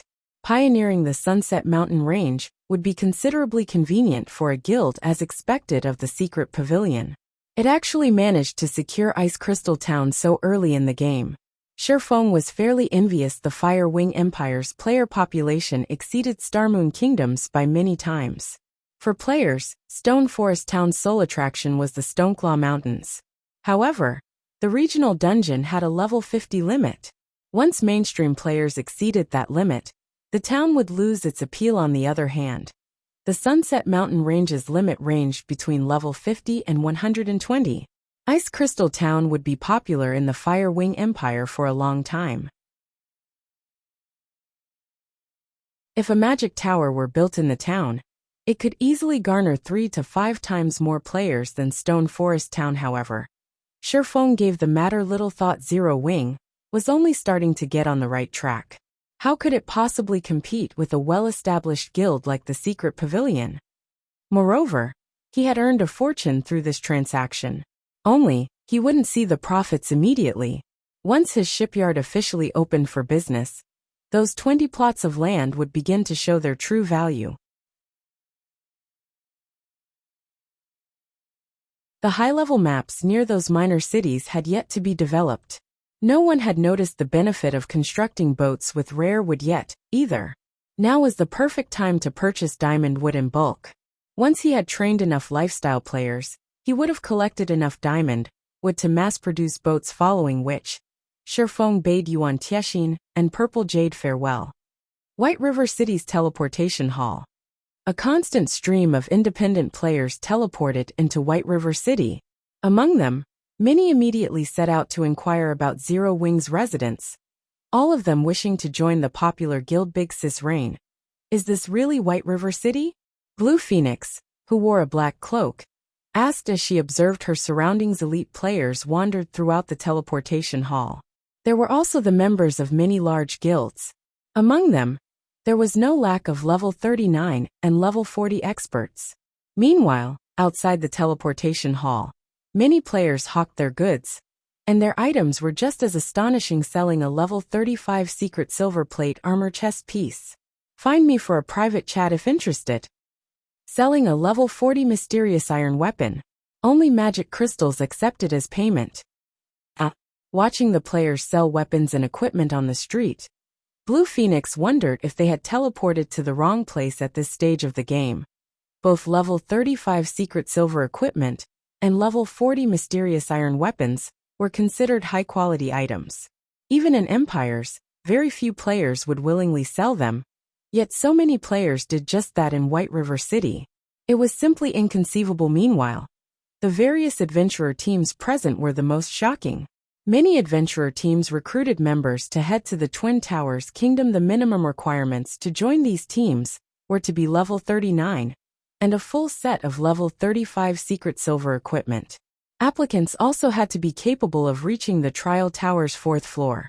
Players who met these criteria would be considered experts in a large guild. Phoenix Rain was also somewhat surprised. Even in Starmoon City, she hadn't encountered such a busy scene. This was the first time she had heard or seen one of a kingdom's major cities surpass the capital after leaving the teleportation hall. Phoenix Rain quickly noticed a large number of advanced carriages moving about the streets. Hailing a carriage wasn't easy, due to so many players fighting for their own. Why is Yuan Tiexin here? Just as Phoenix Rain was about to climb into an advanced carriage and head to the candlelight trading firm, she discovered 2 players atop mounts stopped before the teleportation hall's entrance. Both the man and the woman wore black cloaks, although the cloaks prevented others from seeing their IDs and levels. As the two did not hide their appearances, those who knew them could recognize them easily. This was especially true for Phoenix Rain. When Phoenix Rain saw Yuan Tiexin enter the teleportation hall in such a hurry, her expression shifted. Yuan Tiexin was one of the secret pavilion's upper echelons. He was even one of the guild leader's closest confidants. Very few matters warranted a personal visit from him. The only reason she could think of that would demand Yuan Tiexin's attention was Zero Wing. How many secrets does Zero Wing have? Phoenix Rain could not help but reveal a bitter smile, following which Phoenix Rain dispelled the thought as she made her way to the candlelight trading firm. Shortly after Yuan Tiexin left, Shifeng called Melancholic Smile to meet him. Of the 2 designs Lancelot had dropped, one was a town design, while the other was for a transport carriage design.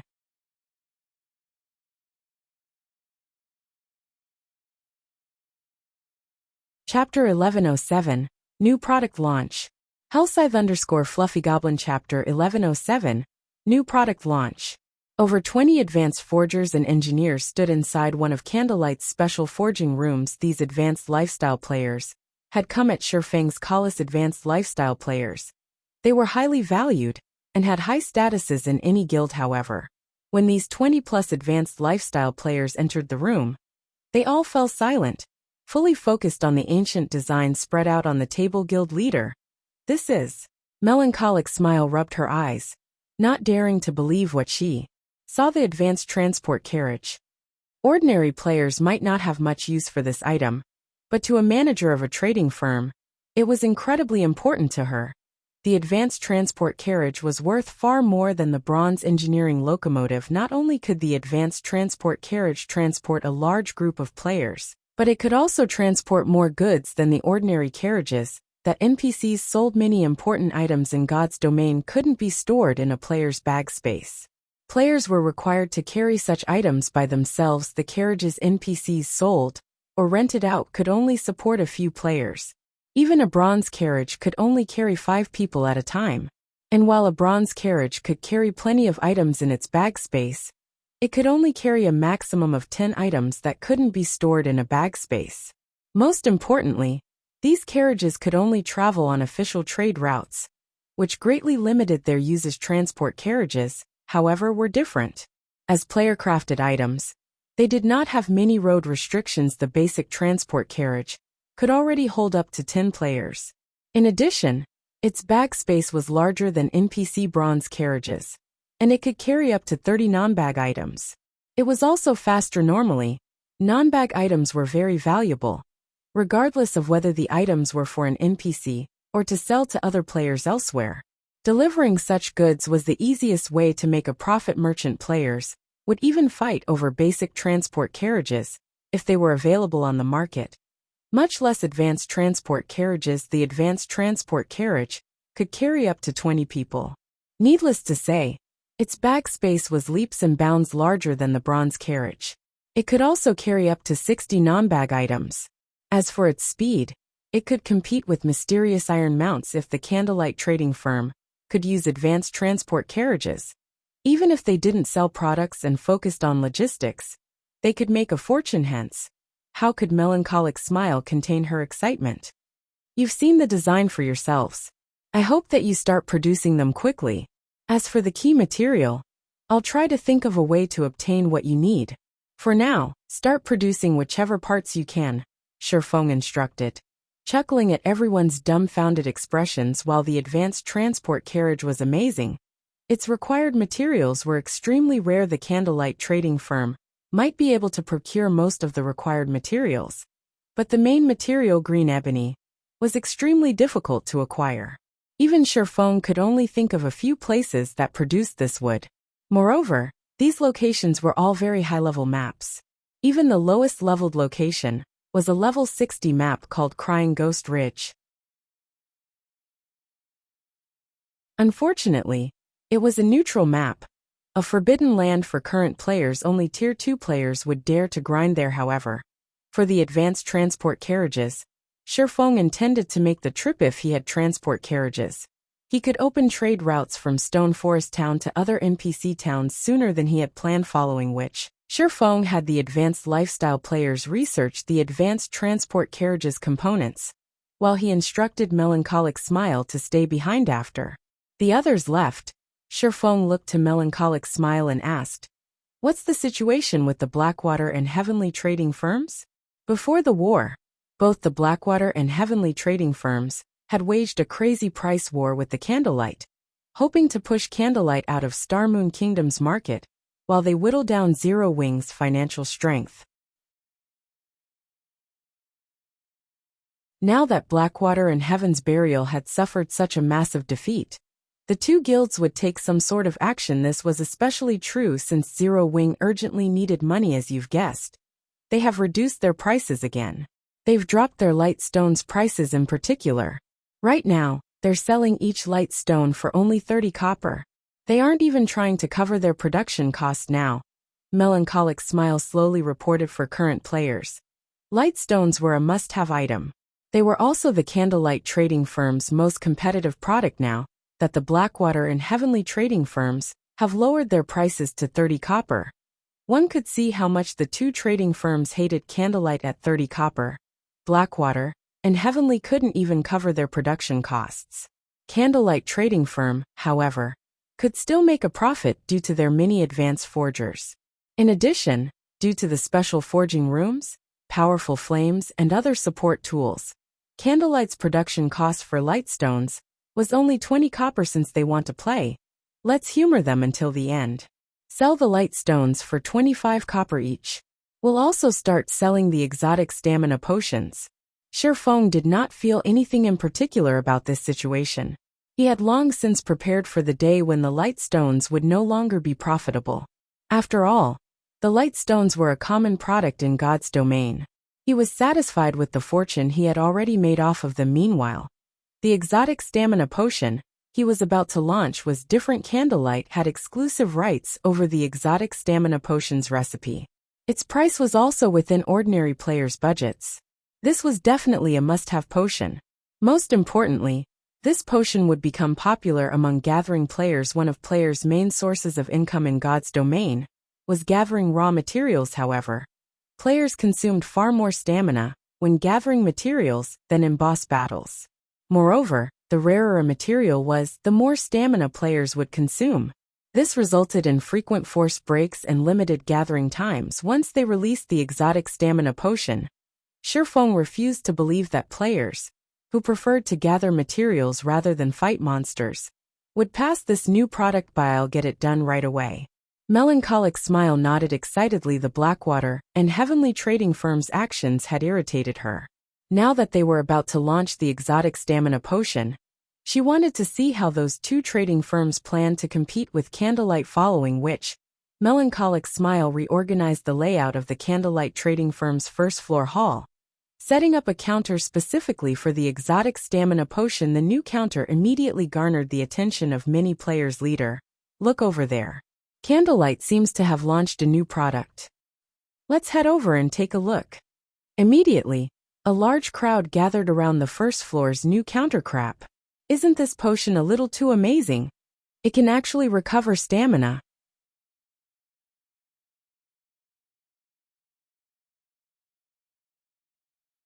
Chapter 1108, 10 people. Hellscythe_Fluffy Goblin. Chapter 1108, 10 people. When the crowd read the exotic stamina potion's description, excitement shone in their eyes as one of the major hidden attributes. Stamina played a massive large role in players' everyday lives.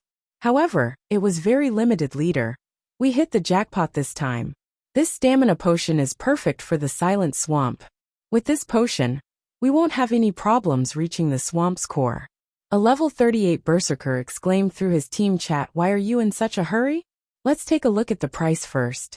If it's too expensive, I'd rather stick to grinding in the swamp's outer region.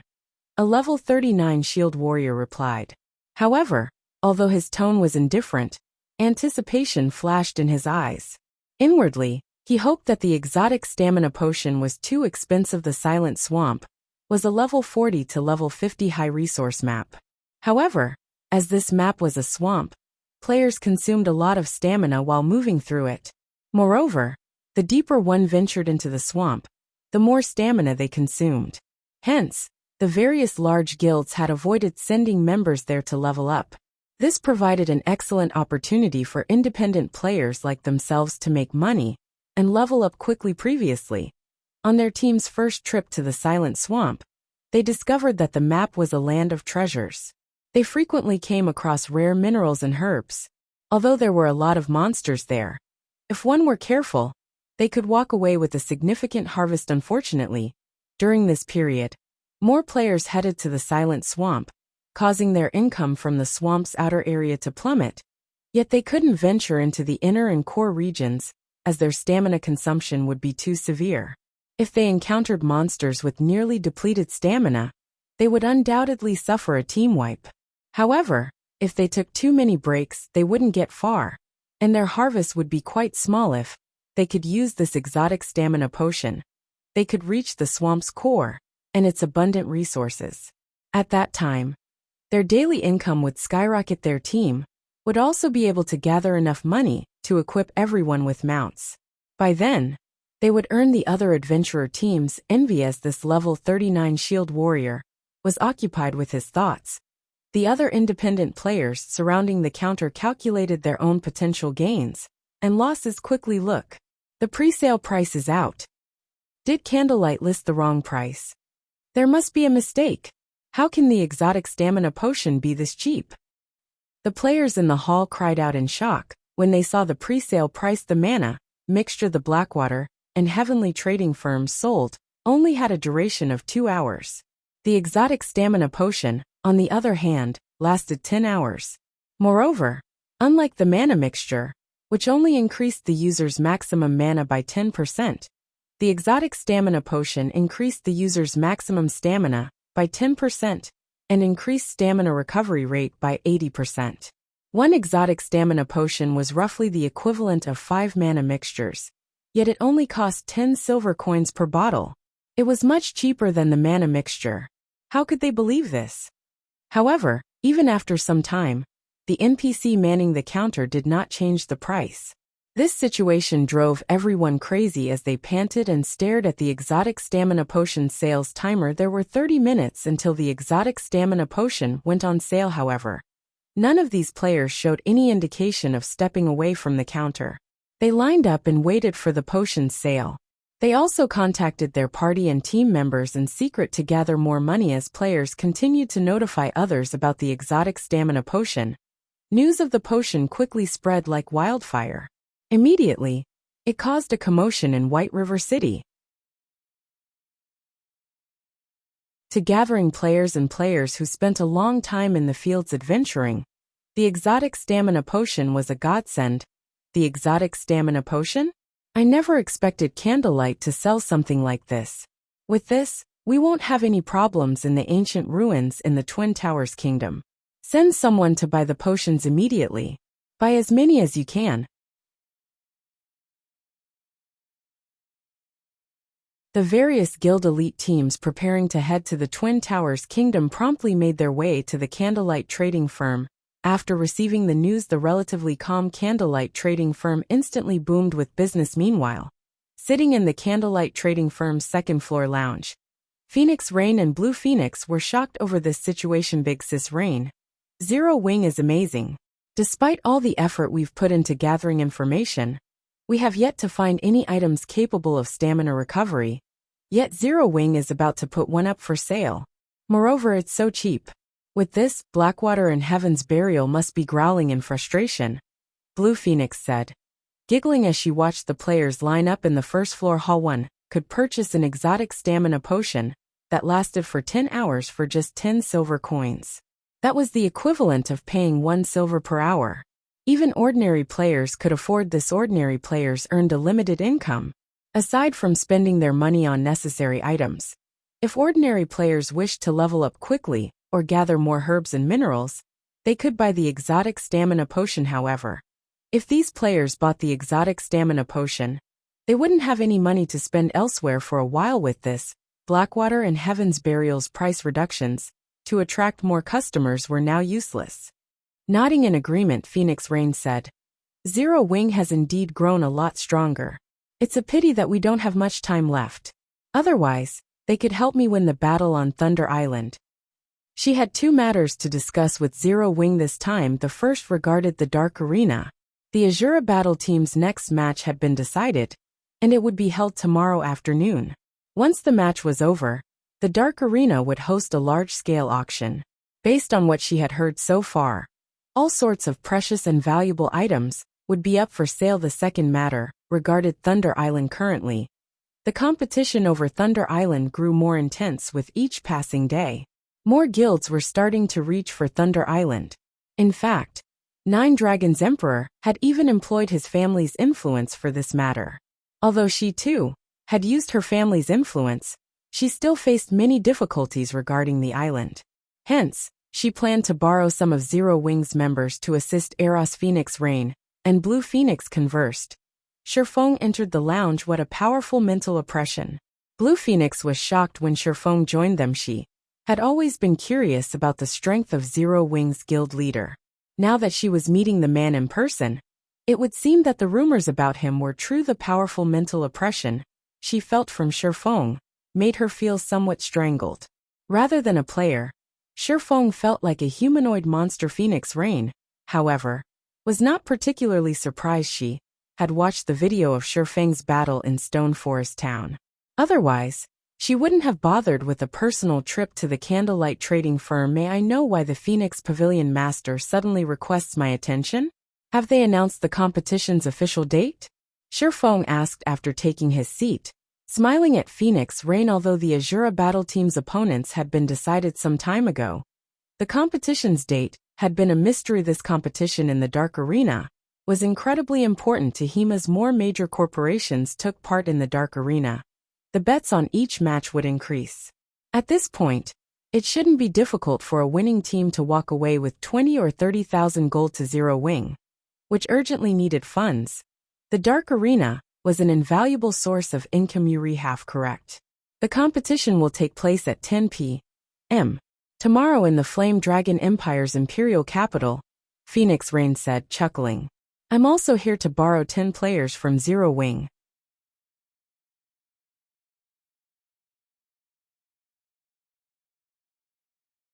Chapter 1109, Holy Land at Sea. Hellscythe_Fluffy Goblin Chapter 1109, Holy Land at Sea. Borrow some of our players. Sherfong gave Phoenix Rain the Dragon. Phoenix Pavilion was a super first-rate guild.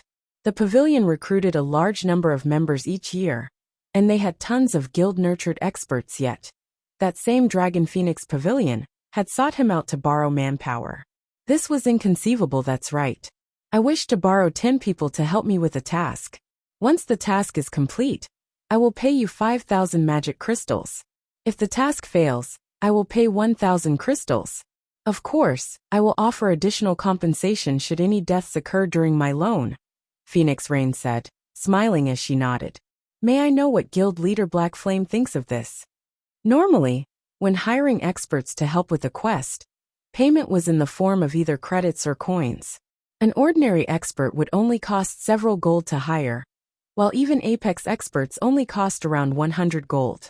Meanwhile, she had offered magic crystals as payment. Magic crystals were far more valuable than coins. It was a hard currency. The various large guilds already treated magic crystals as a strategic resource. They might be able to purchase 10 or 20 magic crystals from independent adventurer teams or small workshops. But when the numbers climbed into the triple digits, it was practically impossible to find enough on the market. 5,000 magic crystals was a considerable sum for any large guild. Some large guilds didn't even have so many magic crystals in their warehouses now. By loaning 10 of its experts, Zero Wing could potentially earn 5,000 magic crystals. This was definitely a tempting offer. Phoenix Pavilion Master, can you reveal the details of the task?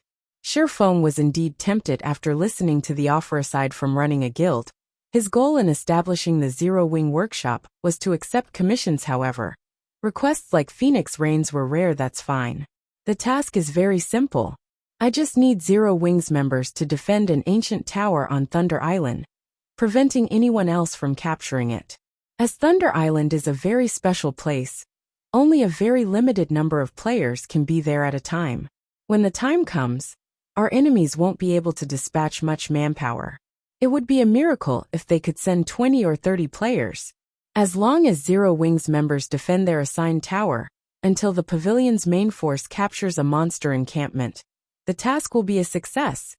Phoenix Rain explained after giving the matter some thought. News of Thunder Island had long since been spread among God's domain's superpowers. It was no big secret currently. To secure a larger share of Thunder Island, the various superpowers were recruiting helpers from all over the place. Some had even hired extremely powerful independent players. This was all due to the unique conditions to capture Thunder Island.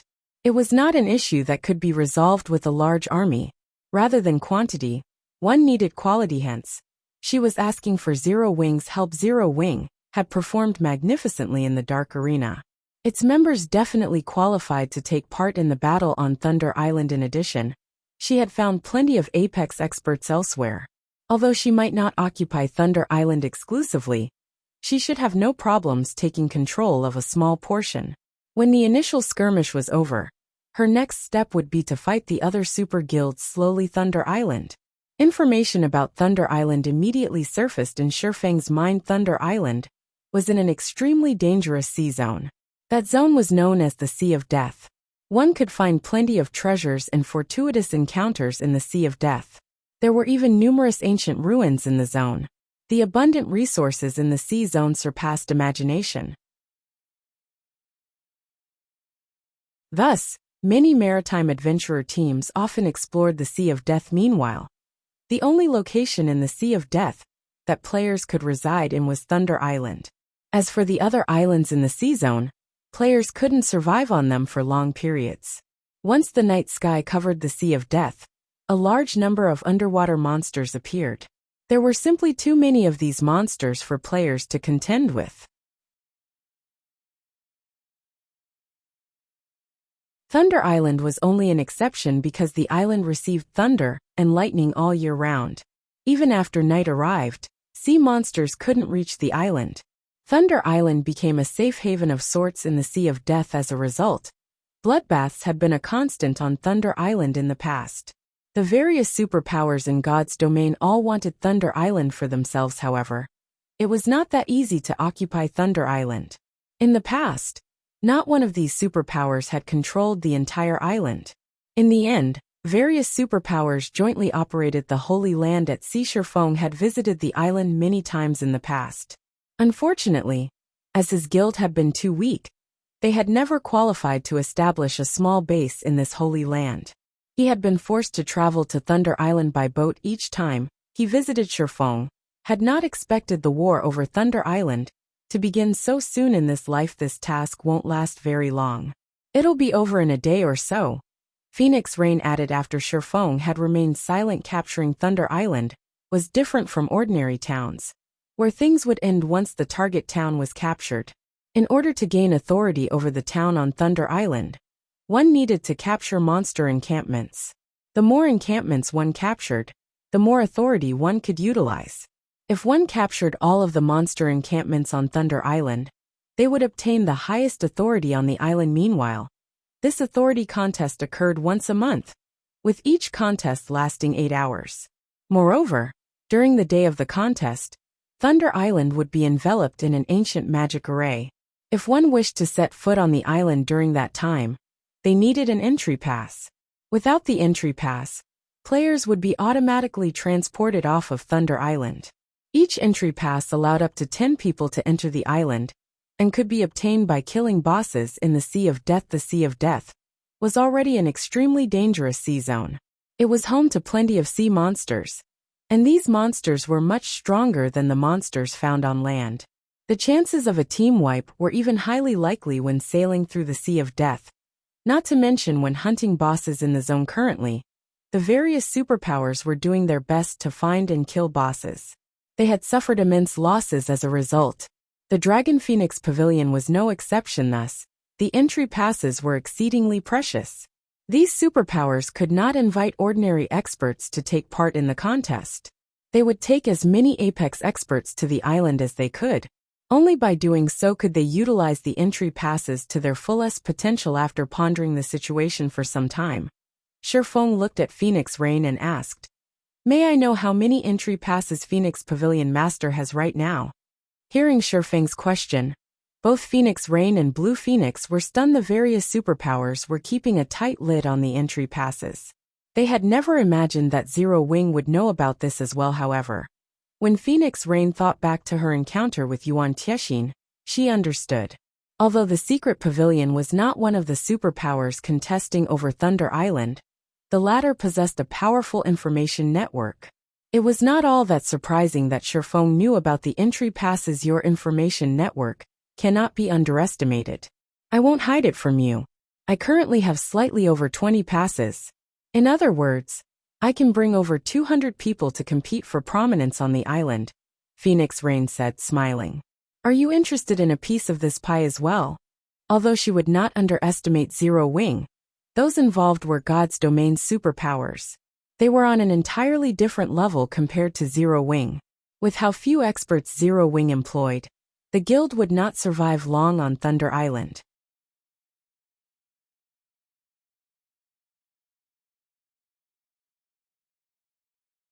Chapter 11:10.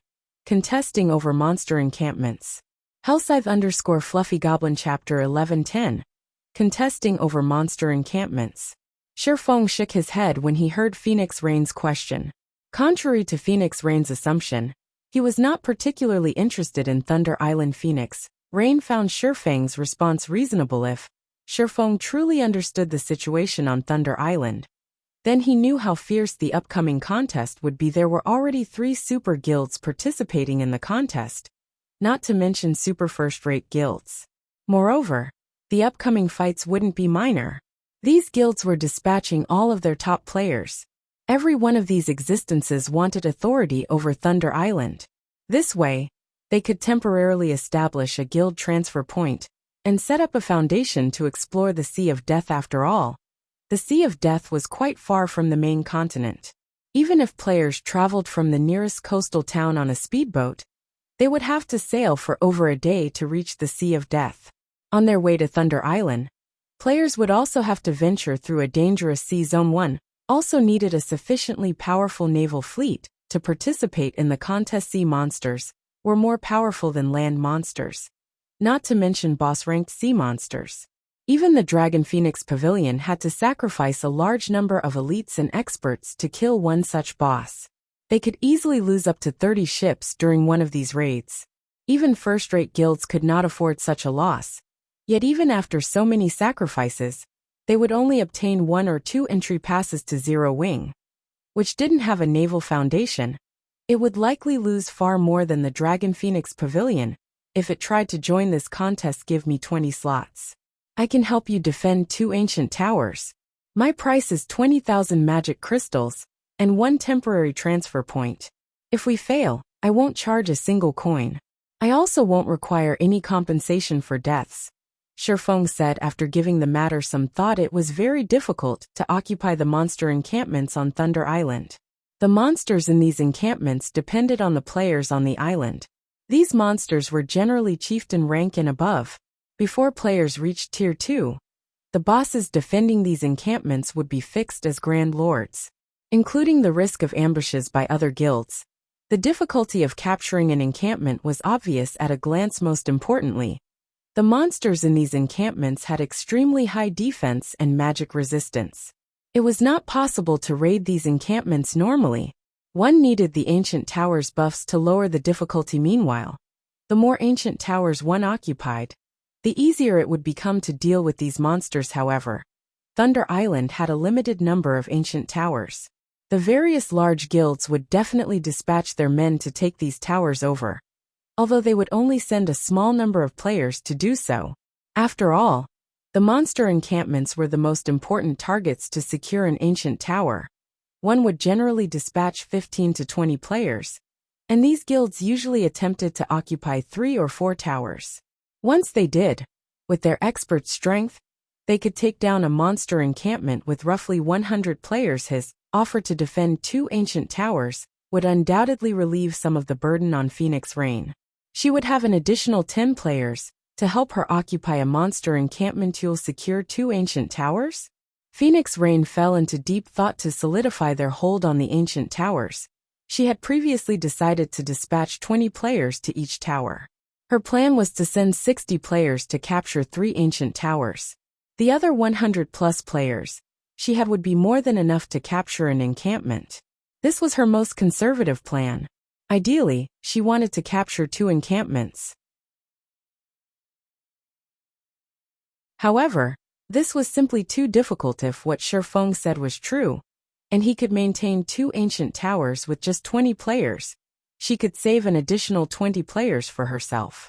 If she put more efforts into expanding her fleet, she might even obtain 2 or 3 more entry passes before the day of the contest.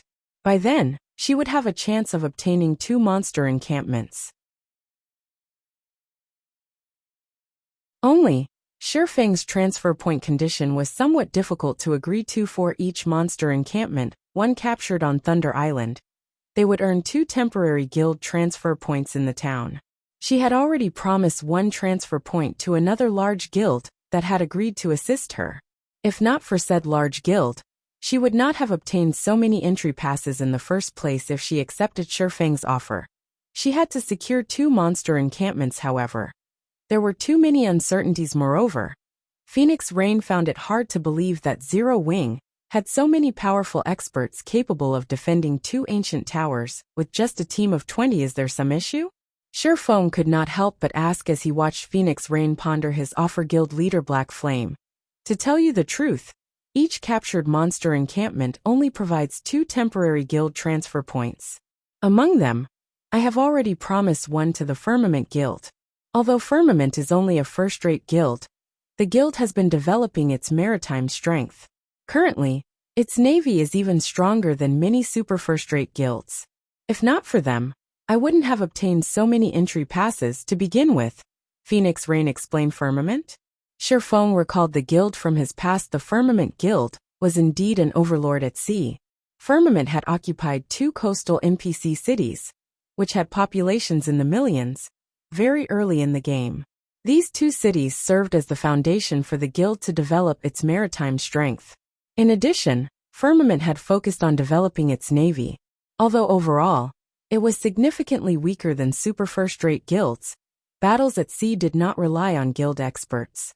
The quantity and quality of the guild's ships also played a major role. In the past, even some super guilds had not been a match for Firmament's combat power. At sea, it was no wonder why the Dragon Phoenix Pavilion had managed to obtain so many entry passes. Despite having recently begun its naval development, when will Thunder Island's contest begin? Shifeng asked. The contest will begin in 7 days. However, traveling to the island takes a full day, so we only have 6 days to prepare, Phoenix Rain replied as she gave Shifeng a quizzical look. She didn't understand why Shifeng had asked such a question. 7 days should be enough, Shifeng said, laughing. Phoenix Pavilion Master, how about I make you another offer? Give me 60 slots. As long as your side can hold 3 ancient towers, my side will capture a monster encampment for you. In return, I want 100,000 magic crystals, or lands of equivalent value, in addition to 1 temporary transfer point. What do you think? When Phoenix Rain and Blue Phoenix heard Shifeng's new proposal, they stared at him in shock. They both believed that Shifeng was insane, while 100,000 magic crystals was not a problem for them. They simply did not understand where Shifeng found his confidence to make such a bold claim based on her estimation. Under the assumption that they could capture 3 ancient towers as planned, capturing a monster encampment required at least 100 apex experts, although the guild seemed full of experts too. Ordinary players, in the eyes of superpowers, Zero Wing only had around 10 truly capable experts. How was Shifeng going to fill the 50 remaining slots? Even if he could dispatch another 50 capable experts, it was impossible to capture a monster encampment with just 60 players. Phoenix Pavilion Master, you originally planned to capture only 1 encampment, right? You should know that the likelihood of capturing a second is quite low.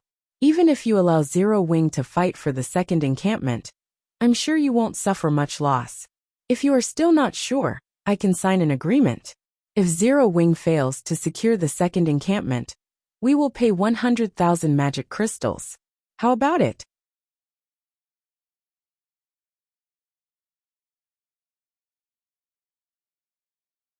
Chapter 1111, Improving Strength. Hellscythe_Fluffy Goblin. Chapter 1111, Improving Strength. Shifeng's words stunned Phoenix Rain and Blue Phoenix. 100,000 magic crystals was not a small amount. Even the Dragon Phoenix Pavilion would not casually play with such a large amount. They never thought that Shifeng would be so confident of capturing a monster encampment. However, even after watching Shifeng for a long moment, neither of them saw any signs of anxiety. Shifeng had remained extremely calm the entire time. After giving the matter some thought, Phoenix Rain said, "Since Guild Leader Black Flame is so confident, I will agree to your conditions."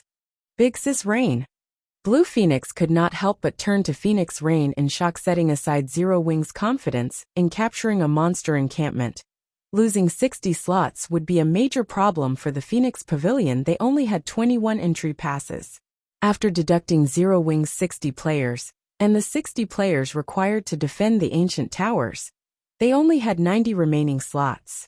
Even if they were lucky and obtained another 3 passes in the next few days, attempting to capture a monster encampment with only 120 experts was risky. In the off chance that Zero Wing failed and their side was targeted by other guilds, it was possible that they might end up with nothing at all. If they followed their original plan, however, they could gain at least 1 monster encampment. Don't worry. I understand the risks. Phoenix Rain did not bother to explain herself to Blue Phoenix. She signed an agreement with Shifeng as long as Zero Wing captured a monster encampment and secured it until the end of the contest. Phoenix Rain would pay 100,000 magic crystals and 1 temporary guild transfer point on Thunder Island after both sides signed the contract. Phoenix Rain left the lounge with Blue Phoenix. As they climbed into the advanced carriage, Blue Phoenix couldn't hold it in any longer. Big Sis Rain, isn't this move a little too risky? 9 Dragons Emperor's group is capable of taking at least 1 monster encampment down. If we end up with nothing, we won't have leverage against 9 Dragons Emperor. Phoenix Rain was clearly able to reach a draw with 9 Dragons Emperor, yet she had intentionally chosen a more dangerous path. This was completely different from how Phoenix Rain normally operated. Blue, what you're saying is correct. If we follow according to the original plan, we could end in a draw, Phoenix Rain said, chuckling. However, even if Black Flame hadn't suggested such a risky endeavor, when the time came, I would have split our forces to capture 2 monster encampments. I wonder if Black Flame suggested such a crazy plan because he prediction my intentions. In any case, I won't lose anything by agreeing to his proposal. On the contrary, Zero Wing will share the price of failure with us.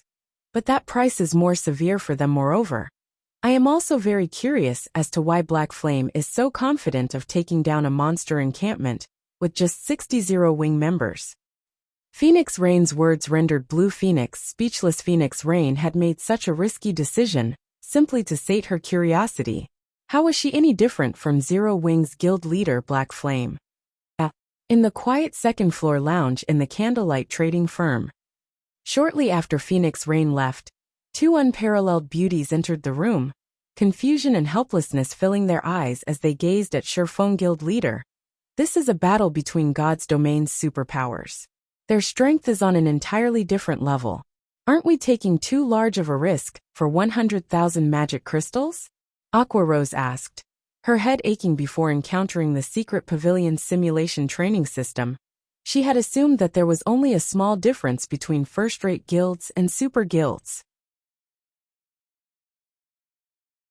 However, after training in the system for some time, she finally realized that super guilds were in an entirely different world of the secret pavilion's trainees, currently in the simulation training system. A large number were already in the refinement realm. One could just imagine how many refinement realm experts the secret pavilion had, much less other super guilds.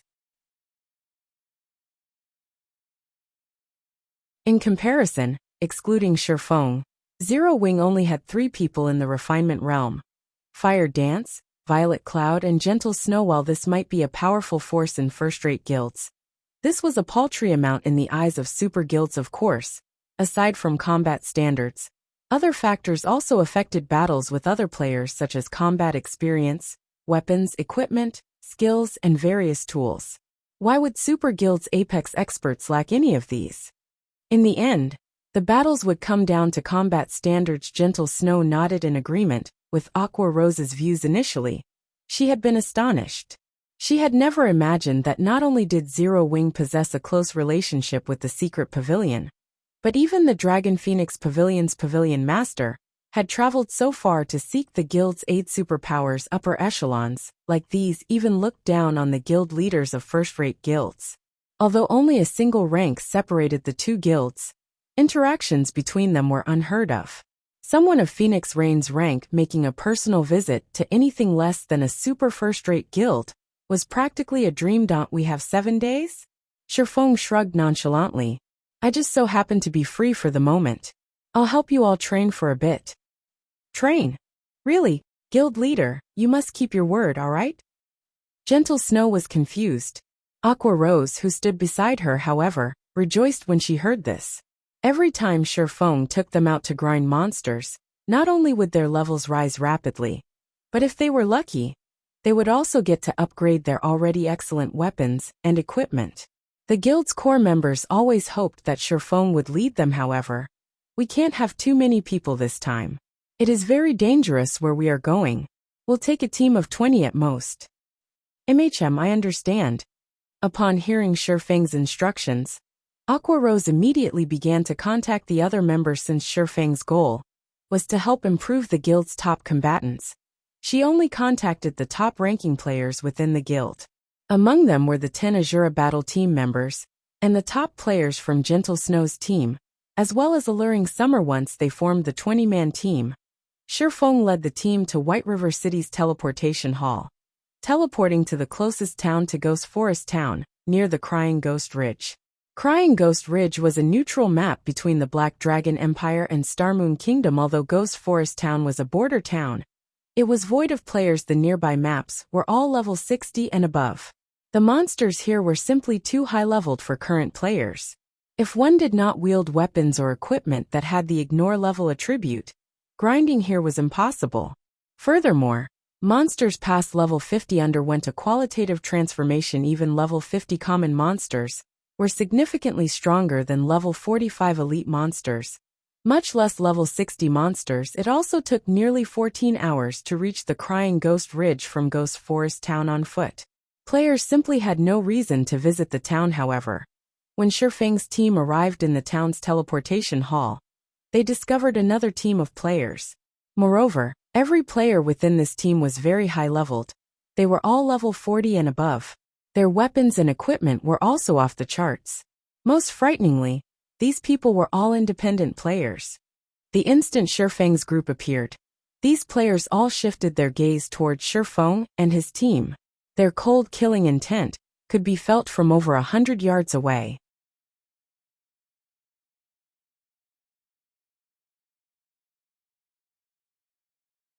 Chapter 11-12, Midnight Tea Party. Hellscythe_Fluffy Goblin Chapter 11-12, Midnight Tea Party. Why would anyone else come here? A robust guardian knight carrying a round white shield on his back frowned when Shifeng's group appeared in the teleportation array. Leader, could they be here for the Fallen Arc as well? A female cleric asked worriedly. A beautiful woman wearing luxurious purple robes looked towards Shifeng's group of cloaked players and said nonchalantly, "They shouldn't be. We rushed over here as soon as we received the message. Moreover, without the key, going there is useless. If they have any ill intentions, we can simply wipe them out." I guess you're right. If they wish to take action, we can use the opportunity to test our new weapons and equipment, another member said. Laughing, Shifeng was also surprised when he noticed the team a short distance away, chatting merrily. He hadn't expected to find other players here at this stage of the game. Guild leader, those players are really strong. Fire Dance commented when she saw the independent players, a hint of caution flashing in her eyes. Although the other party only had 20 players, from their movements and auras, Fire Dance could tell that these people's combat standards were very high.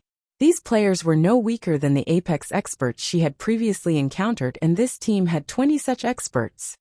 Normally, only super guilds were capable of forming such a team. Yet these players were all independent with such strength. Why have I never heard these people's names before? Gentle Snow was similarly shocked. She had previously been a first-rate guild's guild leader. Naturally, her information network was vast. She had also memorized most of the Apex experts in God's domain. However, she had never seen such a powerful independent adventurer team.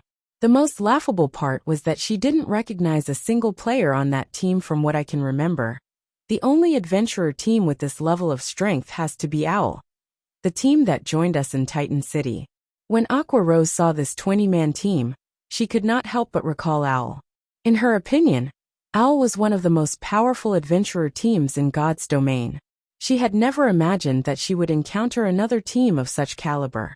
Guild leader, should we make their acquaintance? Independent teams were different from guilds.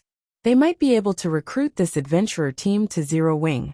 Even if they failed to do so, it wouldn't hurt to know such a powerful adventurer team.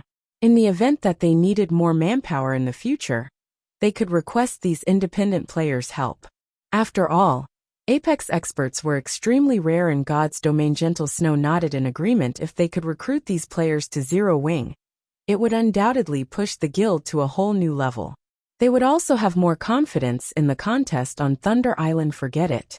We have more important matters to deal with right now. We'll get acquainted with them if there is a chance in the future, Shifeng said, shaking his head. While this adventurer team might be foreign to Aqua Rose and Gentle Snow, Shifeng could not be more familiar with them. This adventurer team was the famous Midnight Tea Party. The team maintained a member count of 20 players. In terms of combat power, even super guilds feared them.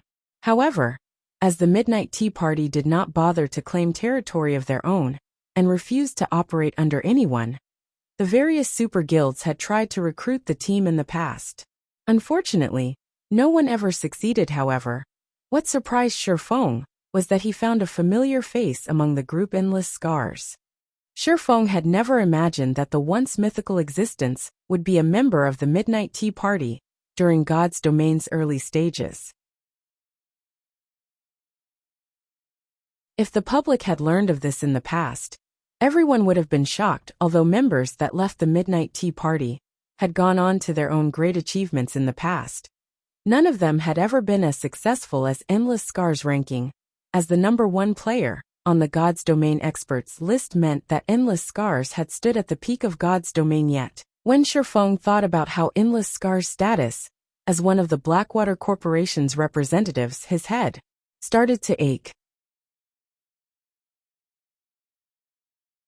The Blackwater Corporation's background was extraordinary.